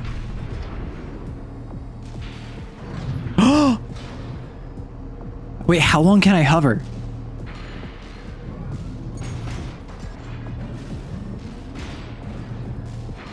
How long can I Can I hover? Rusty is Raven's buddy. Yeah, so I saw Rusty mentioned something about being war buddies. I didn't know if he was referring to me or if he was referring to Raven. I actually didn't hear his first line of dialogue. My first AC was named Ren, so it became my chosen name. Oh my gosh. Recoil. Heavy weapons have recoil, but tetrapods are good at absorbing recoil. I mean, I know I am Raven now, but I didn't know if that was Rusty addressing me as his war buddy, or him saying, I know you're using the ID of my war buddy.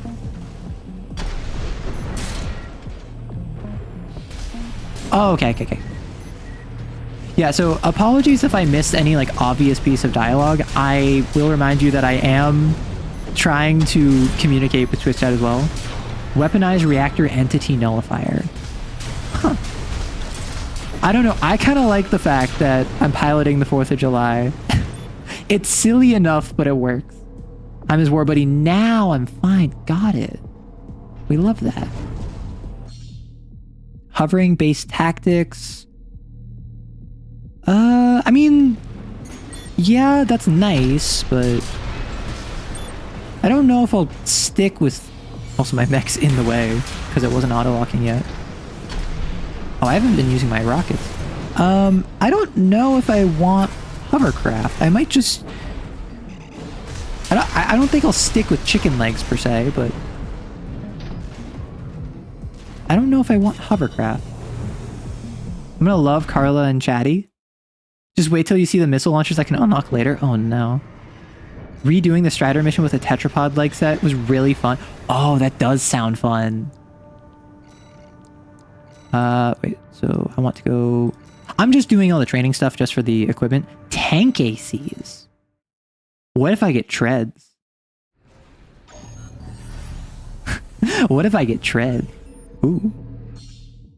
Tank person strategy. They're heavily armored and boast excellent loading capability. In addition, highly durable.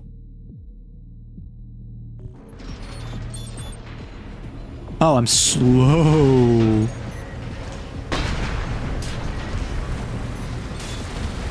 Oh, I love miniguns. Probably the only thing that would get me to alter my consideration of USA. Was this a shield? The only thing that would get me to alter my consideration of freedom and liberty is if I got miniguns. I can drift?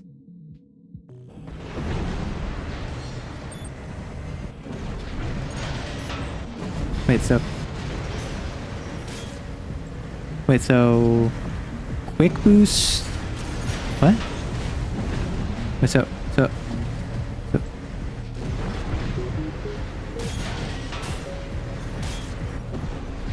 I'm not quite sure what they're trying to get me to do. Although I might just be dumb. Or is this what it's saying? Oh my god.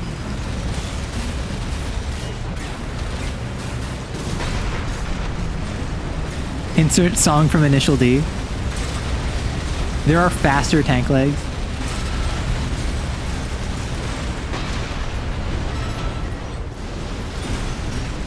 You know what? Screw it. This is a trial run. I don't care.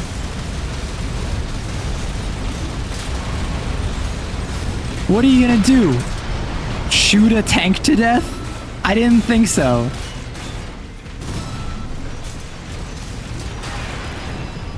Literally, cool guys don't look at explosions. My dude just turned around. So I didn't really get the drifting. Oh, it's just being able to turn faster. Got it. Also, I think the training missions automatically refill your HP. So that was a missile pack, but not treads. Actually, so I get all of those for free, so I don't have any different legs or arms or head. I have a different back unit. So this is a vertical pod. This is a convergent pod.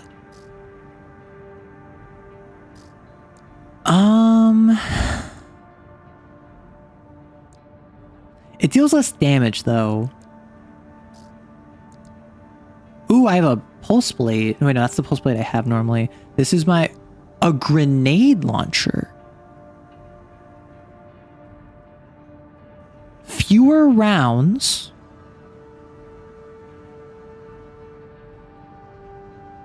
Huh.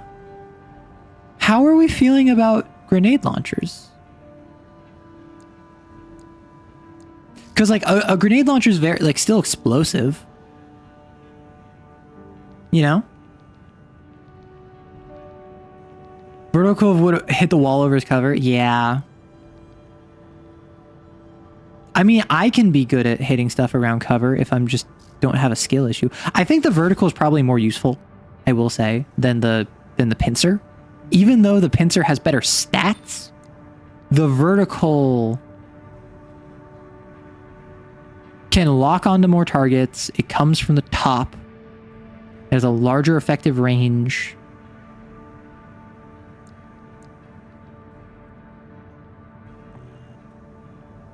I mean, it does kind of look cooler, I'm not going to lie. What if I go left arm grenade launcher,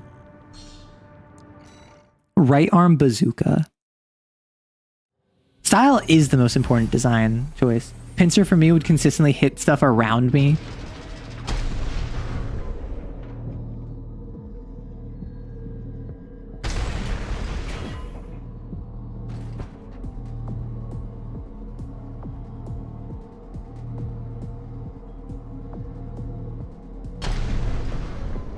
Yeah. 100%, bro. Like, not system. Not assembly. Enemy settings. Let's get a tetrapod.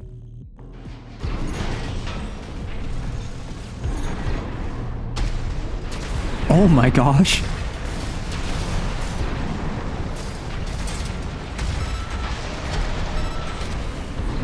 Oh, and then I get a direct hit on them when they are staggered. I can't fire for like 5 minutes, but when I can, it hurts.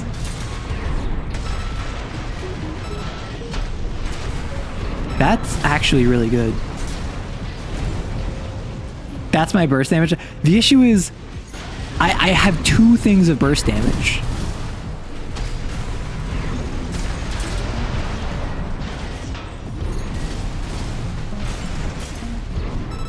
My issue is I'm all burst damage, I'm all explosive damage, and as funny as it is, mechanically it doesn't make much sense.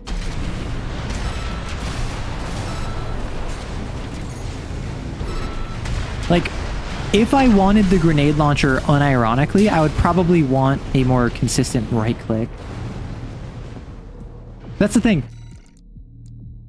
I like the twin bazooka. I really like the twin bazooka, and they deal really good damage. But the grenade launcher is so funny. More training? Oh. Oh, this is just train my own mech.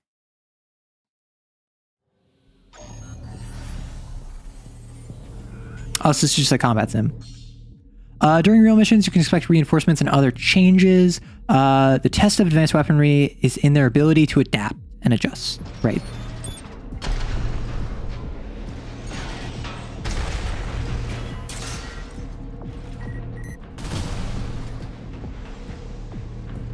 They actually, those left shoulder rockets actually have quite the delay to them. I'm also finding that most enemies, outside of like tetrapods, which are quite annoying to deal with, nothing can really survive a bazooka, or like 2 bazookas. So I don't know if I need the grenade launcher. Like, yeah, tetrapods are a thing, and obviously bosses are another matter entirely, but I don't know if the grenade launcher actually fires consistently enough to make up for the fact that I'm firing so infrequently. It does good stagger, though, particularly combined with my bazooka and shoulder weapons. The thing with my shoulder weapons, my left shoulder weapon in particular, is it takes a while. Shoulder Gatling looks... I do want a shoulder Gatling gun. That would be very pog.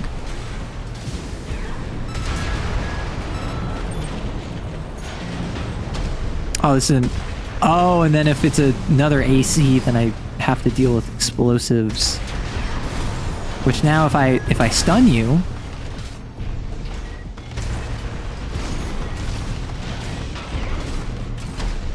Oh, I was gonna try to grenade launcher you once I stunned you, but you dodged out of the way.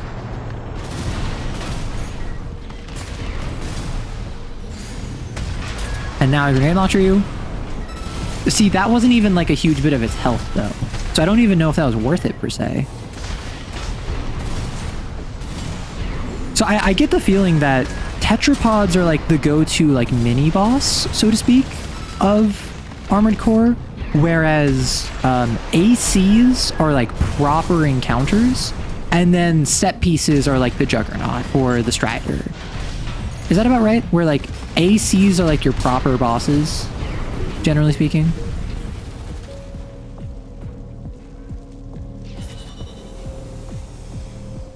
You can also unlock the ability to carry extra guns. Yeah. Cool, I did all training. Incoming comms. Oh? Congratulations on your certification. Thank you. You have proven your skills. I'm gonna put this on my resume that I'm certified by All Mind. Registration number RB23. Call sign Raven. All Mind Mini boss is being a bit excellent generous. performance. Right, tanky mini. Yeah. When I said mini boss, I meant like they are road bumps, whereas most, what is it, MTs, are just random enemies. I like the grenade launcher. I don't know if I'm going to keep it. In the weapons shop. I have more explosive. A laser cannon. Homing missiles. Plasma missile launcher.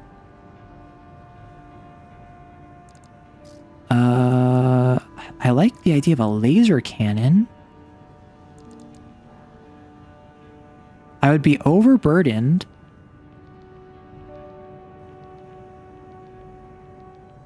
That would give me another form of damage, which would be pretty good. It does good damage.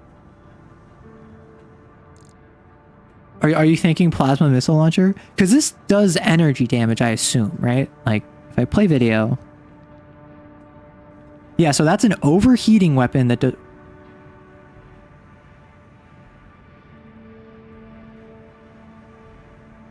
Oh? Okay, but this is so funny. Can I get one of each? I can. I can get left shoulder. I could get 2 laser cannons. Also, thank you for the follow, Caldren. What are we thinking? Are we thinking laser cannon or missile launcher? Because I'm overburdened if I do this. So I would probably swap back to my other set of legs. Or would I get a different set of... I have 400,000.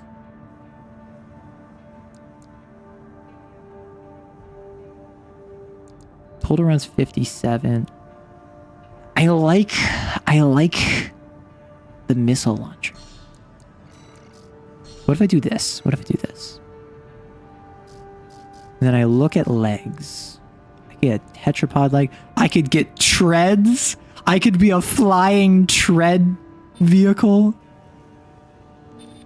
Plasma missiles 100% since plasma is good for shields. Ooh. So okay, let's see if I can finagle this. So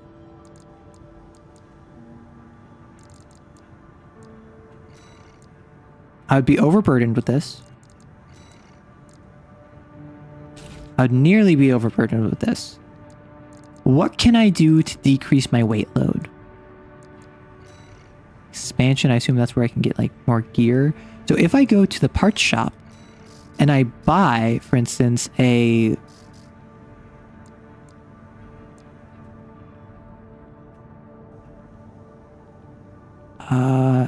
added, so this would, what if I just buy like a really cheap helmet, right? Or one that lowers my weight? Because right now, what's my weight load? My total load, my total limit is 49,280. So if I go to assembly and I look at my right shoulder, this would put me 2,600 over. So I would need a reduction of 2,600. I can also sort parts by weight.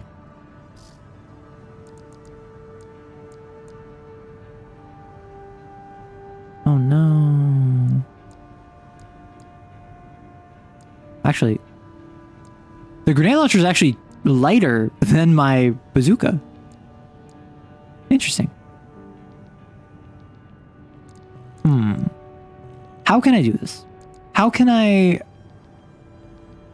mean, I could just go on another mission, have one rocket launcher, one plasma launcher. I don't need to worry about this yet. Alternatively, yeah, so I could just have missiles, plasma missiles, grenade launcher, bazooka. Return to tank. I don't want to return to tank. Like, what if I just get better legs? Like, for instance, if I go... you... Because I can sell for what I bought it for.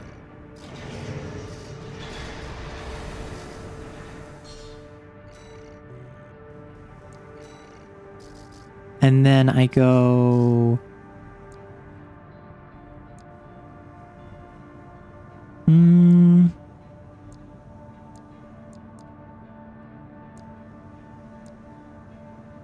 So what I can do real quick, I can go assembly. We're going to cook here. We're going to cook here for a moment. Oh, actually, this is just sufficient. I don't need new legs. I mean, I want new legs. I want to see what new legs can get me. But right now, it's just normal legs. We chillin'. So, so this, it's really the chicken legs, the really light legs are the only ones I would be over. This EN would actually be over.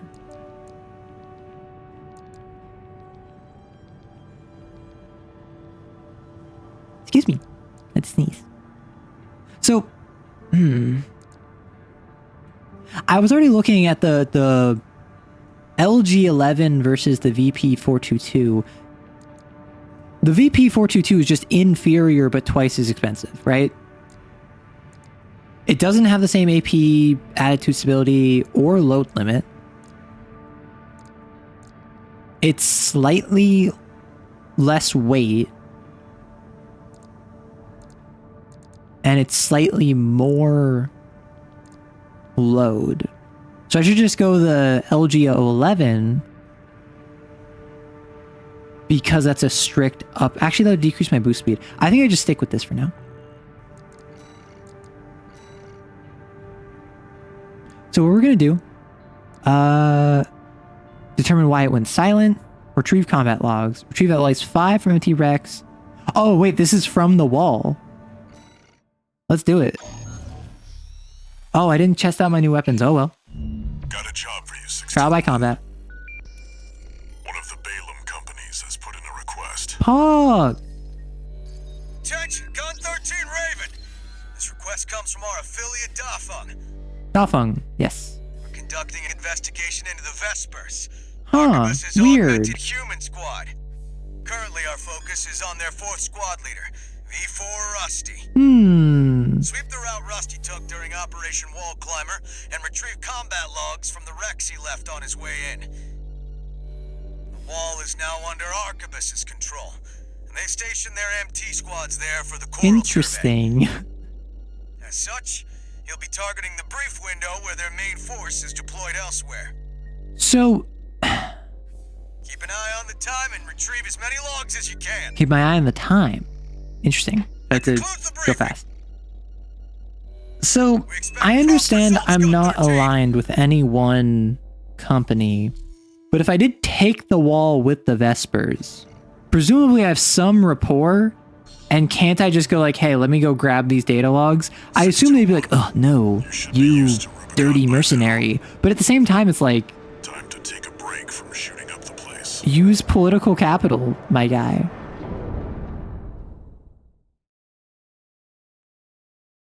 Bosses can range from other ACs to other big mechs. Honestly, the Strider was a fantastic early game set piece.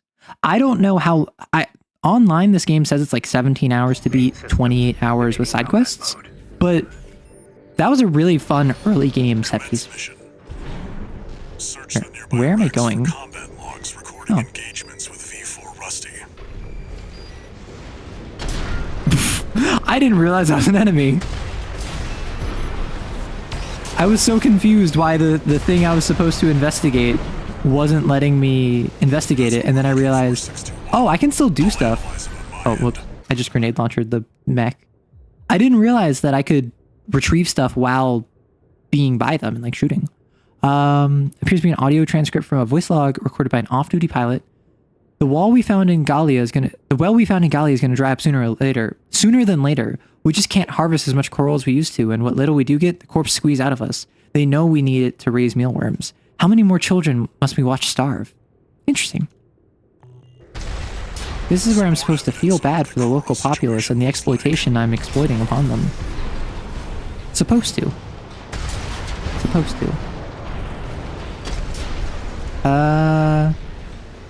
Is this literally just kind of like explore around and see where everything is? Because... am I going this way? Like, is this a mech? Unidentified AC. Open fire! Analyzing log.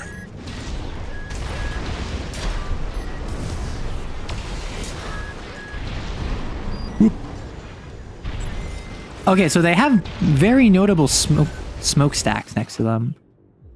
Steel Haze, a video record of Steel Haze. Allows one to discern the assembly of V4 Rusty's AC. It appears to be assembled from a Schneider high-mobility frame equipped with weapons that allow for swift, agile action. Notably, Rusty appears to favor kinetic weaponry that Vesper members would not normally use. This is useful. We've got visuals on V4's AC assembly. I swear, this game is gonna whip... Did I miss a mech over there? Was there 2 mechs over there? If there is, I'm gonna be quite cross.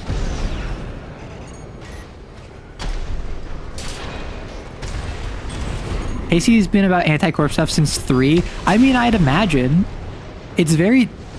As strange as it is to say, it's very uncontroversial to say big corporation bad. Friendly comms. Between allies prior to the start of the mission, we can't beat the top Vesters, we're as good as dead. At least Z is off duty. She's the Liberation Front's little sister. She doesn't deserve to be out there on the battlefield. She can still love and be loved, have a family. Worthless. Oop, not this way. Literally the first merchant of AC1 has a corpo hiring you to gun down peaceful striking workers. Yeah, that sounds about right.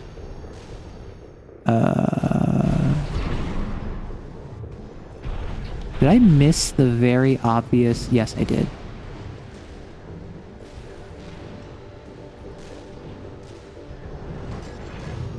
Oh, down there.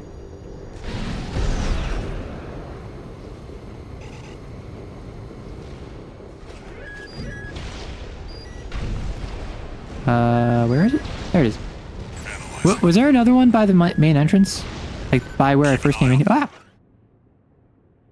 Ah! From the wreck, examine 1-2, examine commands received by craft prior to its destruction. No data regarding offensive or evasive maneuvers detected. It appears the pilot of this craft immediately pulled out the emergency eject lever at the start of the operation. The clock. Nothing we can sell here. Okay, so I think I saw another wreck this way. Unless I'm mistaken. Because once I left this initial compound area, I saw there was like smokestacks near all of them. It's been the terrors of rampant corporations. Wow, I wonder why... Wait, no. Is this the one that I initially did? No, this is the first one I should have done. That's 5 logs. Log.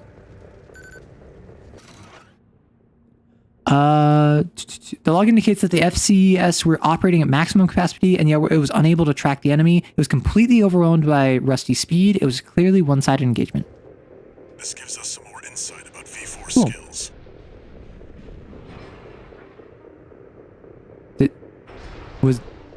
Is there more than 5?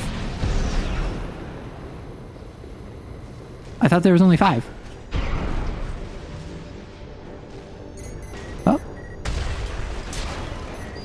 I thought the whole thing with this is that there was 5 logs. Analyzing. Or did I just completely make that up?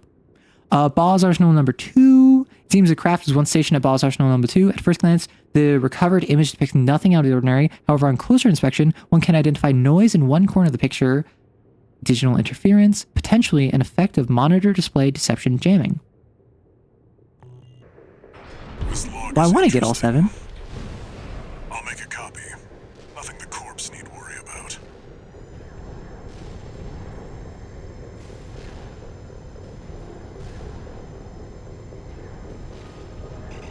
So I got that one. Where's the 7th? Is it down in this hole? Yes. I think. You, AC pilot. Wrap it up. Arquebus's main force will be here any I didn't get... now. What? We've got enough logs to satisfy What? the request. That's it for this job, 621. Return to Huh. base. That sucks. Well, I'm gonna restart this mission. Like, respectfully. Yes, I could just wait for it to finish and then do it again, but, like, I thought there was only 5. Mission. Search the nearby wrecks for combat logs recording engagements with V4 Rusty.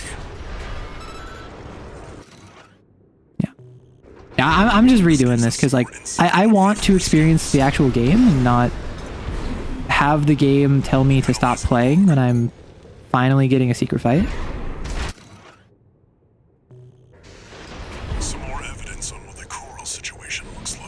In fact, that fight was one of the log ones? Oh. Just down here.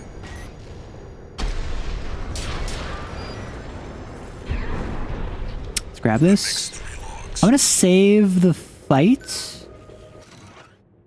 I think I go over. This log is interesting. I'll make a copy. Nothing the corpse need worry about. Also, I do appreciate how floaty this is, ostensibly because there's low gravity. However, I think it's because being able to like float in midair and fire guns is much more interesting than falling as soon as gravity would dictate. Stop! What are you doing here? Looks like they're out scavenging. Did I get this one before? Or did I miss this?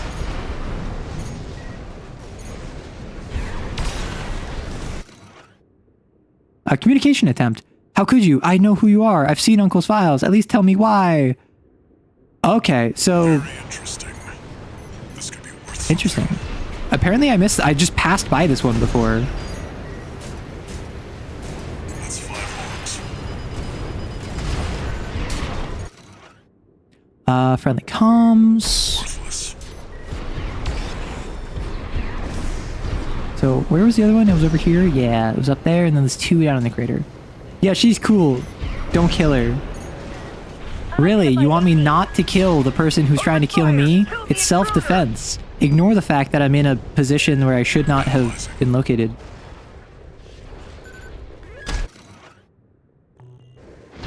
This is useful. Ignore the fact that I have no legal right to be here, meaning I have no justification for this position. 7 logs. Boot skirmish overcharged boost. Yep. That's how the Tokugawa do. Nothing we can sell here. You, AC pilot. You're no comrade of ours, are you? No, I'm a comrade. You killed them all. When becomes prolongable technology account, you must intercept. Oh, so this was trying to intercept Rusty. You must. Interesting. Looks like you found pay dirt 621. So there's 7. Or sorry, there's 8. Time, but we've checked out every promising Yeah, so I just fully missed for one. this job 621. Like, Return to base. interesting. So, question. You said this person is cool. If I killed them, would that have any impact on the story? Like, there's the other person on the other mission that I just completely passed by. Like, are AC pilots actually, do they have any sort of permanence? Obtain 10 data logs.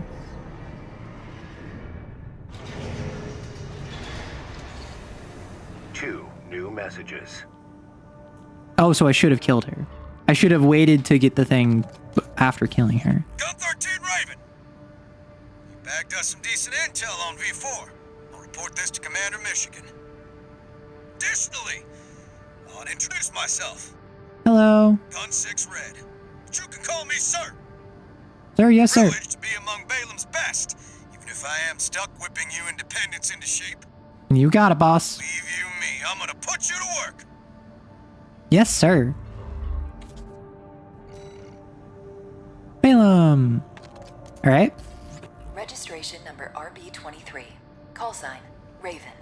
Your records have been updated. I mean, I did just replay the level. So I could play it a 3rd time just to go kill her. All Mind hereby invites you to the Arena Combat Aptitude Pog. Evaluation Program. The Arena is a virtual combat simulator designed to support the development of registered mercenaries. It also serves as a benchmark to appraise Honestly, and rank the mercenaries. I'm struggling against other ACs, which is probably not the way to go because everything that I have is a slow-moving explosive projectile. I mean, I'm not gonna remember to do this later, so I could just replay mission. Like I could just do this again and go kill her. I can do arena. I assumed this was like PvP, no? OST chips, OS upgrades. Oh, are these just like one-offs? Why is your logo a foot? 27. So sorry. Is it? Oh, so next. So I assume 29F means 1F is the best of. Oh, I can fight G6. Fog. A member of Rad, a doser faction, unlike many other dozers, Rummy is utterly addicted to coral-based drugs and is perpetually at adult state. He's convinced himself that he's an invincible demigod. Even should reality intervene with a costly defeat, he'll forget about the setback entirely by the next day. Only death can dispel his notions of invincibility now. Let's do it. PvP is after. There are chapters in this game. Welcome to the I'm in chapter 1. Evaluation program. Oh, interesting. First subject AC, Mad Stomp. Call Invincible Rummy, piloting Mad Stomp. Got it. That's why it's a foot. Commencing evaluation. So what am I? Raven piloting 4th of July?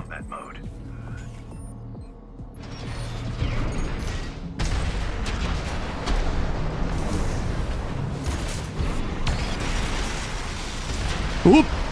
I didn't expect him to go in the air. We think in 3-dimensional with this one.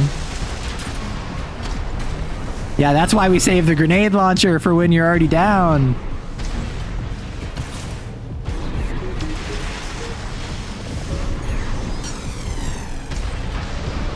Oof. I'm doing some good stagger damage because, again, explosives, but then also, what's it called? Oop. Explosives with plasma on top, I imagine, are both very high stagger damage. Bro's emblem is a foot. You know this was Miyazaki's favorite emblem. Wait, does Miyazaki have a foot thing? Using the stolen name Raven piloting. Yeah. I'm using the stolen name Raven, and I have 3 days. Your mech name is Loader 4. Got it. I'm calling it the 4th of July, at least. Why? I don't want the foot emblem. Why would I want the foot emblem? I don't think Miyazaki was even involved with this game. I mean, it is FromSoft, and I think he was like the creative lead of like Armored Core 2. So I wouldn't be surprised if he was the creative lead of like Armored Core 6. A guerrilla leader of the Rubicon Liberation Front, a blue-collar worker who was involved in the construction of the grid, he is now dedicated to establishing symbiosis with the coral and building a future for Rubicon free from planetary closure, inspired by Father Dalmayan's ideals. Presumably, that is the leader or founder of the RLF. Able-bodied and eager, he is zealously dedicated to the cause, but he is more at home in the construction yard than the cockpit. Cool. Priscilla in Dark Souls 1 did not need... Okay. Priscilla in Dark Souls 1 was not that bad in terms of feat stuff. The main thing I remember from her is that she was barefoot, and when she went invisible, you could watch her footprints to find out where she is. She didn't need shoes, and looking at footprints to track someone who's invisible isn't that weird. She could have used shoes, I'm not going to argue that, but like it wasn't... I don't think it was like gratuitous, for instance.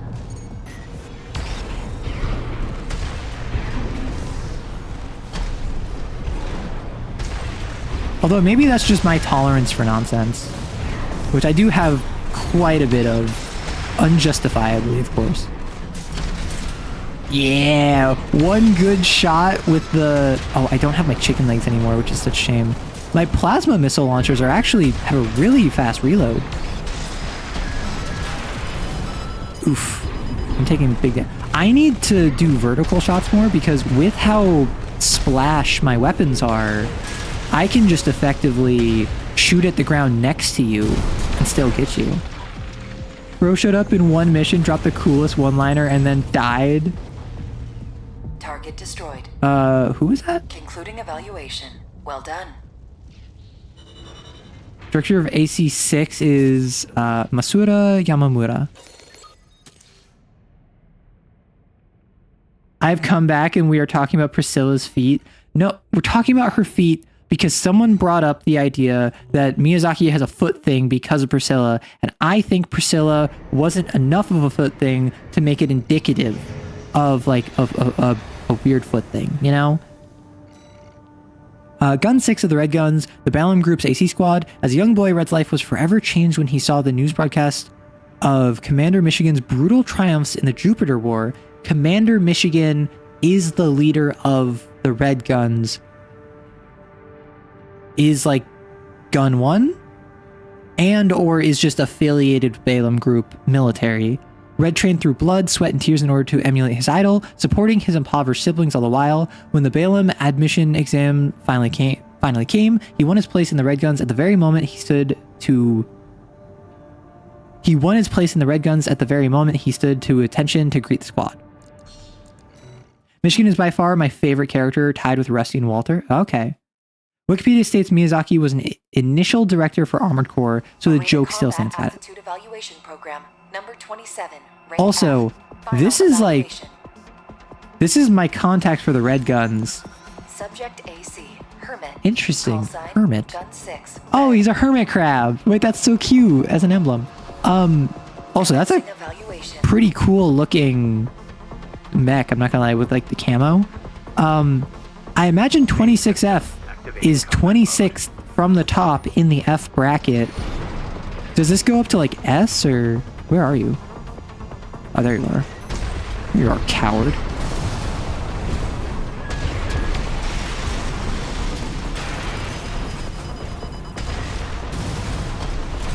Okay, you're kind of flying around me a little bit. That's what my plasma missiles are for. We have an ad that's about to come in soon, so be careful.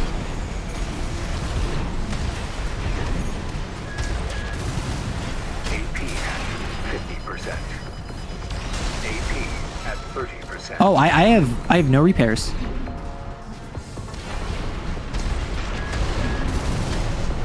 Oop! This is good to know.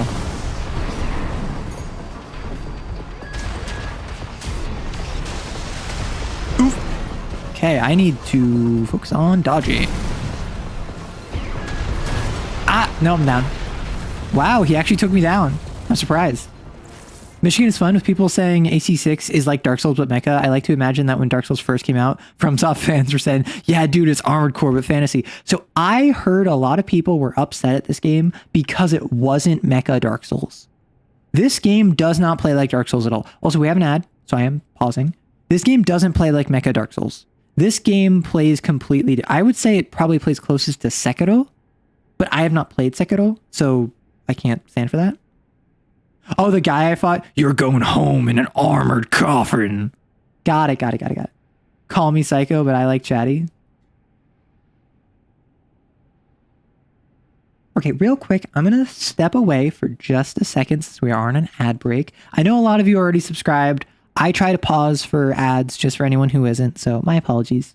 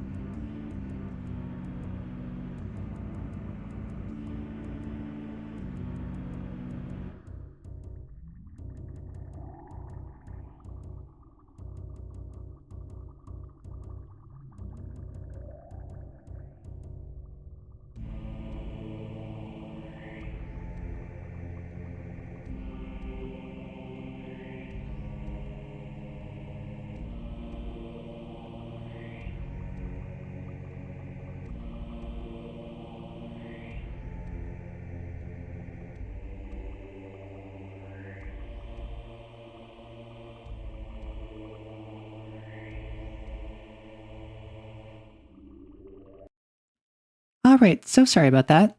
Luckily, I just stepped away during the ad break for a bit. We are all complaining about different generations of FromSoft players. Okay, so y'all know, or some of you who don't know, I'm actually primarily on YouTube. I talk about TTRPGs. Mostly I've been talking about the TTRPG, the mech TTRPG Lancer recently. And that's actually a video that's coming out tomorrow. But the reason that I bring that up now is because I have a phone set up for model tracking. And so I'll get like push notifications from like YouTube and whatever. So if I'm not like locked in, I can see comments I get on YouTube. And a comment I just got is, "Hi there," which, why did I get a comment called just of someone saying hi there? I don't know. I have no context. Okay. I'm not gonna lie, I'm really liking my setup. The 2 bazooka strat was really fun. My main gun is my... Well done. Oh. Am I now no longer F rank? But my right click, my main gun being a bazooka, slow firing bazooka, my left click being my nuke, my grenade launcher. I have a precision pointed laser gun, and then I have an AoE plasma missile launcher. Actually goes kind of hard, I'm not gonna lie.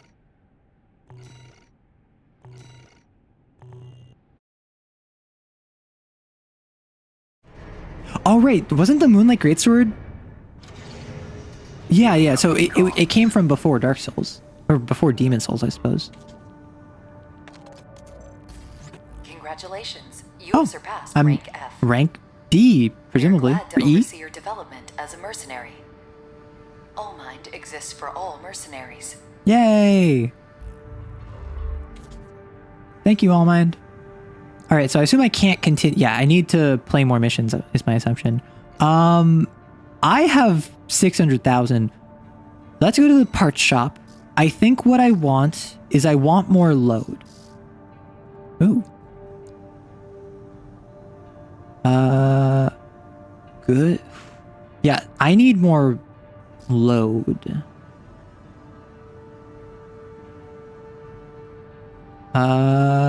Is this better for me? So I can just... See, all of the FCS mention being good with missiles. I'm only using missiles. Or now I'm using like laser gun stuff, but... Moonlight is like from original FromSoft? Yeah. Seath from Dark Souls 1 could actually be in one of the old King's Game field? Oh, interesting. Oh, gosh. Oh, I might actually want to swap around my thruster. Okay, so what am I looking at? I could be a tetrapod, which would be really funny, but I wouldn't have the EN load for that. I could go super chonky. I'd be much slower. Let's see how much slower we would be. Let's experiment, because that's what I really like. I like the fact that you can just kind of swap basically anything. So let me test AC. Let's see how slow I am with big chonky legs.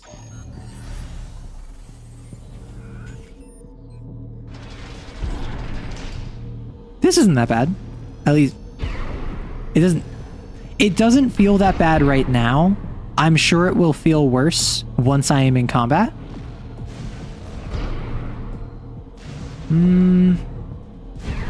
This gives me more health. It gives me more load. Well, welcome on in, Neko. Maddie, could we get a shout out for Neko? So for those of you who are unfamiliar, the way we do things like raids here is stick them up and rattle them, boys. But yes,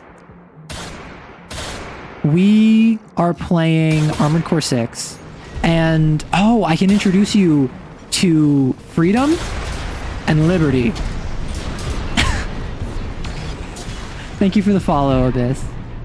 So what we're doing is we have a mech that we have set up where we have a bazooka in our right hand called Freedom, and we have a grenade launcher in our left hand called Liberty. Yes, they are red, white, and blue. Yes, this is a metaphor. Yeet. But yeah, I'm having so much fun because we've been playing for like 3.5 hours. We met Rusty. Neko, I'm assuming you know AC6.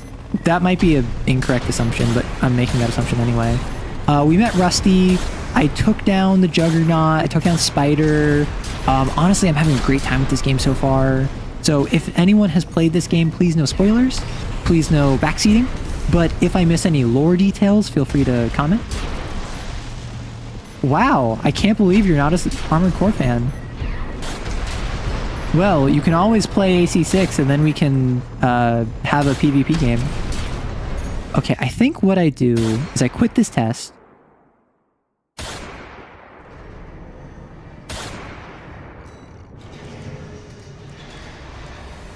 So if I go back to assembly, I change my legs. I have a load limit on my mech, which I wanted to increase by putting on beefier legs, but that makes me slower.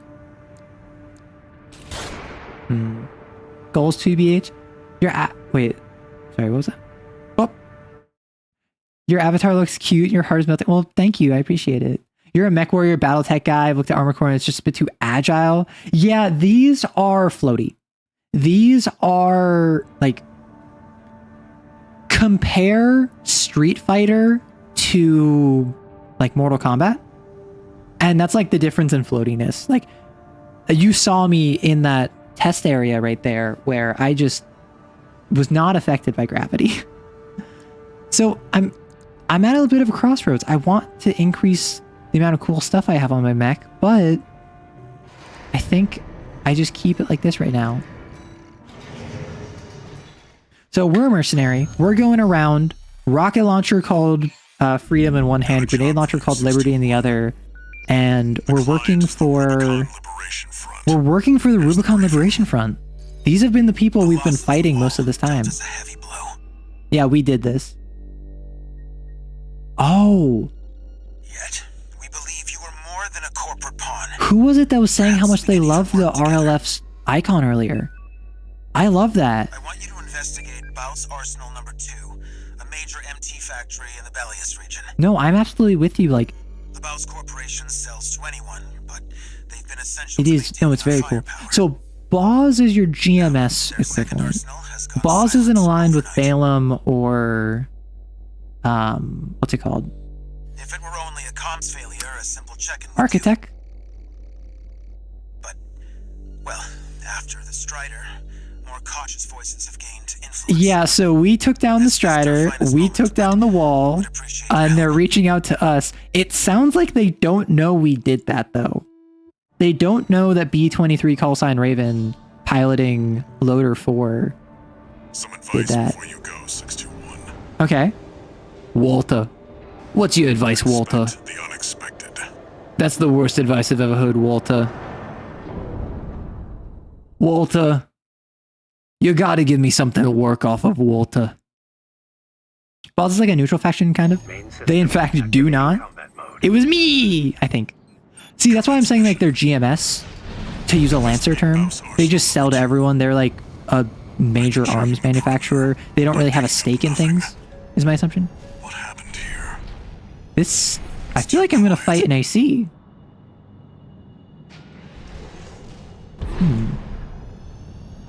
I have to survey this. This feels like a boss fight. Watch out, 621. Yep. Okay, let's get cover. Unknown craft. 621. Watch its shots and see where they're coming from. It's coming from up here. Are you invisible? Of course. Oh. I took that out in like 3 shots. Encoded comms. Was that mech behind what happened? Oh, this mission? That's just the life of an independent merc. Listen, again, I'm not worried about the morality of my position on this planet. I am killing people, and I'm destroying mechs, and I'm living my life. Guard's last words. So it seems that a guard stationed at Boz was shot dead by an unknown aggressor. You're just on edge, man. Boss supplies empties to off-world corps too. No one would ever touch this arsenal. Gotta move as many units as we can to bankroll Elcano. I've heard that name before. Rusty mentioned Elcano, right? That's the only way we Rubiconians stand up. What was that? The connections. Sorry, I had to make him like the most pathetic, like Shaggy man. Ah! They all have like cloaking. Okay, so I'm dealing with a series of... Can I track them? Can I like pulse, like sonar pulse them? I'm dealing with a lot of like fragile cloaked mechs is what I'm dealing with. 61. I think there's more than one this time. Use your scanner. Yeah, that's what I thought. I thought that the scanner might get him. Okay, I need to see where the shots are originating from. Ah, there we go.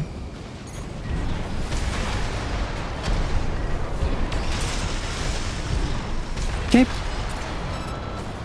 We took him down. Unidentified machine down. Keep going. I don't see any other enemies. I took one out there. I took one out there. American? No, see, that's the thing. In our right hand, we bring liberty. In our left, or in our right hand, we bring freedom. In our left hand, we bring liberty. If that is delivered with an explosive payload, well, you should have been free before we got here. The 4th of July has come early. According to the blueprint, there's a massive water reservoir deep inside the arsenal. If there's anything waiting for Another us, win for liberty. Yeah, this is me playing Helldivers. I've never played Helldivers, but this is what I imagine it's like. Wait, 621, behind you. I knew it. Oh. Oh. Okay. I'm actually so goated right now. Ow. Never mind. I'm a failure and a loser. I think... Oh, no, there's another one. I am actually... this is different. I like this. Because a lot of the missions have just been fight a bunch of little dudes or fight one big dude. I'm liking that it's like a stealth mechanic where I have like last minute warnings. And I deal enough damage, I can like one tap them. So I'm playing whack-a-mole, but my hammer is freedom and liberty. It took me so many more tries than any other mission. I kept getting A despite... Oh, you're saying for like an S rank. Got it.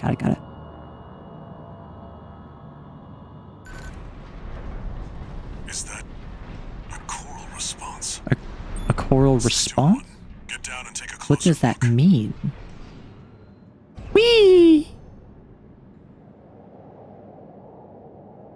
Whack-a-commie? Exactly!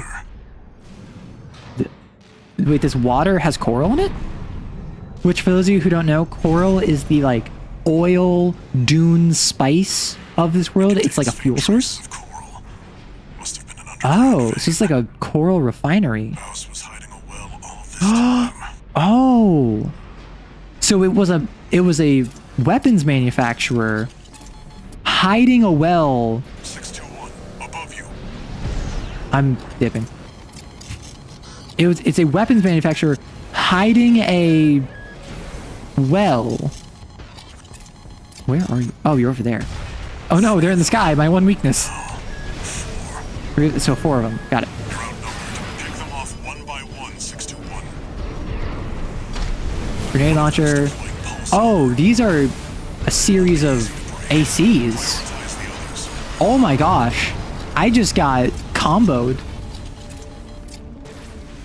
There's coral resonating. This one might give you some trouble. Yeah. Enemies in the air. My build isn't really equipped to deal with them. Too bad. Death before dishonor. The American dream will never die. Is that a choral response? You know the Black Adam meme where he's just like zooming down towards the camera? That's what I'm doing right now. No doubt about it. This water. It contains America. must have been an underground All right. vein. Mouse was hiding a Yeah, so a weapons manufacturer was hiding just like a mundane MT facility. Or was hiding a well and disguising it as just a mundane or like a standard MT facility. I want to take out the snipers first. Ow. That hurt. 3 of them. No, 4. You're outnumbered. Pick them off one by one, 16. So I think they're only cloaked if I'm far away. Once I get closer, they actually come back. Ah, there we go. Yeah, and a single grenade launcher will take them out. 2 repair kits remaining. Oh, they have a shield. So I want to hit him with the plasma, right? That's what y'all said? Yeah, plasma is anti-shield, I imagine. If I can hit them.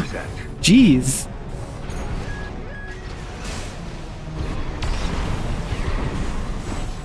Wait, does the lightning transfer through water?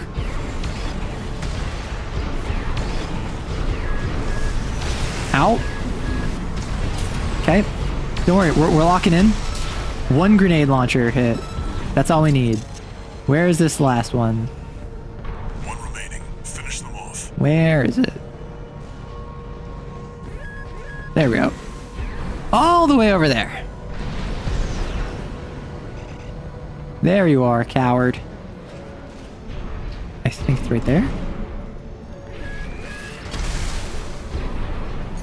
1 grenade launcher hit and you're done. Oh wait, I was thinking pulse weapons. You spread false information? How dare you? This wasn't a simple check-in after all. Head back and rest up, 621. Listen, this game is just me playing it, failing, and going, I understand now. And then locking in. Like, this is the second time that's happened. Roughly an hour of cooking, but my Borgor is done. Ooh. Sounds fancy. Pulse's anti-shield plasma just... Okay. Long Got time no see, Walter. Ooh. Looking good for a change. Cinder I see you've Carla. got a new augmented human. What happened to 617 and the rest? Their jobs. Oh, wow. To get us here. Huh. So how's the newcomer doing? Adequately. Adequately, he says. But Gen 4 augmentation can be unstable. We need to choose our battles. Yeah, you've mentioned this a couple times. Gen 4 is unstable. I'm Gen 4, I Data assume. our friends left behind. There's something promising in the watch point.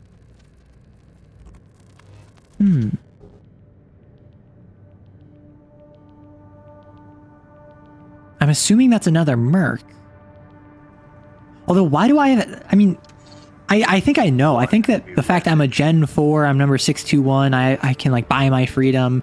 I'm in, like, indentured to Walter. I'm like a clone or something for Walter. That was found at Baus Arsenal number 2. That was just a drip coming from an underground vein. Okay, so that wasn't like a massive source. That was just like some side stuff. One more thing. I've sent you your next job. Oh. This one isn't from the Corps or the Liberation Front. Is this from Carla? You'll see when you check the briefing. Okay, so this isn't dealing with like the politics of the land. This is just straight up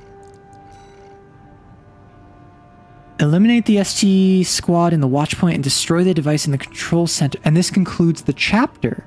Okay. Yeah, I used to think that the player character of AC6 was subject to something called the Human Plus program from a previous game. The augmentation they're talking about is something different. Y'all love Carla. Okay, so apparently we love Carla in this house. I like my mech. Do I have anything to buy? Like, I'm like at my weight limit. So currently I have like 1K. I have just under 2K. I have like 1.9K. So if I have anything that's like only a 1.9K increase, I like my setup right now. Like, just don't get shot. I don't need to worry about my health. Maybe I want stronger arms? No, I don't need arm load limit. I just need load limit. So can I do more? I can't do more arena. Question: how long is this end of the chapter mission gonna take? Is this one of those like 40-minute missions?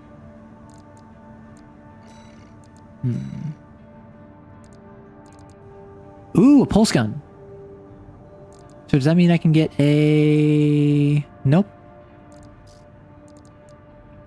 Homing missile launcher. I can get 2 cannons. Depends on how many tries I take. How good am I? There has been a single encounter that... Hello, Dynamite. So there's been a single encounter thus far. It has taken me more than 2 tries to attempt. And that was the Juggernaut with Rusty. And that second attempt, I literally only died because I thought I killed it and I stopped trying to like keep myself safe. So how good would you say that is? Armored Core missions are usually 15 minutes max, usually 5 to 10. That's what I was saying before. Some people were saying that some missions would be like 40. And I assume like the end of a chapter, a major crossroads in the plot. Those are going to be like 40-minute missions. Hello, Jinx. Welcome. How's the Lancer Armored Core? I'm having a great time. We are bringing, we're bringing freedom and liberty to the people of Rubicon. Yes, I'm American. How could you tell? I want to increase my load limit because I want more cool stuff. But I don't really have anything I need right now, so I think I just do the next mission. Oh, they don't get longer until wait. Got it. So the vast majority of missions are like 15 minutes max. There's going to be like under 5 missions at the very tail end of the game that are like 40 minutes, but most like 90% of the missions in the game are going to be like 15 minutes. Thank you so much. I appreciate that. So yeah, I'm going to just hop right in. Well, thank you for the follow, Jinx. Yes, it's very Harrison Armory of me, although I made the comparison that Bawa, because I'm about to do the final mission of chapter 1. Bawa is like GMS. So I think it's Baumel and like, it's not Aqueduct and it's not Adequate, but like the 2 main corps I've been working with thus far, plus the RLF. Those are the 3 main factions I've encountered thus far. I mean, then they have sub-factions within them. Like, I feel like obviously I'm like, I feel like a Lancer because that's why I'm making the comparison. I'm kind of treating it Harrison Armory style. There are custom Lancer logos and such you can get from the community. Oh my, that's pretty cool. Arquebus and Balam. Thank you. Yeah, so far, my understanding of this, I am a neutral third party that is a freelance mercenary, or rather, Walta, my handler, is a neutral third party. I am effectively an indentured servant, if not slave, to him because he mentioned I can buy my freedom once I complete my missions on Rubicon. I am 621, presumably I am the 621st of something, because they mentioned like 617 and others. I'm a Gen 4, which is apparently unstable, so I think I'm like flash cloned, would be my guess. Yeah, so don't confirm anything that the game is going to reveal, but if it's like, people said this is very Dark Souls lore-esque, so I just kind of have to piece it together based off of like scraps, that's good to like confirm or deny. So I'm a third party. Balam, Arquebus, and their subsidiaries are basically 2 Corvo states that are fighting with the native populace who are the RLF. And that's all I really got thus far. Like, the Red Guns are under Balam, the Vespers are under Arquebus, the RLF is kind of on a losing battle.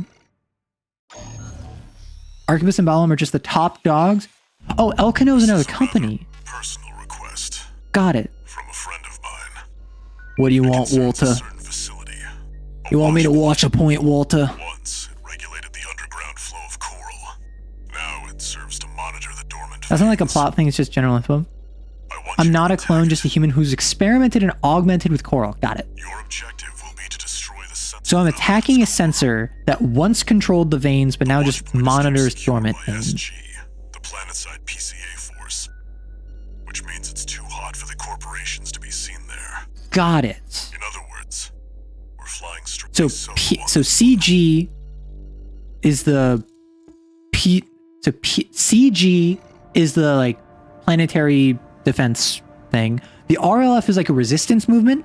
The CSG is your like UN peacekeeping force, is my assumption. That's your union equivalent.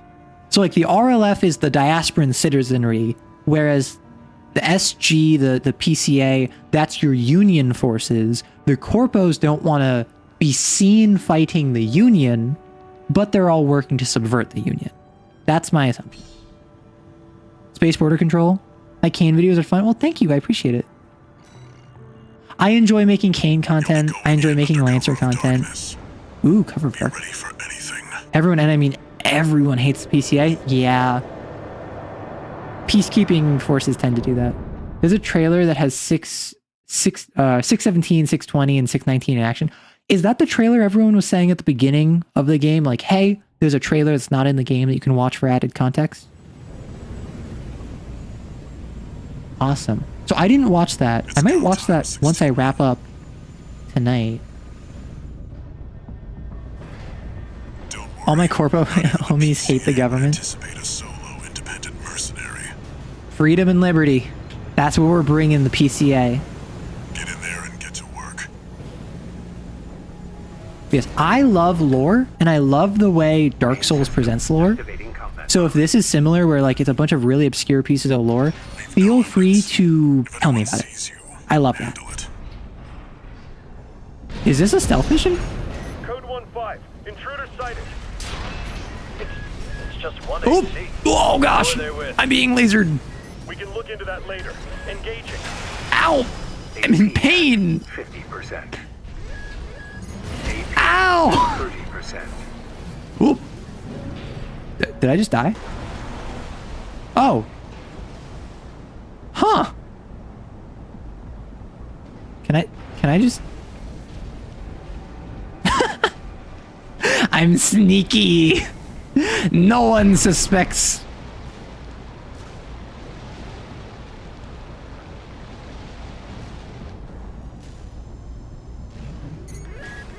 AP at 50%. Code 7-8. Requesting backup. I can't get through to HQ. Okay, there's another one down there. Wipe them out. 621. One repair kit Ow. remaining. I'm not very good at dodging. Please forgive me. I'm still learning. They've pretty much nailed it. You're a free agent working for all sides. Hound to handler Walter. Well, yeah, and I'm not saying that it's like super complicated or I'm a genius for figuring this out. I just want to make sure that I'm in the right place. I just want to make sure that I'm not getting it wrong. Is there more? I used 2 of my repairs here. That's not good. I don't see anyone else.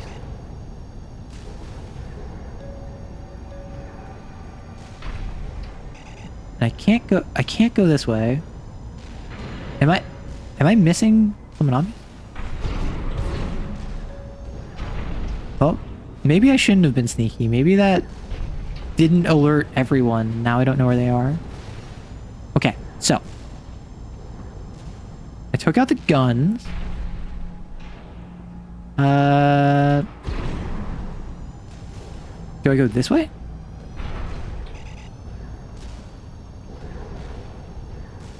No one's shooting at me, which is normally a good sign, but in this case, it means I don't know where to go.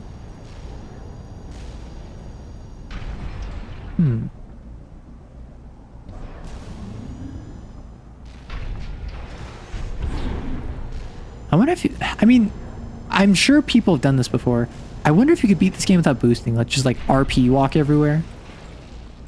Oh, thank you. I forgot that I could scan. because I'm so used to just having all the enemies in front of me.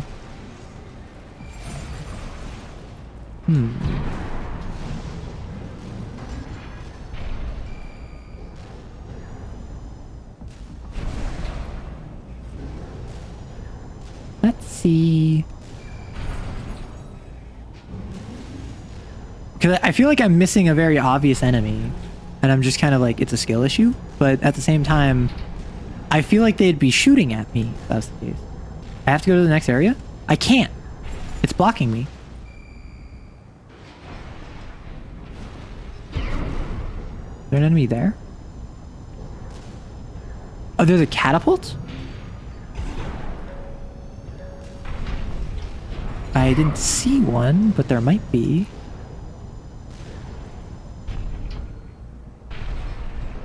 Go to the right side. It's not there. Over here? No, there's not a cat.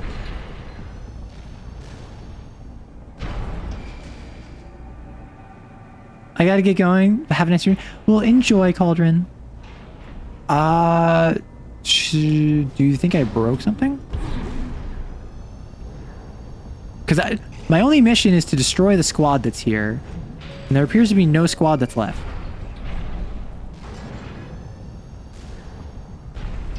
I'm always hesitant to assume I broke it. I'm just gonna assume that, like, I'm missing someone. I also... There's an opening to the right next to the big block.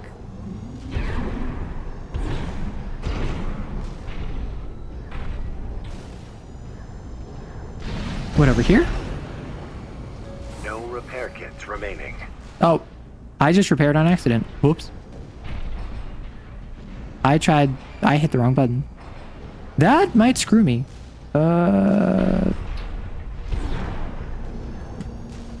This says no. This is where I thought I had to go, but... Maybe some mechs on the ground level in the water?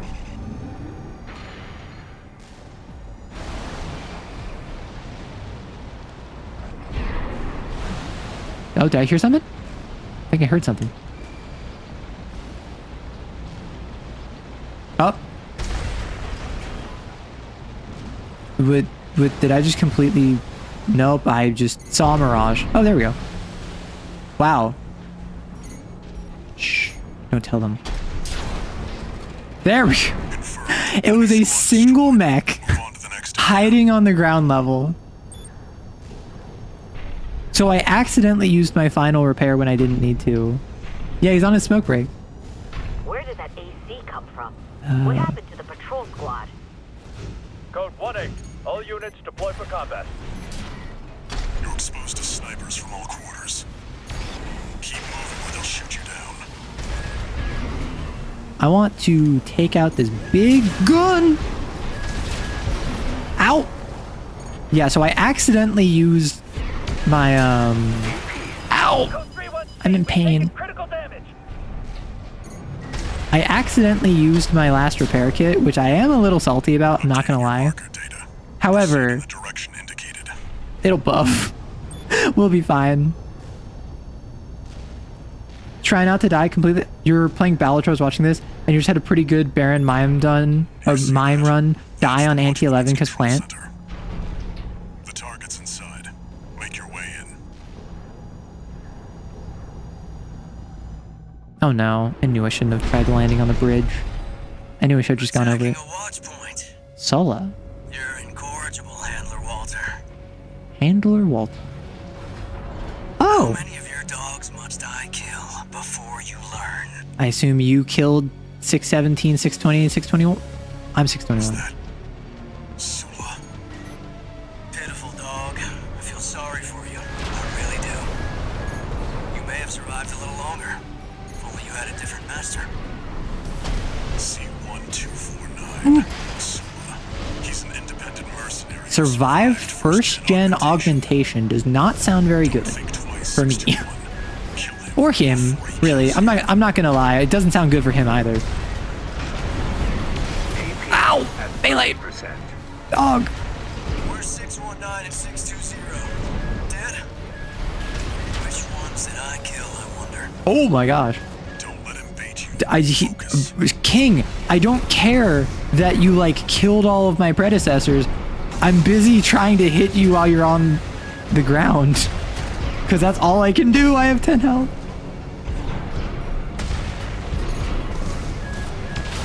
And I'm dead. Another dead dog. Was it worth it, Walter? Their blood is on your hands. Yeah, Walter. Walter. Why'd you kill your dog, Walter? I think he just kicked you in the face. He really did. Walter. You're incorrigible, Walter. Their blood's on your hands, Walter. So, I was considering actually restarting the mission, just because, like, restarting with repairs. Because it does feel a little cheap to just constantly fight the same boss over and over, but now I have more heals. I think that's why I've been doing so well. It's just like, I understand now. And then I like lock in and win the second fight because I have heals. But the fact that I had a bit of an annoying opening. Oh my gosh. Oh, that's pulse weaponry. The fact that I had like an annoying entrance to this mission makes me not want to do that. Also the fact it's not sustainable to do that for every mission. He's an independent mercenary who survived first-gen augmentation. Don't think twice. I need to be above you. Like, not morally, like, physically.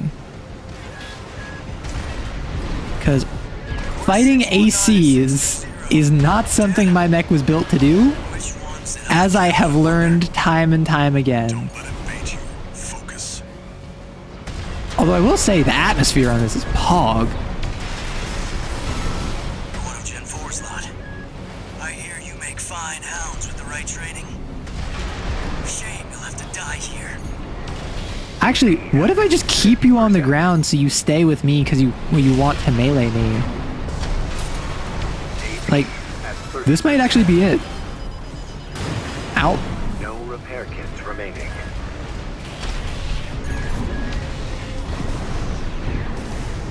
Like, if I take this to air, he takes it to air. If I don't take it to air, he might not take it to air. That's really what I need, is to keep this on the ground as much as possible.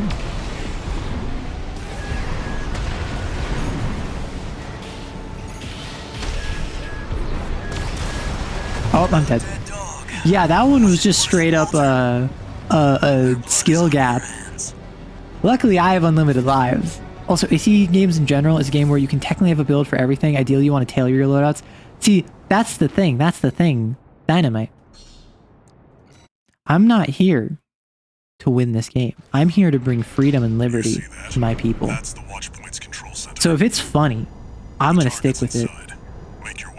Rubicon will be liberated from the oppression of communism. It does not matter that a capitalist hellscape is what is causing literally every single problem on this planet right now.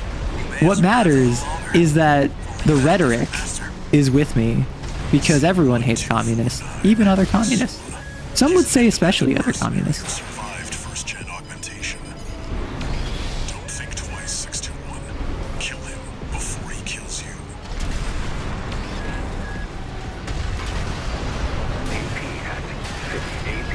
Oop. We're 619 and 620. Dead? Which ones did I kill, I wonder? Ow. Ow. Don't let him bait you. Focus. Again, Walter. I don't care about him baiting me, Walter. He might be a master baiter, but I'm not taking it. Shame you'll have to die here. No repair kits remaining. I keep hitting repair kit because I'm like, oh, I have a command I want to do, and I keep hitting C, therefore the command I want to do must be C, right? No, it's that I want to melee you. I'm so silly. Don't listen to the loadout supremacists. Be like me, too stubborn to change. Based and 612 build. I was gonna say 613 because I wasn't actually sure what my destination is. I'm Raven now. That's my answer. That is so Raven. AP at 30%. Okay. Their blood is on your hands. We got him down real close. 621, not 612. Don't worry. We got this. Freedom and liberty will triumph. And if it doesn't, then American exceptionalism was a lie. And clearly that's not the case. The target's inside. Make your way in. Alright. Is that Sula? Pitiful dog. I feel sorry for you. I need to get better at dodging his strafes, I think. But I need to get better at dodging his everything, really. C1249. Sula. He's an independent mercenary who survived first-gen augmentation. Don't think twice. Oh, wow. So the angle of my laser rifle is in such a way that if I'm directly above him, it won't actually hit. We're 619 and 620. Yes, I need to get into melee range with you. That's how I can guarantee my grenade launcher will hit you, is if you're right in front of me, I can point blank shot you. You're one of Gen 4's lot. I hear you make fine hounds with the right training. Okay, like, dog? Dog. I know this is gonna be weird given that I'm calling you a dog right now. Like, can it with the, like, dog analogy, the hound analogy, not because it bothers me, but because it's kind of weird. I'm not gonna, like, you're kind of fixating on that in a, dare I say, unhealthy way. Oh, wow. Another dead dog. Was it worth it, Walter? But that's what you are? No, no. I'm a Vesper, and I'm a red gun, and I'm a mercenary. I'm no such hound. My call sign is I'm a raven. Garfield! You see that? That's the Alright, I refuse to alter my strategy, in case you were curious. Also, my mech is huge. Those streetlights, like, I'm taller than them. Sula. Let's go this way. Beautiful dog. I feel sorry for you. I really do. You may have survived a little longer.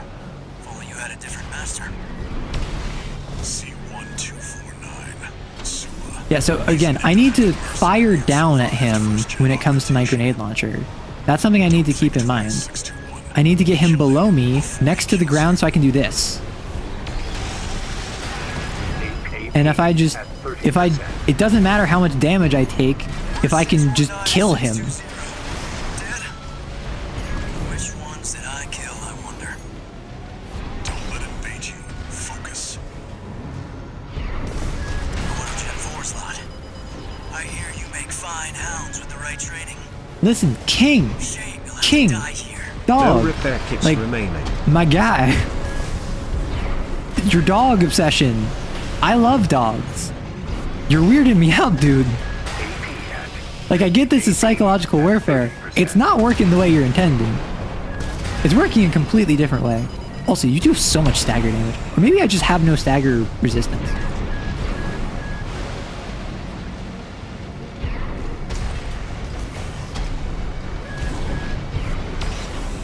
Yeah, I have like no health. Ow. One more repair kit. No, I was out. Their blood is on your hands. Like that Volta you brought down before. Oh, that Walker. That Walker. This is as big as Elden Ring's Kaleid's put together. Okay. Fun fact. I've never played Elden Ring, and I've avoided... I mean, I watched like a playthrough of it, like intermittently. I avoided watching gameplay of Elden Ring because I want to play it. Yeah, if I had one more repair kit, I'd be good, but I don't, so... Is that Sula? Pitiful dog. I feel sorry for you. I really do. Where do you go, dog? Like... You may have survived a little longer. If only you had a different master. Okay, part of what the issue is, he does a lot of high stagger burst damage, and I have a lot of stuff that I stand in place for. I think I don't have a single attack where I can fight. I have my plasma missiles. That is my only attack. Taking shots carefully with no regard to positioning. Wait, I have a lock-on range? Which ones did I literally didn't know I had a lock-on range. Was it worth it, What? Walter? Their blood is on your hands. So my missiles can lock onto them? I thought it was just a straight shot this entire time. So if I'm close enough to him, my missiles will lock on and actually track him. The target's inside. I've played this entire game thus far with the assumption that missiles just travel in a straight line. The reason I keep taking pot shots is because I just assumed. Beautiful dog. I feel sorry for you. I really do. This entire time I just assumed that it was all just You had a different master. straight. C1249. Sula. He's an independent mercenary who survived first-gen augmentation. Walter, put your armored core away, Walter. I'm not sorting you, Walter. Kill him before he kills you. Walter, put it away, Walter. Oh wait, so that's why I'm so much more effective when he's up close. It's because my machine is aiming for me. That makes so much sense. Which ones did I kill, I wonder? Don't let him bait you. Focus. You're one of Gen 4's lot. I hear you make fine hounds with the right training. Wow, you just hid behind a pillar. I can't believe that worked for him. Yes, thank you for that, Yuzu. I did not realize that my mech aimed for me, despite the fact that's a hallmark of the sci-fi genre.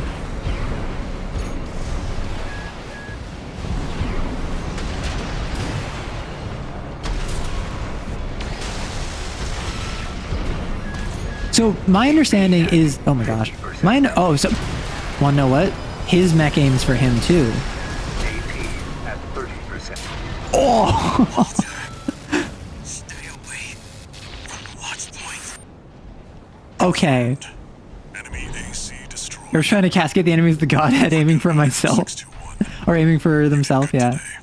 Listen, Back to I literally thought... penetrate the control center and destroy Also, the that's just target. another instance of like, oh, I understand now. Like, I literally thought if I point here, it fires there, no matter what the lock-on is or whatever. I thought the only thing the lock-on did is if it's moving, it will like trail.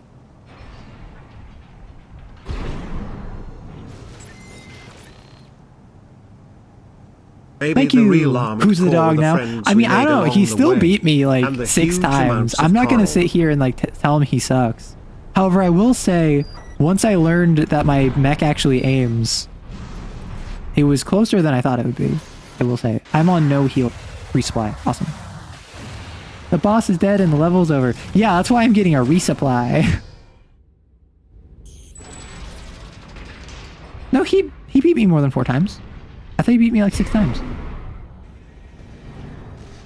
Maybe I shouldn't just jump down there. Initiate control center? Weird. Maybe I do jump down there. Oh! There. Destroy the device in the center. Oh. Whoops. Rocket launcher pog. Oh, you can at 5? I thought it was 6. Huh? I love explosions. I'm tired, so maybe I missed one. Maybe. Good job, 621. We're done here. Head back to base. Uh-huh. Uh-huh. That's the end of the mission. All right. Oh. No. 621, get out of there. Wait, is this all of the coral? Did I just explode the coral? Oh no.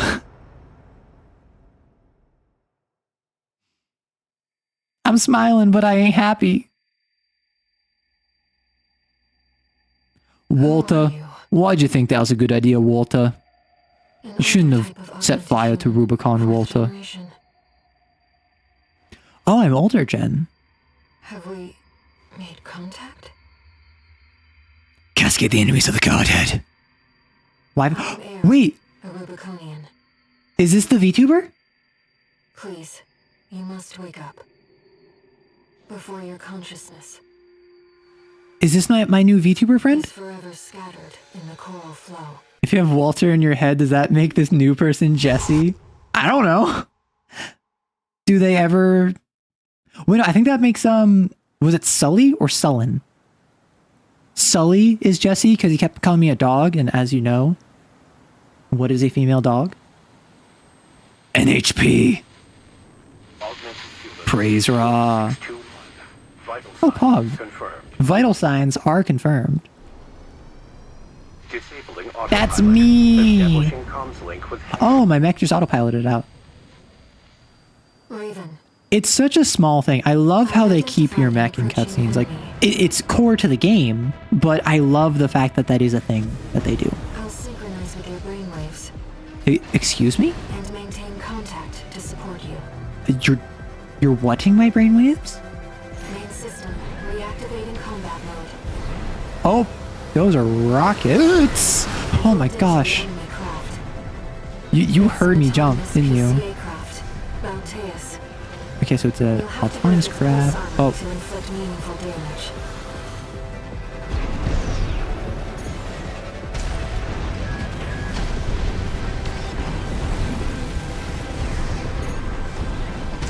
Luckily, this is much slower and easier to hit than my previous opponent. Wait.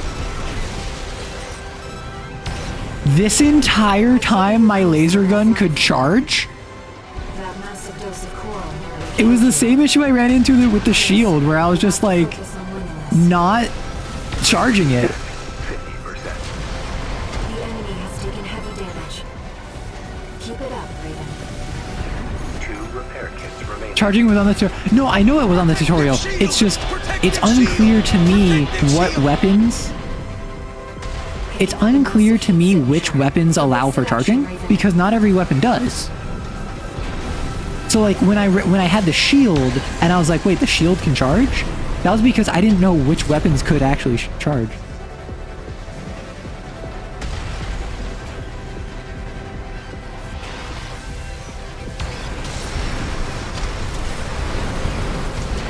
waves are intensifying.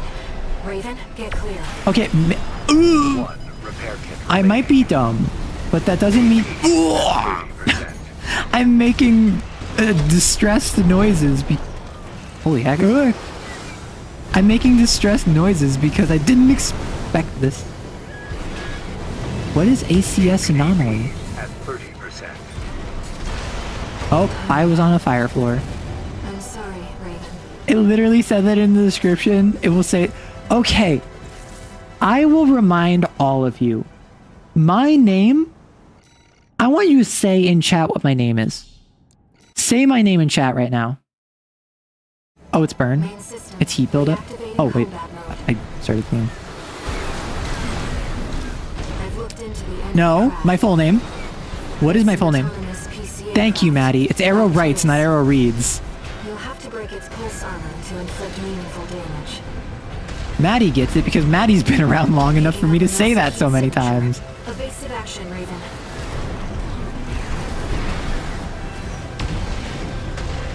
Pulse armor down. Now's your chance, Raven. Okay, this does not take a lot of damage. But you gotta read what you write? No, I just scribble on the page and it just works out.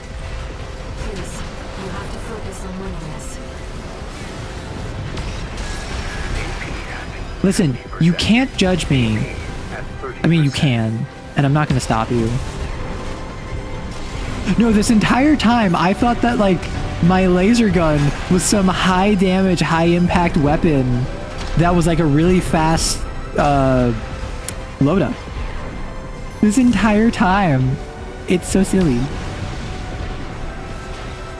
Which I suppose it is a weapon I can charge while mobile, which is very nice.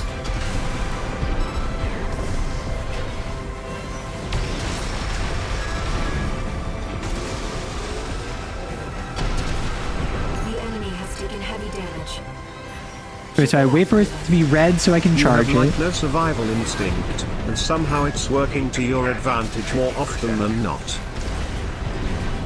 Wait. You're saying that I just like am not dodging, I'm not being strategic, and it's somehow working? Yeah, that sounds about right. Listen, if I'm arrow rights, not arrow dodges.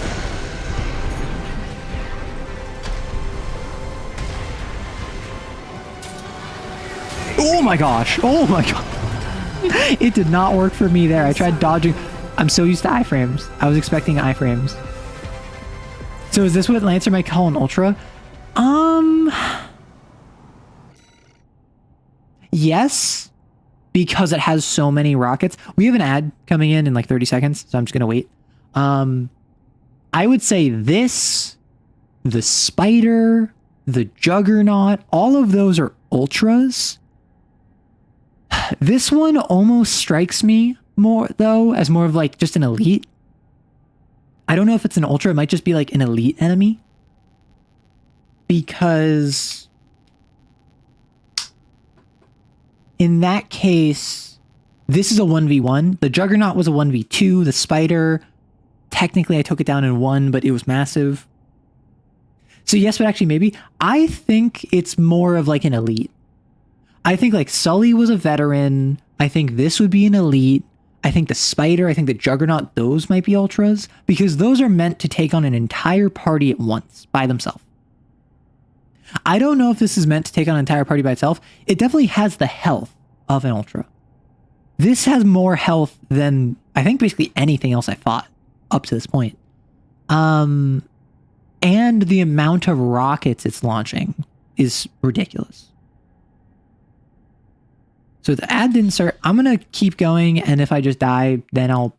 Of course, as soon as I start it, the ad goes. System reactivating combat mode. I've looked into the enemy craft. It's an autonomous PCA craft. Also, I should probably listen to what my, like, AI VTuber is telling me, huh? I have not been listening to a word that they've been saying. Your chance, Raven.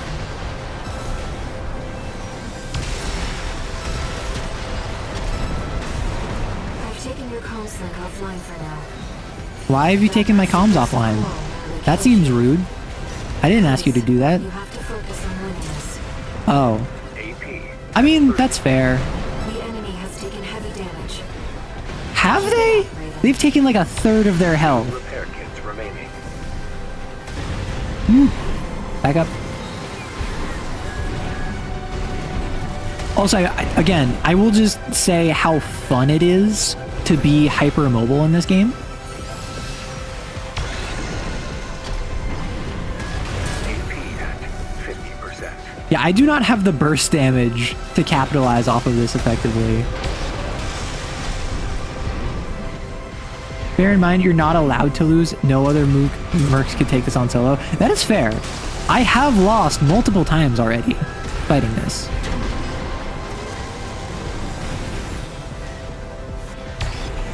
The waves are intensifying.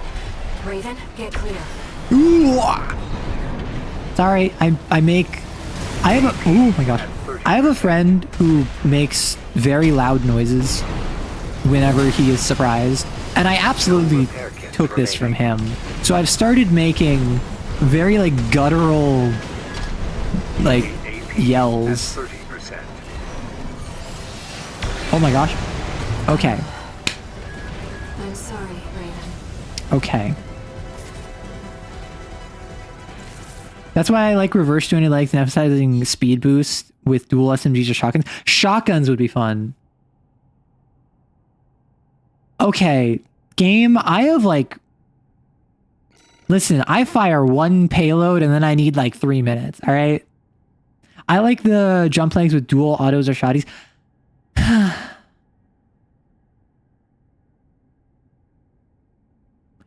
I like the explosives though. The explosives are really funny. I think it would be really interesting to have dual shotties. But I say ouch when I get hit in video games, I get it. No, because like I didn't used to go like, ah! Like, I would say ouch. I would, oof, ow. But I started making like guttural noises after my buddy started doing it. Because like, I just repeat noises I hear. Reactivating Okay, I need to focus on dodging more. Craft. It's an autonomous PCA craft. Proteus. You'll have to break its pulse armor to inflict meaningful Ow! damage. I thought I was out of the... Never mind. Doesn't matter what I thought. Matters that I was getting shot. Don't matter what you thought when you got shot. Picking up a massive heat signature. Evasive action, Raven. Pulse armor down. Now's your chance. Ow! I'm sorry, Raven. I am not... I'm playing a mid-range mech. I think I need to commit to dodging or tanking. You could do what you're doing now with tank legs. Main system. Reactivating combat mode. I've looked into the enemy craft. It's an autonomous... Like, I feel as though I'm suffering because I'm currently attempting to do multiple things at once, it feels.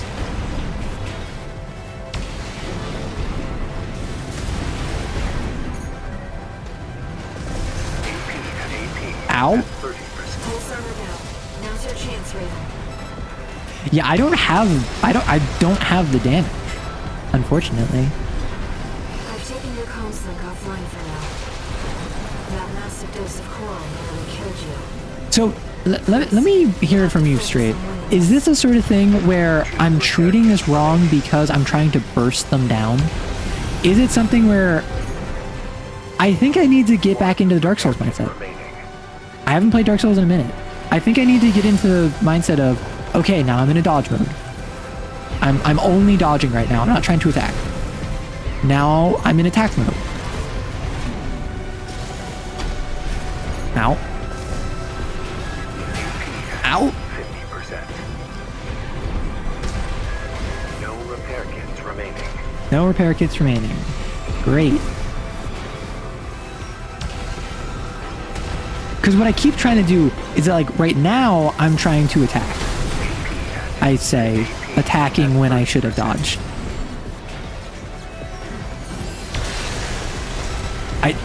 Do I have the damage for this?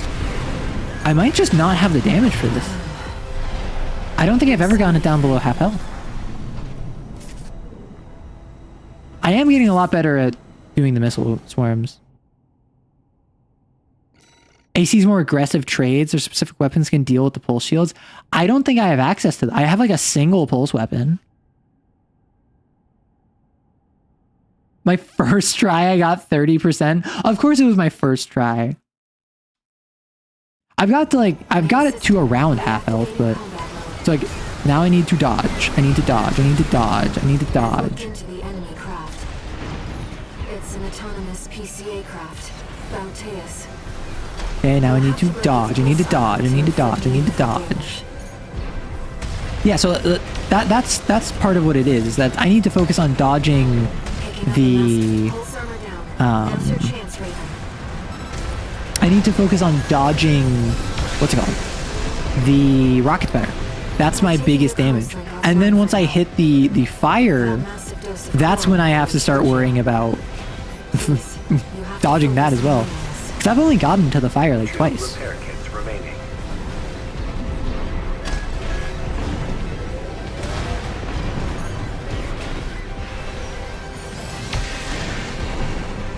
Yeah, I don't really have an answer to the dodge. I don't really have an answer to the pulse shield.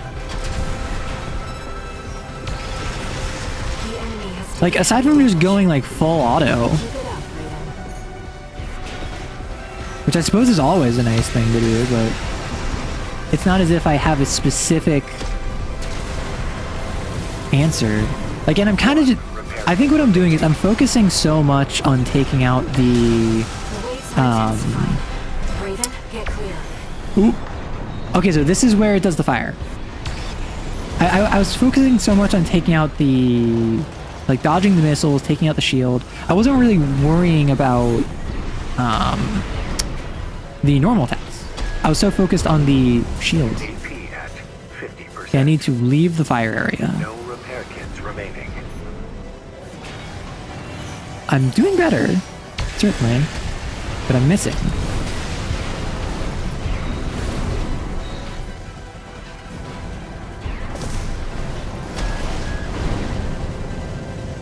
Yeah, so I just need to keep my distance.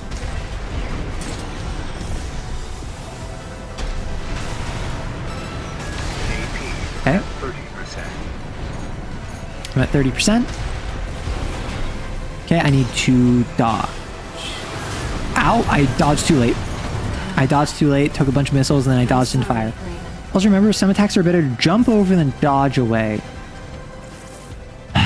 Once I gave up my chicken legs, I basically stopped jumping. That's a pretty good run, though. That's a pretty good attempt. I trust y'all are keeping in mind the many attempts of this fight. Ow. It's an autonomous PCA craft, Valteus.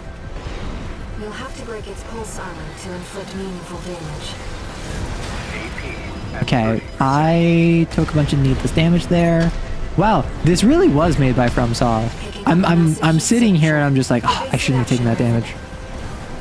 Pulse armor now. Now's your chance, Raven.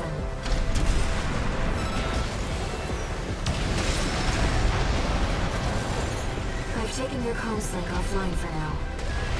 That massive dose of coral nearly killed you. Please, you have to focus on winning this. Lock in. The enemy has taken heavy. See, I'm great at stunning when I can get consecutive hits off and when I can time it right. My issue is when I can't stun them, like when they have a shield or whatever, I really struggle. Repair kit remaining. Because then I'm taking a return fire.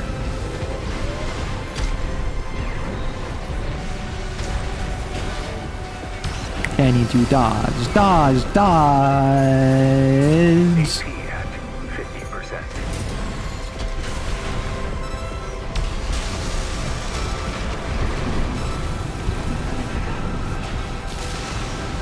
AP at 30%. The waves are intensifying. Okay, Raven, get phase 2. clear. Okay, now we gotta deal with fire, fire, fire. Ow. Okay, okay. I have no answer to the pulse shield, which I think is my biggest weakness of this entire fight. I can dodge the rockets, I can dodge the fire. If I'm good at the game. I zoned out and stopped counting. Can you make a mech called Dank Kush? I mean, given how, like, roasted I'm getting right now, I think that would be a hazard to those of you who don't partake. Do I go for the pulse weapon? Do I do... I don't want to give up freedom and liberty, though. I don't want to give up freedom and liberty. We 3D movement in this house? No, we don't. Okay. That was the most dumb decision I've made this entire fight. Let me fly above it and shoot at it while it is actively firing missiles. Wanna know what's the thing that really hurts me? The end lag? Where'd it go? What? Oh my gosh. The end lag of my attacks. It's not even the startup lag. It's entirely like after.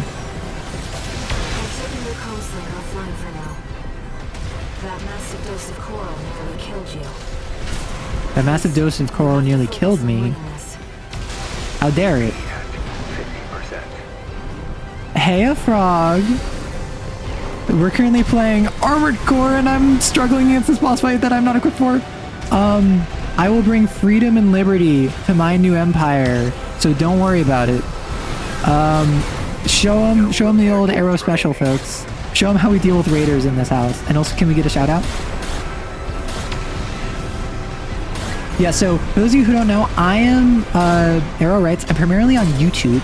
I am a TTRPG tuber that talks about like Lancer. I talk about D&D. I talk about like the Wild Sea. I talk about a ton of different TTRPGs. And also I'm a member of the Beehive with the lovely frog. Ah! Sorry, I got shot. Or rather, I didn't get shot. I got stabbed by fire. And a bit. So, oh, I just realized. I'm not following you. Let me fix that. Yeah, so currently I'm dying to the same boss over and over and over, as you would expect from a FromSoft game. You just got into Lancer. Ooh. Well, let me know if you're playing a specific mech or if it's just kind of like you got into it and you're looking to start up a game. Because I was trying to set up a game with my friends the other month, and then one of them bailed on me, and I'm not going to let him live it down. Picking up a massive heat signature. Okay, evasive maneuvers.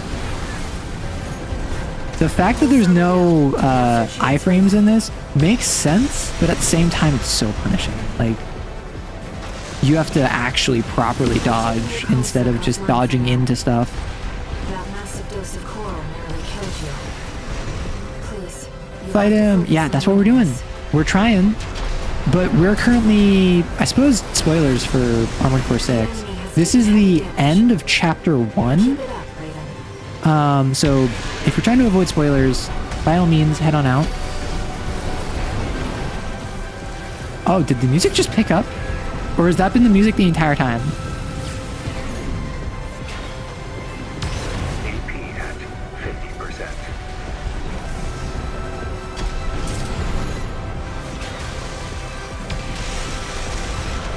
Okay, let's back up.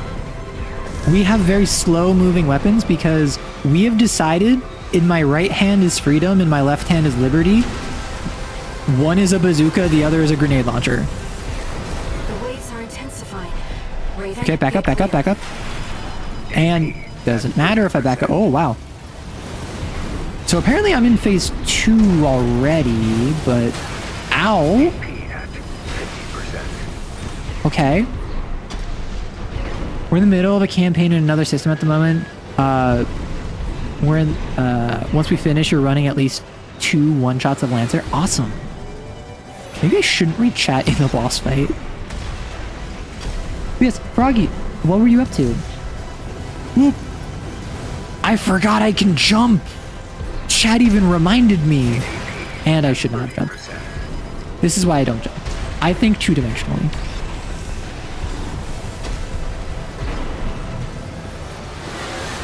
Holy heck. Okay, so the fire I want to jump over.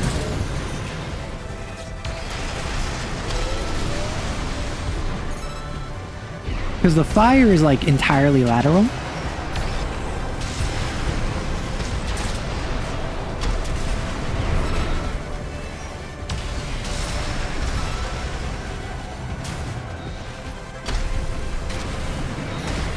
Okay. Oh gosh. Whoa, we got him down. This person forgot they could jump. Hey, you literally reminded I could jump, and then I forgot I could jump. The rocket launcher that Sola has is really... Did I get a rocket launcher from Sola? I don't think I did. I haven't beaten the mission yet. Jumping over the sweeping fire sword is a bet. Yeah. Reactivating combat mode. I've looked into the... Oh, I get it later.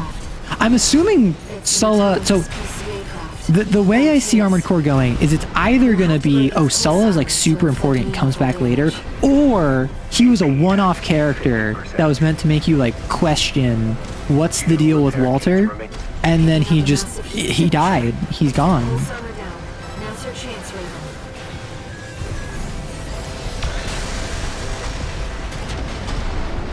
I'm not gonna lie, I'm really struggling to keep track of all of the projectiles on screen.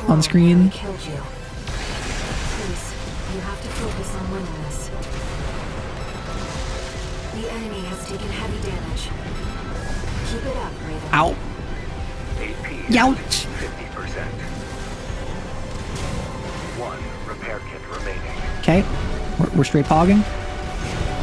Because like, the way their projectiles work is, it doesn't matter if I interrupt their firing pattern, they just keep firing them, and then because I'm using so much explosive weaponry, I physically can't see the projectiles.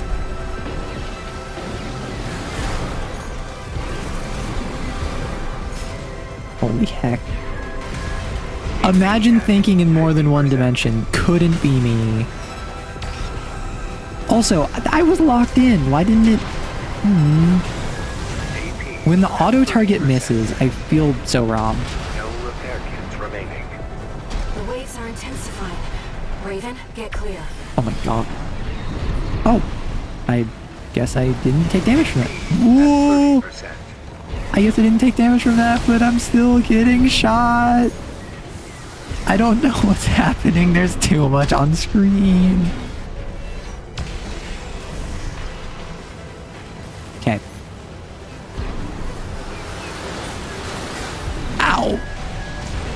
Don't worry. And I'm dead.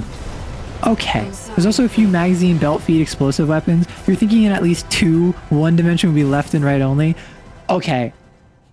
Do I go to assembly and replace one of my I think I have to replace my weapons. I don't think that this is feasible as is. I think I drop... Honestly, the plasma... Like, the plasma mines have not been doing much.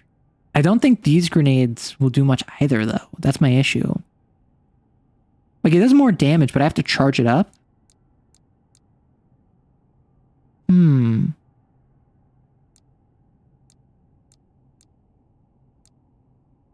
Like, if I replace my overhead missiles... Well, no, so this is my overhead. I want to replace this, so this would just be the normal missile launcher. I think I replaced my laser cannon because now that I know that I'm not getting full damage out of it, I'm getting, assuming I hit all 4 of these, I'm dealing 400 damage. I tap to get half of what laser cannon would do, fully charged. I think I do that. And I didn't buy the pulse weapon. So let's see how that changes things. Let's see how changing my shoulder weapons is going to treat me. Reactivating combat mode. I've looked into the enemy craft. It's an autonomous PCA craft. Bounteus. Right, so I don't need to charge my E. That's nice. To inflict meaningful damage. Oh gosh. I just pick a direction and I dodge in it. And that seems to be the strat. Oh my gosh. Oh gosh. Oh gosh. Oh gosh. Pulse armor down. Now's your chance, Raven. Yeah, like my grenade launcher deals massive damage. It deals like 1/20th of this thing's health when unshielded. That massive dose of coral nearly killed you. Please, you have to focus on winning this. AP at 50%. Picking up a massive heat signature. The enemy has taken heavy damage. Okay. Keep it up. This is like phase 1.5, I guess, because it goes into the shield. Woo. I'm done a hecking frighten, as the kids say. Actually, I don't think the kids say that anymore. I think that's what the millennials, who are no longer children, say when trying to blend in. Is that correct? Am I hip with it? Am I moodang? Would you consider me a hag? Like, I know that there's a bunch of memes about how, like, oh, if you're 25, you're a hag with, like, do I give off hag vibes? Get clear. Back up. Okay, I'm in phase 2. I used 1 repair kit.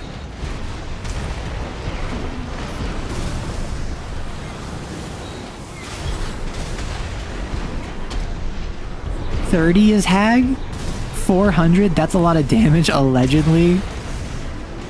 Listen, it's a lot of damage unless you're dealing with someone that has like 1,000,000 health. I might say, I mean, I was struggling with Sully. So I don't want to just say, oh, every enemy I struggle with would be an Ultra and Lancer. But also, like, this really does just have the health I would expect of an Ultra. Like, anything I do to this thing is not putting a dent in it or its shielding.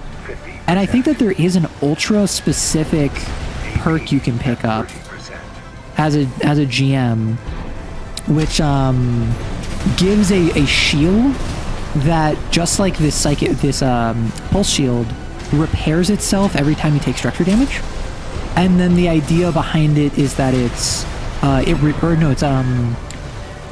I think it's they get like 6 armor, so they reduce all incoming damage by 6. 50%. But whenever they take structure damage, reduce that by 1. So it's the sort of deal where like the more damage they take, the worse their armor gets. Ow. I will defeat this enemy with freedom and liberty. This enemy shall know the fear in an unjust world. 50%. The 4th of July has come early. 45 is Hag, 30 is Witch of the Woods. But what if I'm a Witch of the Woods at like 20?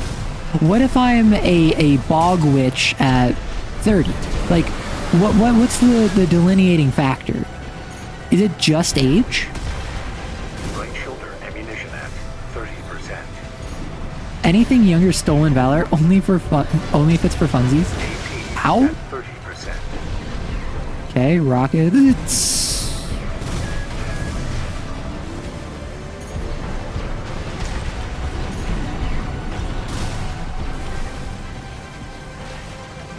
Okay. We're locking in. We're locking in. 3 health and dream. 3 health and a dream. Nope. Never mind.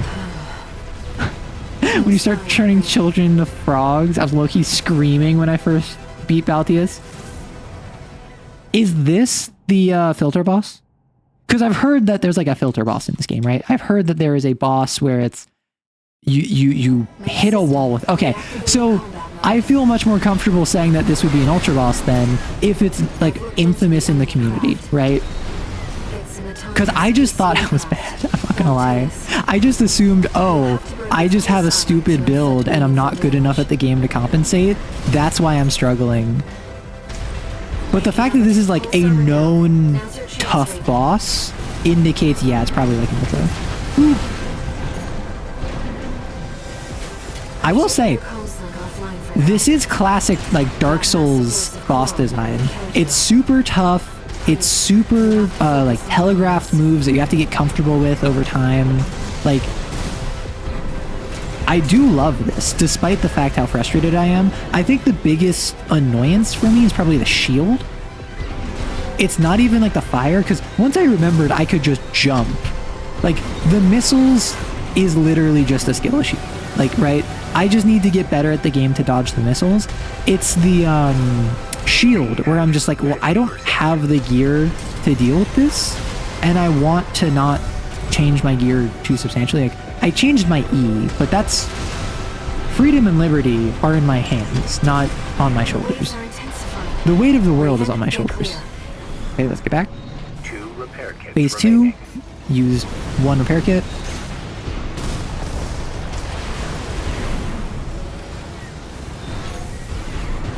Like, this feels like Dark Souls.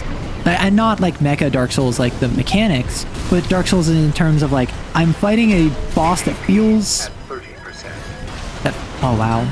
Yeah, that was just, I got greedy. I tried doing a grenade launcher when I should have dodged. This feels like Dark Souls in the sense of, it's a tough boss that I can beat. This is post-nerf. Oh my gosh. This is the boss that had to get nerfed. Jeez. This... Oh, got it, got it. I'm sorry I keep not jumping. I keep thinking 2-dimensionally. Just because my model is 3D, I am still a 2D figment of your imagination. I'm so sorry. Like, I feel as though it's harder for me to dodge the missiles if I'm in the air. Because I need him on the ground. This is what I ran into with Sully. Right? This is the issue I ran into with Sully. I can't have him in the air because then I can't hit him. So I need to stay on the ground. As long as I keep him at range, though, I should be fine. One note's dumb. When he's stunned, he can still do attacks and I can't. He can still set out rockets even when he's stunned. Or like when he's coming out of stun, he can immediately attack. I can't. That's dumb.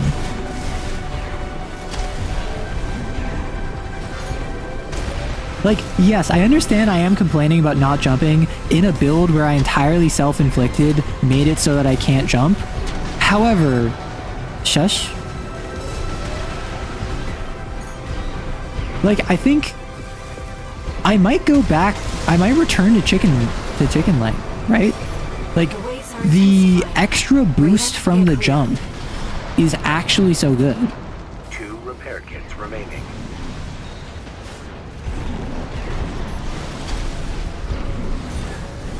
Yeah, that was another situation where like I should not have tried firing the rocket there. Or the grenade launcher there.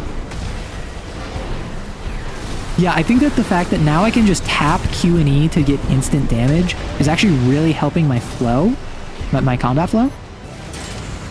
Because now I don't need to line up 3 weapons, I need to line up 2 weapons. I need to line up my left and my right click. I don't need to line up my Q and my E as well. AP at 50%. Okay, this is where I just stay off the ground.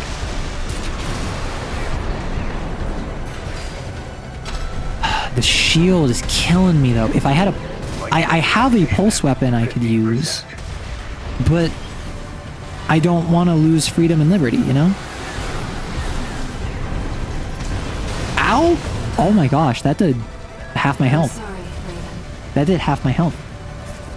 Yeah, the Old King ending of 4 answers was insane. It was like fighting 4 Walters at once.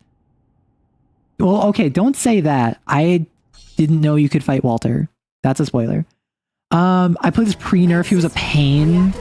They also weirdly nerfed some bosses that didn't need it. Interesting. I've looked into the enemy craft. It's an autonomous PCA craft. So, I gotta keep dodging. I'm bringing Liberty to Rubicon. It doesn't matter if I'm struggling to do it. That just means it's all the sweeter. With a bazooka in one hand and a grenade launcher in another. Nice. Okay, dodge. Yeah, so what I have to do when he's coming out of stun, when he's coming out of stun, I have to assume he's opening with a missile salvo. Because he's done that every single time, unless I'm mistaken.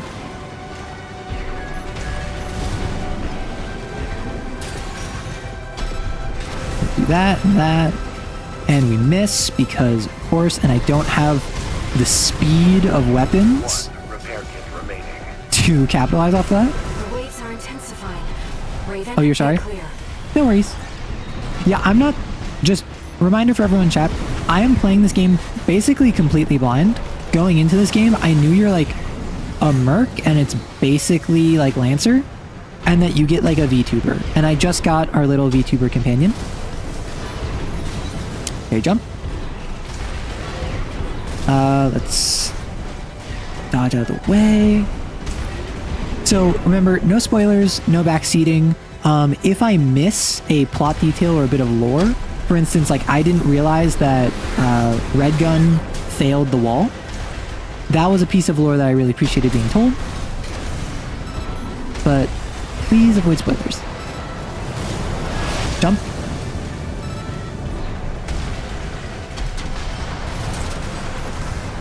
See, now we're getting into my bread and butter, which is just stun locking the enemies.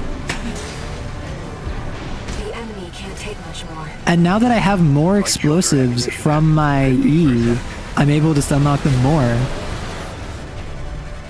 Where are you? There you are. There you are, coward. Me referencing Epic the Musical. Oh, okay, no. I realized that there were missiles.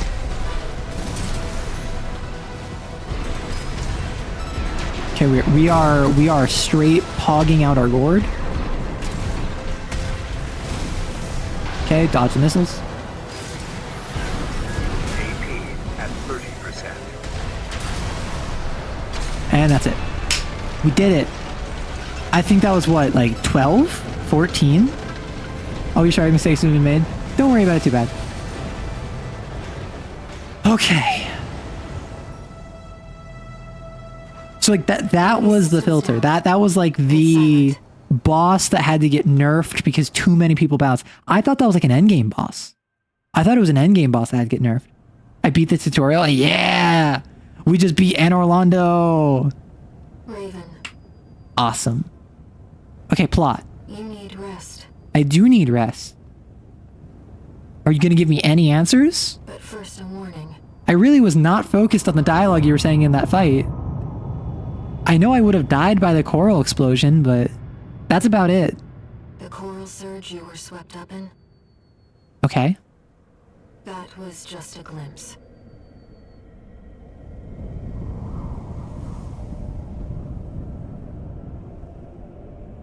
A premonition of the storm of flame that will burn Rubicon. Listen, this game is called Armored Core 6 Fires of Rubicon. What was it like?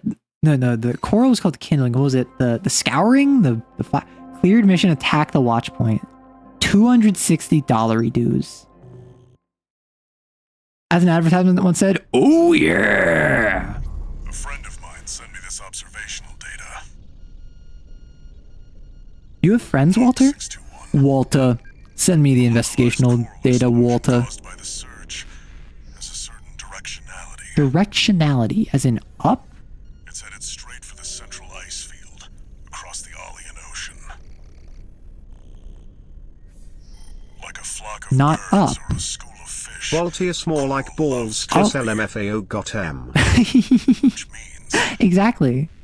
Somewhere in the ice field. Oh, so we're following the coral. Lying dormant.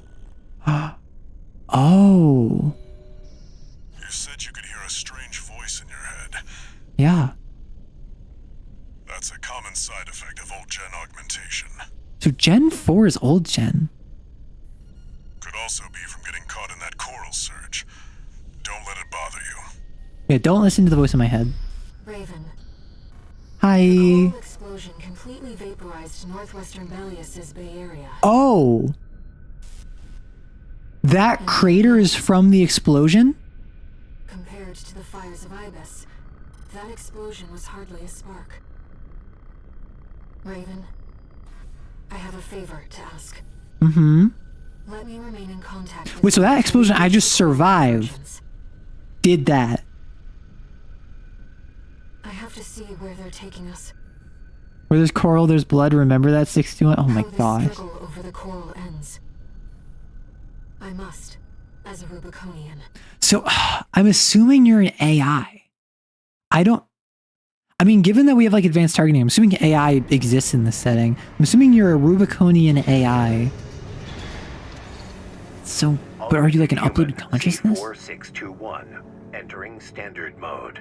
Hog, standard mode. 2 new messages.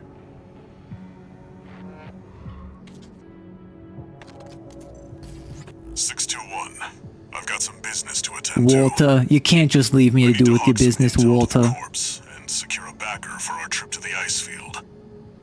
One job for you while I'm out. Rest up. And that's an order. Am I gonna have like Carla reach out? Or is it gonna be one of my other company sponsors? Raven. I see your handler's away on business for now. When the handler's away, the hound shall play. About that trip to the ice field, we've received a job from Balaam already. Let's take a look, shall we? Right, so it's Ocrius and Balaam are the two top dogs. Registration number RB23, call sign Raven. Your records have been updated. E-rank. Yeah, so I'm not going to read what chat's currently saying. In the arena. And Maddie, feel free to delete stuff that is spoilers.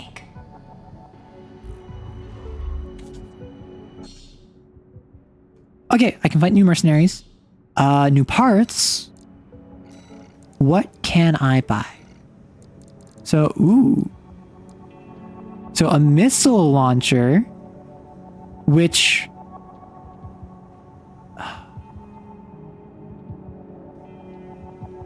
does slightly less damage than my rocket launcher.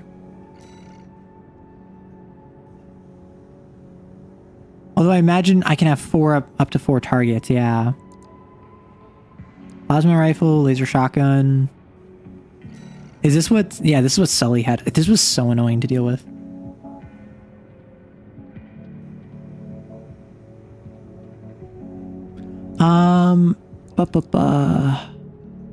So, do I want a rocket launcher? Because I want grenade launcher in my left hand. What do I want in my right hand? I could go shotgun. Like, it would be really fun to go dual shotties, but I'm really enjoying the grenade cannon. Excuse me?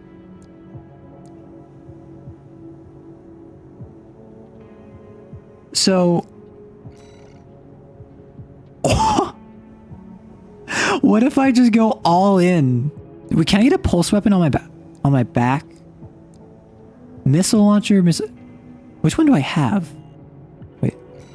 So on this one, which one?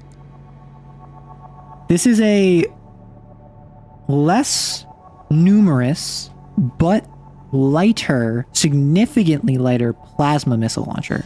I'm gonna grab this so I can equip it. I'm going to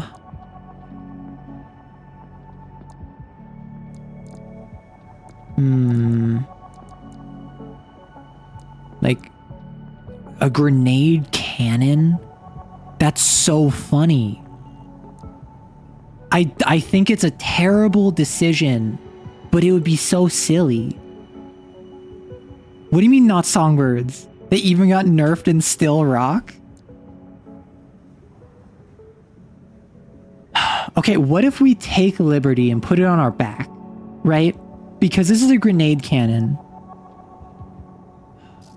When am I gonna get missile? When am I gonna get homing launcher? When am I gonna get shoulder-mounted miniguns is my question. Oh, thank you for the follow. I appreciate it, Sky. They also... what?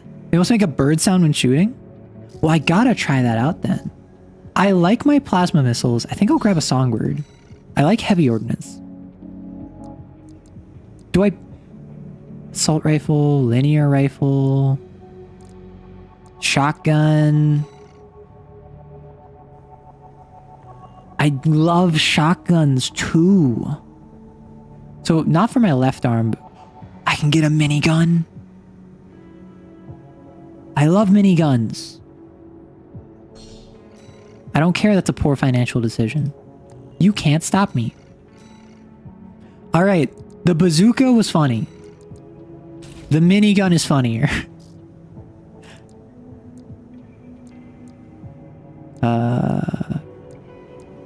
What? Oh, this is one I have equipped. So this is lighter. It has fewer rounds, but it's the same weapon otherwise. We'll do that. So, and then can I want to see if I can do this. Oh no, I sold my chicken legs. I kind of like the chicken legs, I'm not gonna lie. The chicken legs giving me an initial boost, I actually really enjoyed that. Is there a better chicken leg that I can access? Reverse joint. This is my only reverse joint. However, because I just decreased my weight, I should be able to wear them, no?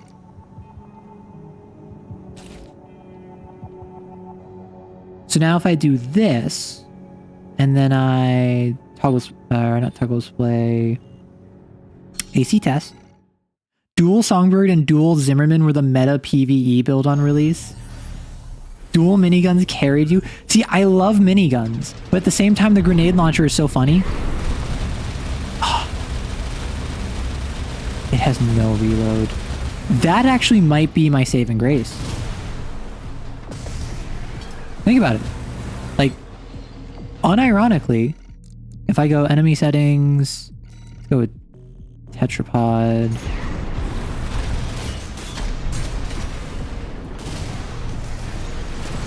Like, this just lets me have constant sustain, and then I can use my shoulders for intermittent bursts, and once I get a really good position open... Oh, so it does overheat. I can do that.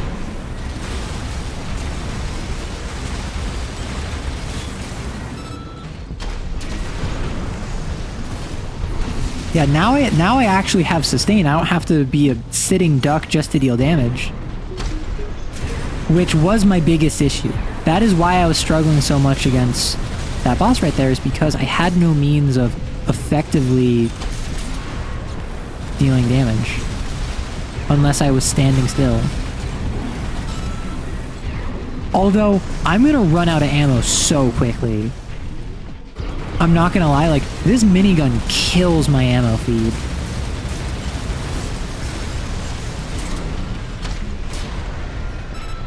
So, I don't think the minigun's a good primary weapon, is it? Fun fact, the shoulder miniguns were added post-release as an update. No reload, but it does overheat, yeah. OS tuning. Extend OS chips in possession... Oh! So I did the arena stuff, got OS chips, and didn't use them before fighting the boss. Got it.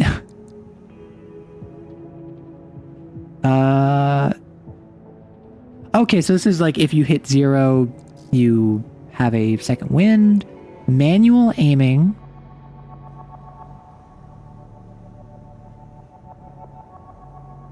Terminal armor, yeah, I imagine it would save your life so many times. Terminal armor would have saved my life on that one Juggernaut fight. Quick turn.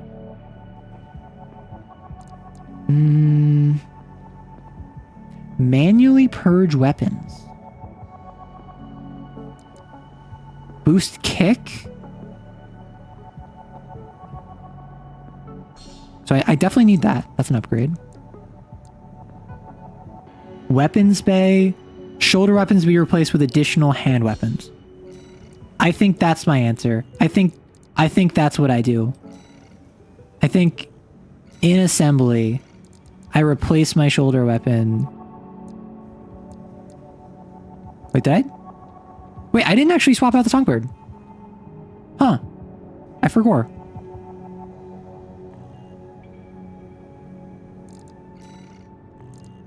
Let's say get kick or weapon. I got both because I did all 3 available arena things. So with OS tuning, unlocks weapon bay. How do I do that? Is it a specific thing that I buy? No. Is it just a sign?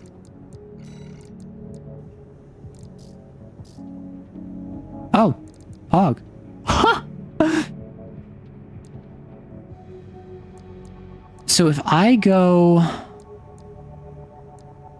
bazooka, wait. If I go, this is too funny. I have to. Oh, because I'm overburdened. No. I'm still overburdened. Oh, wait. I want to make this work. I want to make this work. Get stronger legs?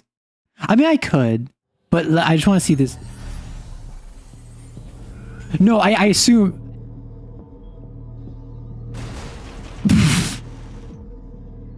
I'm sorry, this is so silly.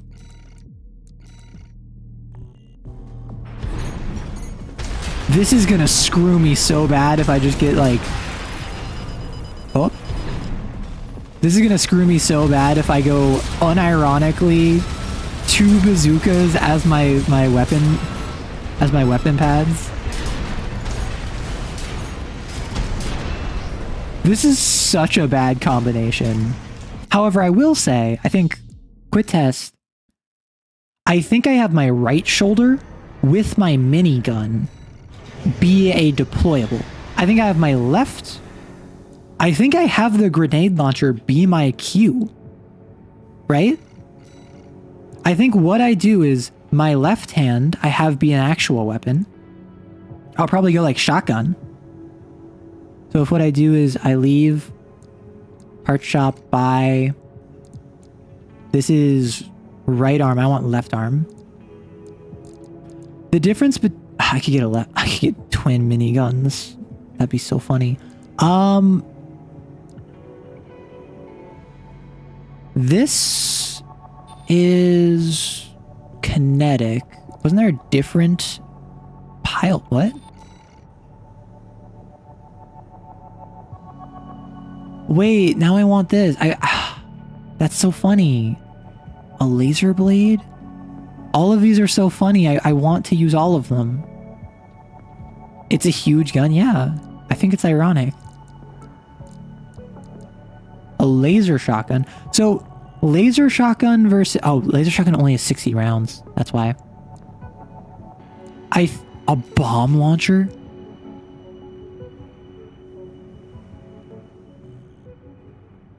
I mean... napalm bomb launcher? Come on. Then also probably... I would get...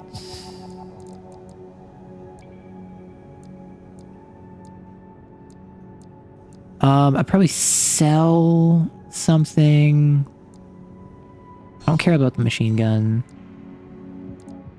Or this machine gun, respectfully. I have the bomb launcher. I'm gonna get rid of the... I'm not gonna use the laser cannon. So I want to buy on my right mount the lighter missile launcher. This is gonna be a really weird design. I want you to bear with me. I need you to bear with me on this one. My right shoulder is going to be a missile launcher. My right weapon is going to be a minigun. My left shoulder is going to be the bomb launcher. And my left hand is going to be the grenade launcher. Like, this is not a good design. Some purchases are well considered, meticulously thought out. Some purchases are napalm bomb launcher. I think you've seen what I like in a mech. It is big explosion go burr. What? Wait, so... Is this not my bomb launcher? That's my grenade launcher. This is my bomb launcher. That's not me. Hera Songbird, these Rubiconians better start praying. Wait. If I get rid of... Okay. Again, this is not good. I should not do this. So this is... This back unit...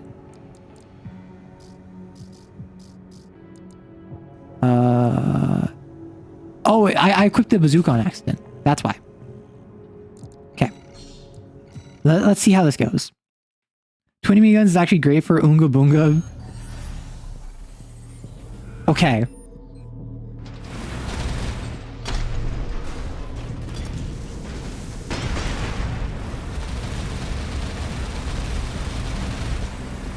This is just... Oh. War crimes? What are those?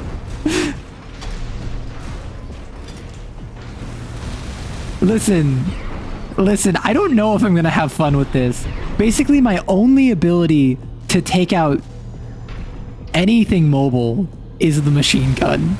And I don't think the machine gun is particularly good. Let's get some enemy. Let's get a single tetrapod.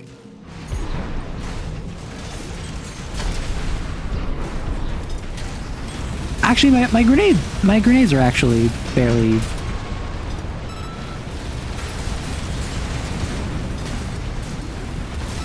Wait, I can literally do like a bombing run, and then I can, in midair, do the apocalypse rail.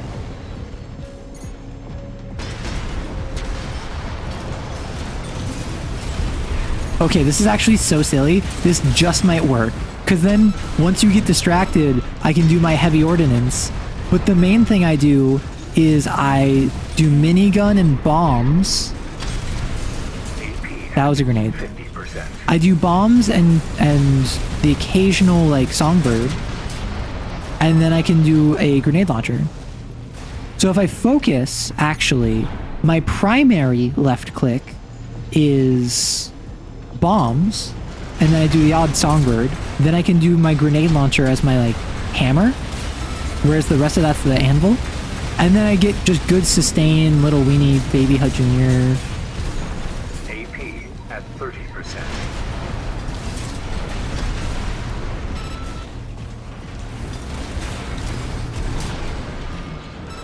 Fair amount of red.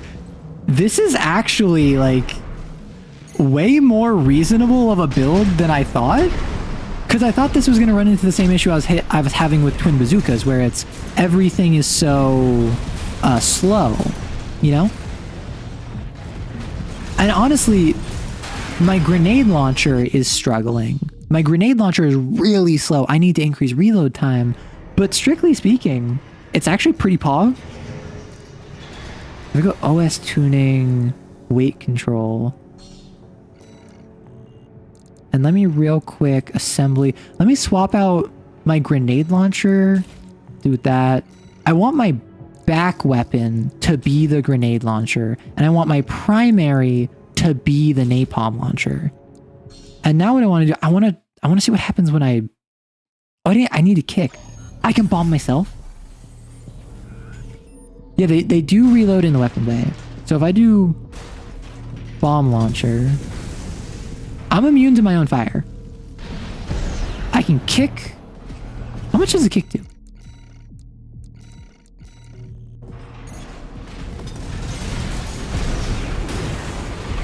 Not a lot. Wait, so... And then grenade launcher. Okay, I'm not gonna lie.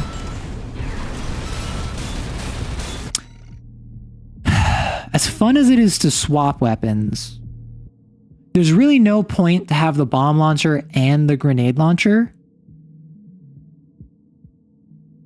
So what I'm realizing is the grenade launcher is fulfilling the same niche as the songbird. Right? The songbird deals... The songbird is 655 times 2. The grenade launcher is 1450. So the grenade launcher is stronger than the songbird. The songbird's really funny, but the songbird and the grenade launcher function identically. Right? So what I want is I want the plasma missiles. Those are boring, but they're a rapid fire active ability. Plus we look cool in the fire. Like I'm trying to make Oonga Boonga explosions only work, and I think that this might be a failed venture. Oh wait, I got rid of the wrong one. I mean, well actually...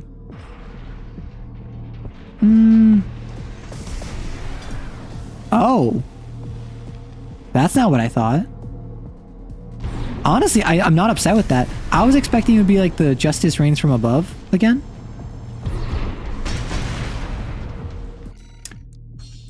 The songbird... I think what I'm gonna do... Replace the songbird with the missile launcher. Replace the missile launcher with the grenade launcher. I have a minigun and I have a napalm bomb.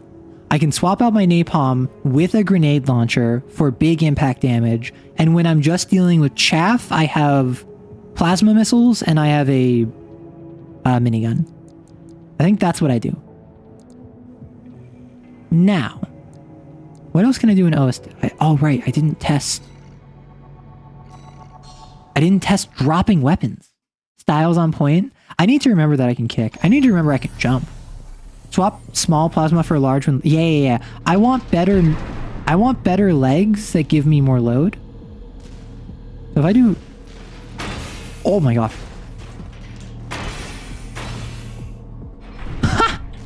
Wait. I have to see.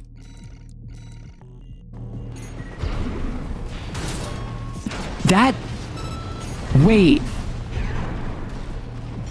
That does so much more damage than I thought it was going to.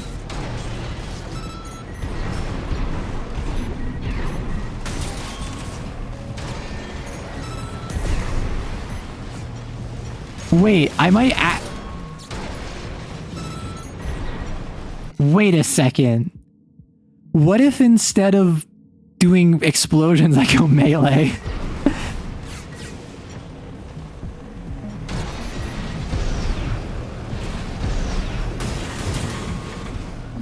I mean, these are like little weenie babies. So what if I do instead of this, like a tetrapod? How long would it take to kill a tetrapod?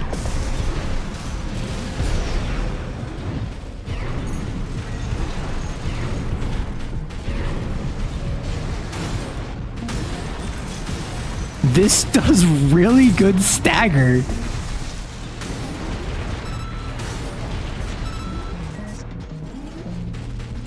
Oh, my fists can overheat. This is way better than I thought it would be. Come here, boy!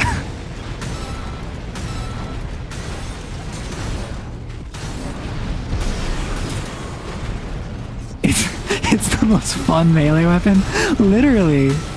Like, I'm bullying this dude.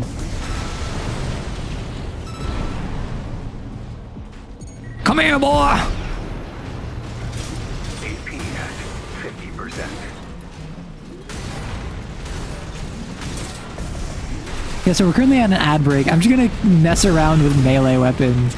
But no, this makes me feel way better about having weapons that might run out of ammo. Because if I get to just do this, why would I ever want weapons? Okay, but laser lance? Oh, I'm out of... 30%. Oh wait, this takes my boost.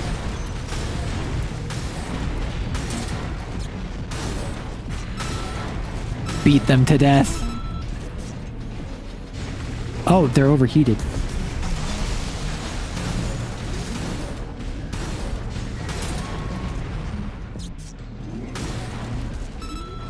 This is much too silly. Like, laser lance is also a bit fun. Pile bunker. I just saw that. I thought it'd be so... I want to play double trigger. I feel like double trigger is what I think of when I think of this, like, being interesting. When I look at mech suits, I'm like, I want to play, like, a gunboat, really. Melee is so silly, though.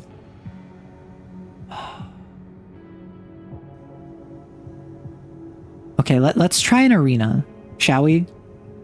We've been streaming for 7 hours. It is currently 8 o'clock. I did just beat chapter 1. How many chapters are there? How many chapters are there?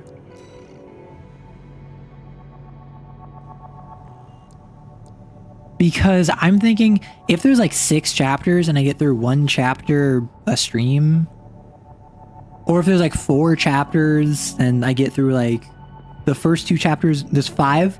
And is the first one the shortest? Because the first one took me like 5 hours, right? But 2 and 5 are virtually only... Oh, okay.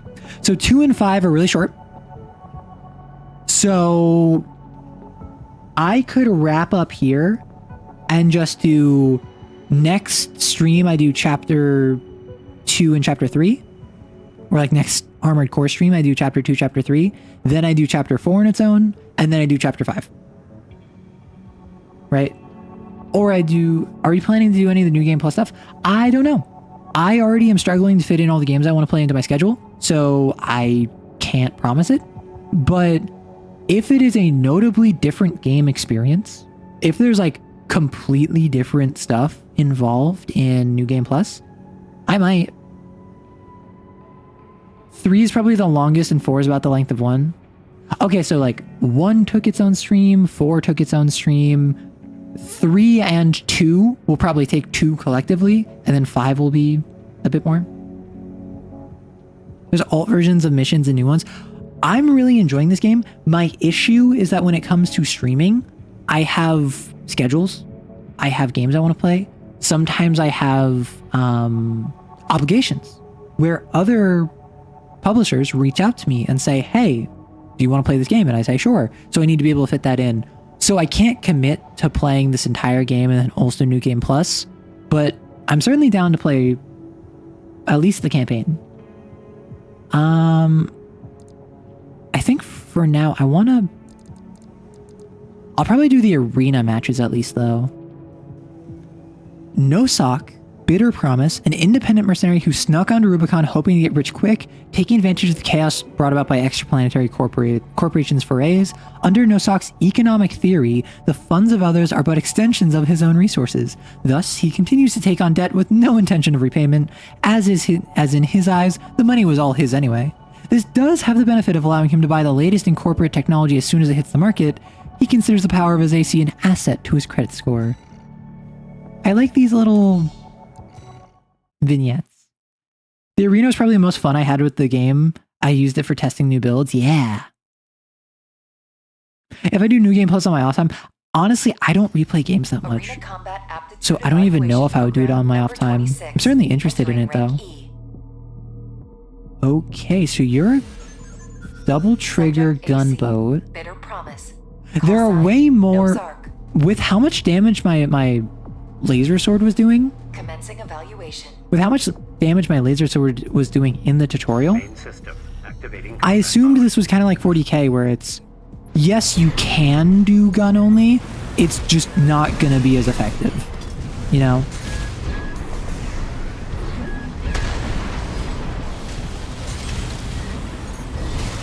Oh, I keep...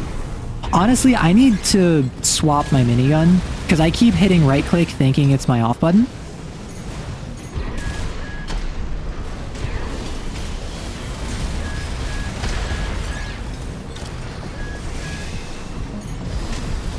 So if I do this, oh my gosh, the minigun just shreds their... Okay. Actually, the minigun is really helpful. I was not expecting this.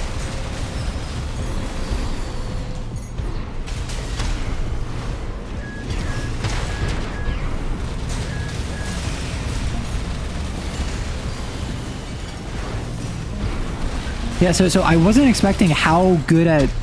Oh, I missed.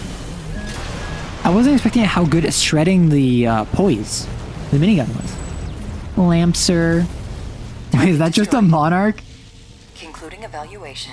I think it was AC4 that had an arena entry with a guy who was literally like firing miniguns. If he ran out of ammo mid-fight, he would just lose to out of bounds so he could go buy more. That's so funny. The minigun was actually way more helpful than I thought. Honestly, I think the weakest aspect of my build right now is my plasma launcher. I think I'll be replacing that soon. But the grenade thrower as like my nuke is really good. The bombs are fun, if nothing else. Infection. You're V6. You're Vesper. 6th squad leader of the Vespers, the Arquebus Group's augmented human squad. Masterlink. Maturelink is a product of Generation 8, which was held to have advanced the process to the point of rendering all previous generations obsolete, bringing about a new age of augmentations. Unfailingly loyal to Arquebus, she has a reliable track record in the field, and her conduct during missions has established her as a risk-averse problem solver.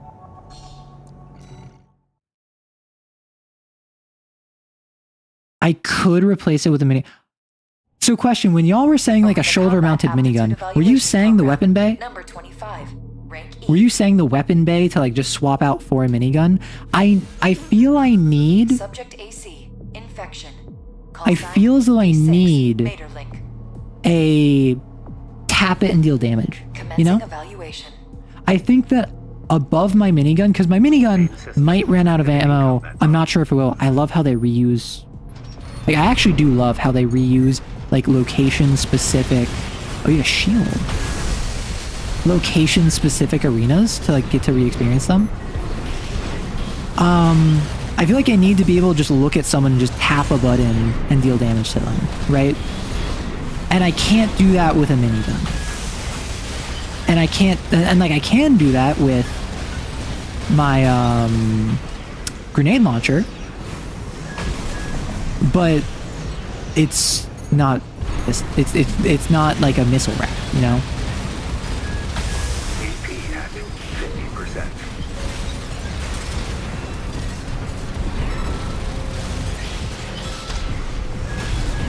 Okay, I'm struggling to get your poise down fast enough that I can effectively and consistently deal grenade launcher to you. Because you're too fast to hit grenade launchers otherwise.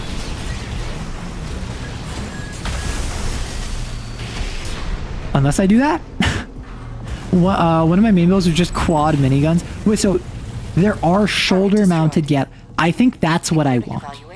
I think I want a shoulder-mounted minigun, a napalm bomb thrower, and a grenade launcher. Use more gun. I just have to... No, that's literally what my strategy is. My strategy is I need to get your poise down, and then I need to get you with a direct hit grenade launcher. That does like half the health of most ACs I found. Most ACs, I can take them down in 2 direct hits with a grenade launcher. The issue is getting to that point. And the minigun is actually really helpful for that. I wasn't expecting that. A warrior of the Rubicon Liberation Front, as an infant, was taken to Rubicon by her parents who, tempted by the promise of riches from coral mining, sought to make an illegal entry to the planet. Only they survived the crash landing. She came under the guardianship of Uncle Flatwell. I've heard Uncle before. Of the Rubicon Liberation Front, and the core of an AC was the young orphan's cradle as she grew up to become a coral warrior. Child soldiers. Lovely. Oh, this is the person I killed earlier. Oh, Pog. Arena Combat Aptitude Evaluation Wait, Program. no, I didn't. I didn't kill this person. I tried to. Do you... I tried to, but then I, scanned the thing before I killed her. Oh, this is the person they were just like, oh, she's the little sister of the resistance. She couldn't die. I mean, I played the mission. I could have killed her. I didn't because I was too good at the game because I was doing a second pass because the first pass I was confused, but we don't talk about that. So if I stay on the floor and I stay in the napalm... Okay, that was not half her health. I was absolutely lying there. However, I did deal a good bit of damage, which is pretty pog.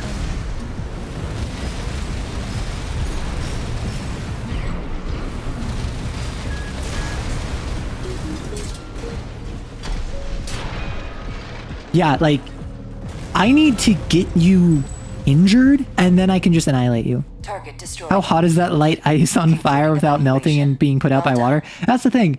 It's napalm. I think if you had enough ice, napalm could burn on ice. I think it would melt through it very quickly, but... Although, I didn't realize how core to the game the arena was.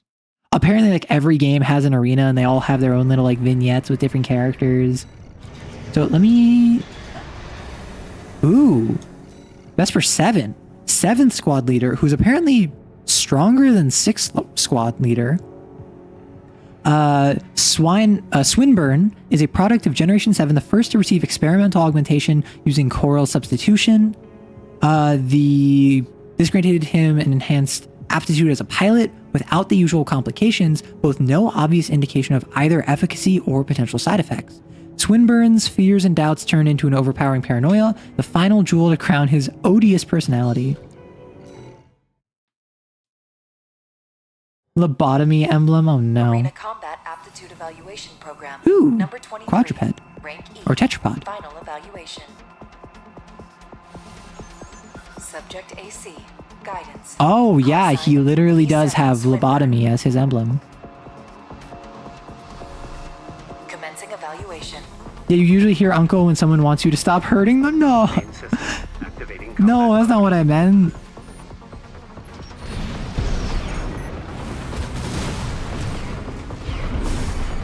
Oh, right. I keep forgetting. Oh, you're a melee.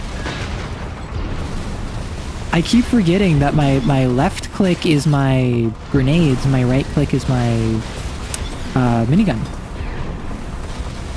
Because I'm so used to like holding down sustained fire with left click and then right click being like my burst. Ow. You have a lot of poise, which is bad for me. But if you're too slow to deal with it... At 30%.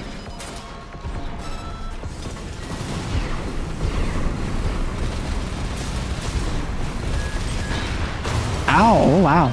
I got taken down. Oh hey, the stun baton. That's another fun weapon. Pile bunker plus stun baton is viable? I don't know. Alright. Let's lock in. Main system activating combat mode.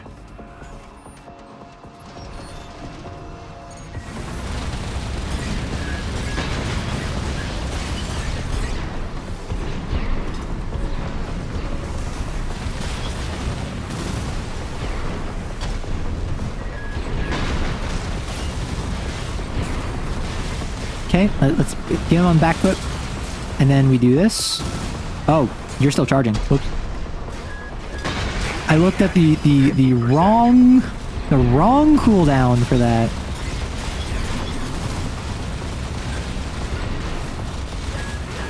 AP at 30%. Ow. Okay, when I encounter someone that I can't just readily and quickly stun, I am hitting major issues. I'm not gonna lie. The fact that I can't just stun lock this guy is giving me trouble. Because he has a shield, so I don't deal enough damage outside of my grenade launcher to overcome that. So I need to be more aggressive with my grenade launcher.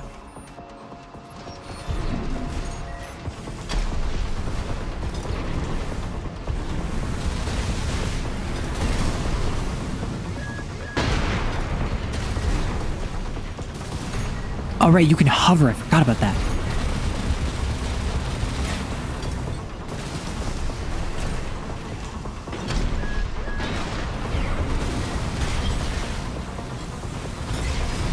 If I do... Let's get you...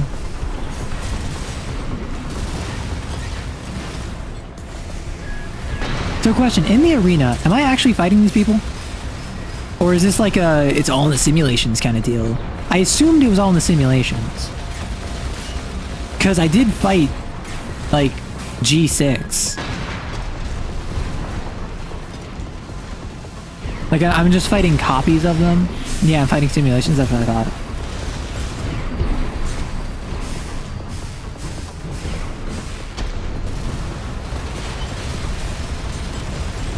Yeah, at this point, I need to remember to use my plasma bombs more.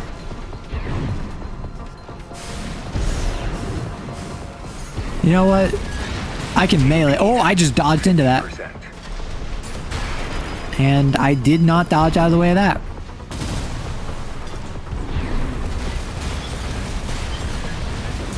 Okay, the minigun does surprising sustained damage. I wasn't expecting... Oh, I mean, I was hoping for that, but I wasn't expecting it. It deals more damage than I thought.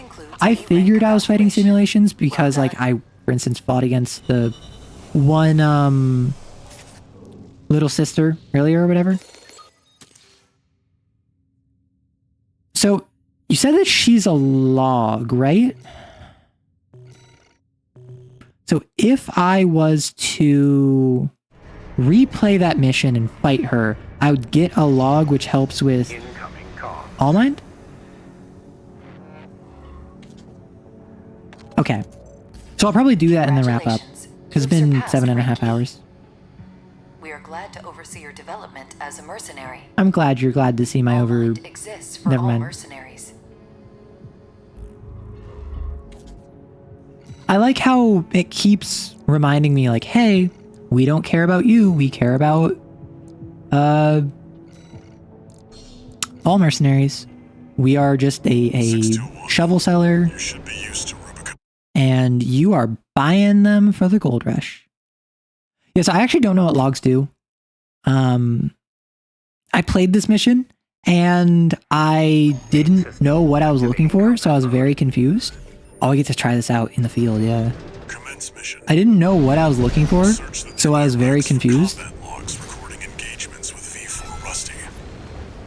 Meaning that the first time I did this mission, I was just like not having a good time with it. And then the second time I was too quick. V4 skills.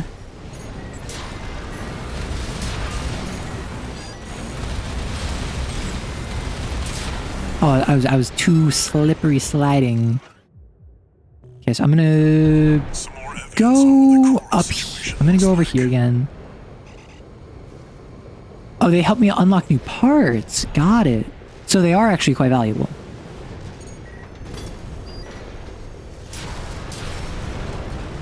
That makes 3 logs.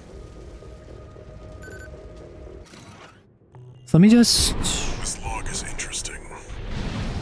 Let me just head down here real quick. I'll fight her first. Worry about.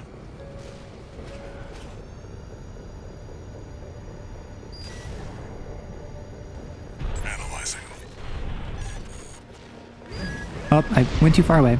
Because I was trying to look for the... you up there. Right? Nothing we can sell here. You, AC pilot. You're no comrade of ours, are you? No, I'm not. Wait, you killed them all. I did. And? Cry about it? What do you want? Cookie? If you engage her, the mission comes before everything else. Shameless corporate dog. Yes. Everyone keeps calling me a dog. I am a pilot. Again, it's not offensive. It is purely incorrect. I'm purely being a pedant here.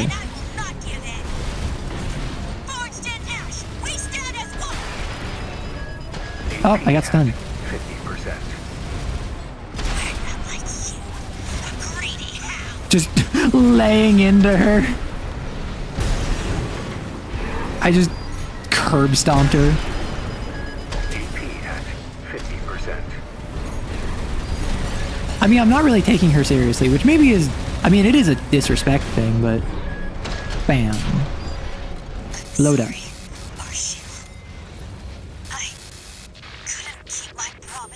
Oh no, you get like the anime death. Confirmed. Enemy AC destroyed. Get back to work, 621. Keep an eye on the clock.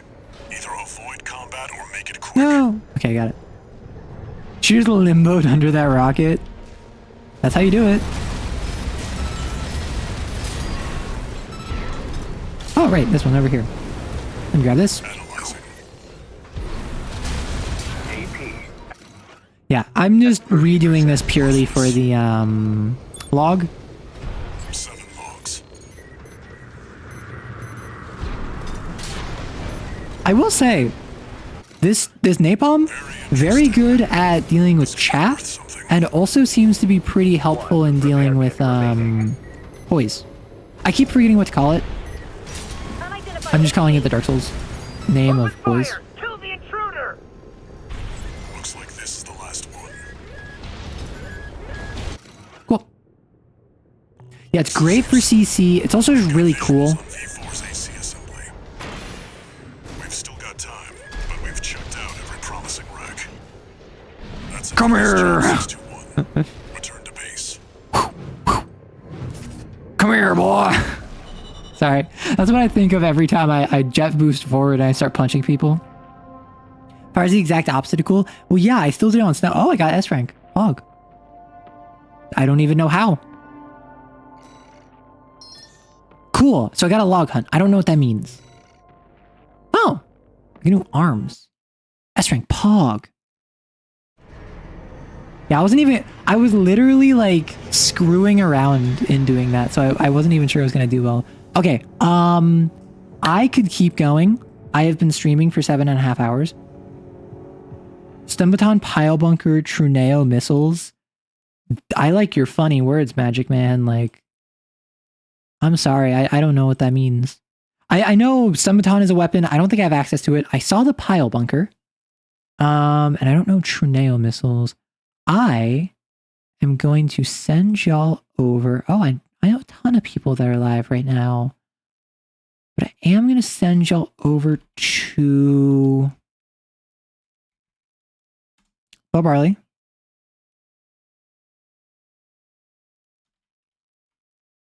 So what we're going to do is we are going to...